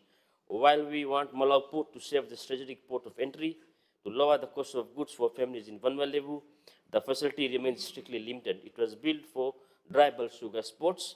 Its infrastructure has been deteriorating for a decade, and the Eastern Dolphin requires an immediate $2 million repair. To run true container operations that ease pricing pressures in Lambasa, we must transition past temporary patches. It is imperative that we fund a comprehensive agenda, or upgrade or build an adjacent container platform capable of supporting heavy handling machinery. Furthermore, Mr. Speaker, we are seeing a significant post-pandemic resurgence of international tourism, resulting in more and more cruise ships arriving at our shores. This influx brings immense economic opportunity, but it also exposes our front line. We must consider upgrading the main ports of Suva and Lotoka to make them far more visually appealing to the international visitors. When thousands of tourists set off to a cruise liner, their first impression of Fiji is shaped by the look of our wharves. We cannot allow industrial aesthetic decay to mar our reputation as a world-class destination. Modernizing these terminals to be cleaner, welcoming, and visually striking is a commercial necessity. The Speaker says, the FPCL has mapped out a $433 million pipeline of essential infrastructure upgrades over the next 10 years. While they have historically self-funded their work, their capacity is hitting a wall because of port traffic that has been frozen for 11 years without a single adjustment. For our ports, we must demand that FCCC resolve this tariff-free so that FPCL can secure the internal revenue required to leverage international co-financing with our regional development partners. Let us break these planned bottlenecks, fix our broken wharves, and protect the maritime legacy of our people. I support this motion before the House, Mr. Speaker. Thank you. Thank you. I thank the Honorable Joseph Nand. I give the floor now to Honorable Inosi Kurundani. Thank you, Mr. Speaker, sir.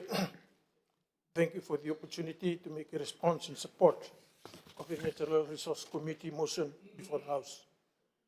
Sir, my contribution will be brief, as I will just focus on the committee recommendation number 1. As stated, the committee recommends that the government consider the decommissioning of the Levuka port. The condition of the wharf, Honorable Speaker, sir, has deteriorated to a stage of no return and is likely to be a time bomb that it will explode and collapse at any moment from now. Mr. Speaker, sir, the wharf, which was used to be the backbone and the catalyst for development in Levuka and the Lomaiviti province, is now the major contributing factor that is pushing Levuka from a thriving and dynamic town to become a ghost town.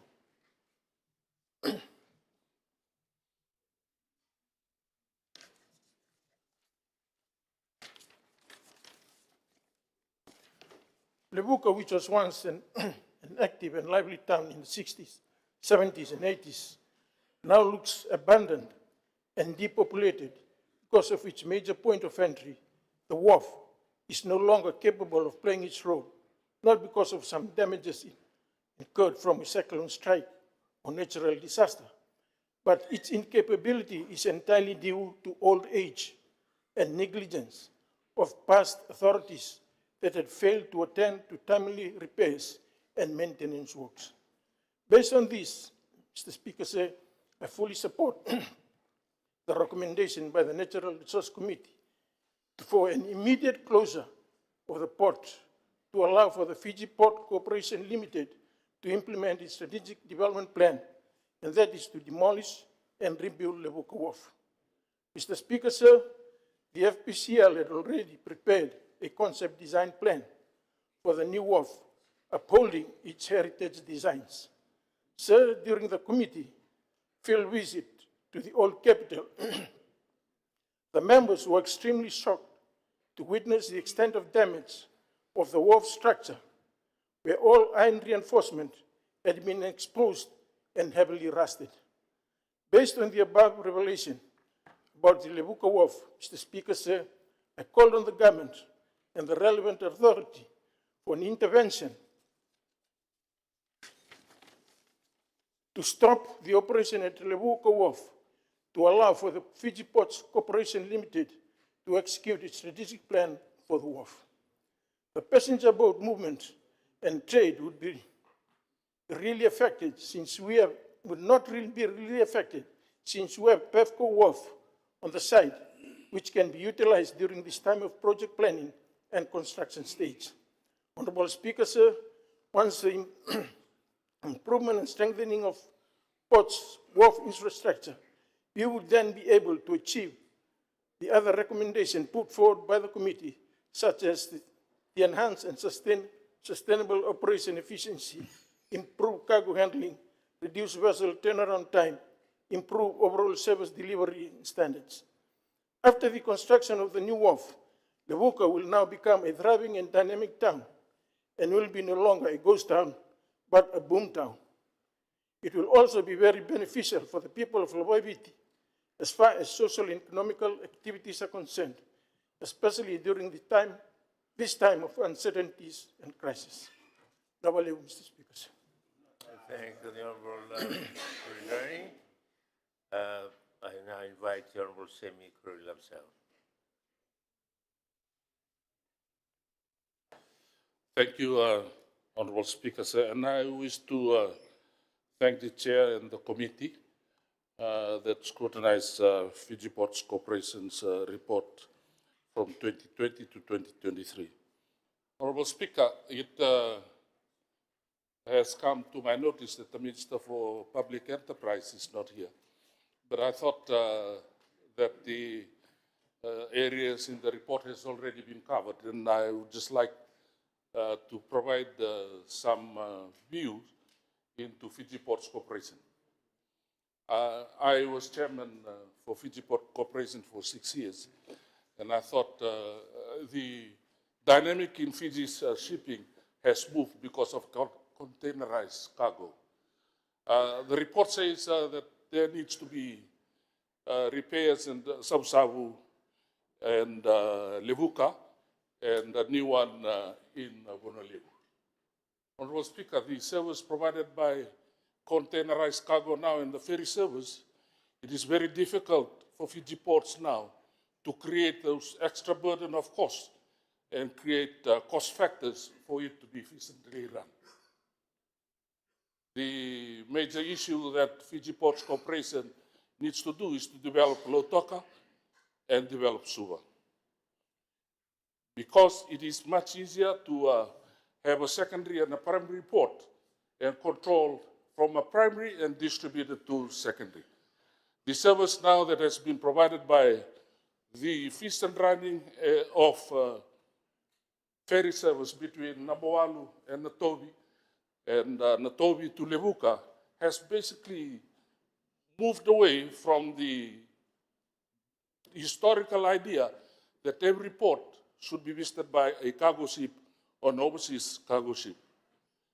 This decentralized the control and the command structure within the distribution of cargoes, especially when it comes in containerized cargoes. So I believe that Fiji Port should look outwards and see if it can improve Suva Port by expanding to another area so that cargo can be handled outside the normal area near the market and expand. It basically depends on the volume that is being handled by these two ports. The only issue that has increased Lambasa's cargo capacity is sugar. If there's no sugar, there will be no cargo terminal within Malau to transport that sugar to overseas cargo vessels. So basically, if Fiji ports can have primary and secondary ports and concentrate on that and improve it, let the cargo ship from overseas come to the two main ports and let the local ferries distribute the cargo to the secondary ports around the island. Thank you, Honourable Speaker. Thanks, the Honourable Croilo Visau. Last speaker is Honourable Oserongo, Minister for Lands. You have the floor. Mr. Speaker, sir, thank you. Allow me to close this down for my colleague, the Honourable Minister for Public Enterprise. Today, Mr. Speaker, we're not just talking about cranes and containers and customs duties, but we are talking about the front door of Fiji to the world in terms of trade and our free shipping routes. We're talking about the gateway through which 99% of our trade passes through. The committee, Mr. Speaker, has done their job, and we thank them, and the report lays down the good, the bad, and, of course, the necessary. And I rise today to say that while sports crew deserves credit for weathering the COVID storm, time for simply weathering storms has passed. It is now time to rebuild and reflect on port's capability. And that, Mr. Speaker, usually starts with truth-telling. The first truth, Mr. Speaker, is in 2020, the world stopped. Global supply chains snapped like fishing lines and ships had to be rerouted. Ports from Shanghai to Rotterdam went silent. But here in Fiji, Mr. Speaker, the Ports Authority did not close, and they did not furl the flag. They showed resilience in the face of chaos. Ports remained open, Madison came in, Flower came in, and so is fuel. That was the resilience of our workers who put on masks instead of going home. I want to pause to acknowledge them. In the darkest months of 2020, in the depth of COVID, the men and women of Suva and Lautoka wharves not only earned their paychecks, but I'm sure all of us here inside the House will say that they also have earned our respect. The second truth, Mr. Speaker, we must know that the review report that only praises is not a report, is a report that has failed in its duty. Because when we look at 2021, 22, and 23, we see a troubling pattern, Mr. Speaker. We see that while the world learned to adapt to COVID, the Fiji Ports Authority struggled to adapt to governance. The committee found delays in procurement, delays in maintenance, and therefore delay in delivery. The report whispers what shipping lines were shouting: we are getting too slow as a service deliverer in the middle of the Pacific. The ship waits extra day outside the Suva harbor. It costs the exporter, the farmer, the fisherman, the garment worker money they do not have. The report highlights that the turnaround time are drifting, but drifting in the wrong direction.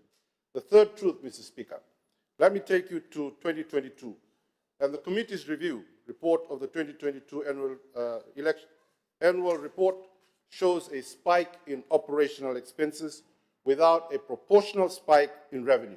In plain English, Mr. Speaker, we spent more fixing things than that should have been replaced long ago. This is the legacy of deference, Mr. Speaker, and let me, if I can put it in any other way, this is the legacy of the Fiji First Government. It's deference of policy and deference of oversight, because they preferred a false economy, Mr. Speaker. They refused to fix the roof because it isn't raining, only to find when the cyclone comes, you've lost the house. We, the coalition government, Mr. Speaker, will fix this, we'll enlarge it, we'll enhance it, and we would help the Ports Authority of Fiji. The report, Mr. Speaker, is asking a simple question. Where is the long-term capital plan? And for too long, Mr. Speaker, the board has been looking at the tide on their feet rather than the horizon that they had ahead of them. That past administration and its legacy must end. Mr. Speaker, 19 or 20 minutes ago, on the Fiji Times page on Facebook, an announcement was made by the Secretary of State of the United States of America, Marco Rubio, and he was joined by the Foreign Minister of Australia, Senator Wong, and they've announced jointly, the Quad Group, that they will be assisting Fiji with their ports facility just 20 minutes ago. That, Mr. Speaker, is confidence in the leadership of the coalition government, international confidence in how our Foreign Affairs Minister is handling our Foreign Affairs Office and the leadership of our Prime Minister at the world stage, Mr. Speaker. Mr. Speaker, there's a number of things. I've run out of time, and I don't want to keep us here for one more minute, but I want to say this, Mr. Speaker. We've had the report now from the review committee. And the review committee, I would suggest to the Ports Authority of Fiji, do not look at this report as a punishment. Look at this report as a permission slip. Permission to change, permission to fire those who are complacent, and permission to hire those who are bold. Thank you very much, Mr. Speaker. I thank the Honourable Vosarongo. I will now call on the Honourable Ravu, the Chairperson of the Standing Committee on Natural Resources, to speak in reply. Thank you, Mr. Speaker, sir. I wish to thank all honourable members who have contributed constructively to the debate on this important report. Your comment and your observation will assist guiding the authority and the relevant agencies in setting Port Authority operation and service delivery for the nation. I also wish to extend my sincere appreciation to the entire Ports Authority staff and senior management for their hard work, professionalism, tireless commitment, especially during challenging times. The efforts have been critical in keeping our ports operation and facilitating trade and logistics for the country. I further thank the Standing Committee on Natural Resources and the Secretariat for their valuable contribution and review of this report, including the coordination, evidence gathering, hearing, analysis. Thank you, Honourable Speaker, sir, for giving me this opportunity. Thank the Honourable Chairperson. The Parliament will now vote to note the content of the report. Does any member oppose the motion? As no member opposes, the motion is agreed to unanimously. Honourable members, that brings us to the end of sitting today. It has again been a long day, but honourable members, I suggest that by our missing dinner has saved us an extra hour of sitting this evening. So I thank you all, honourable members, for your contribution today. Rest well. Parliament stands adjourned until 9:30 tomorrow.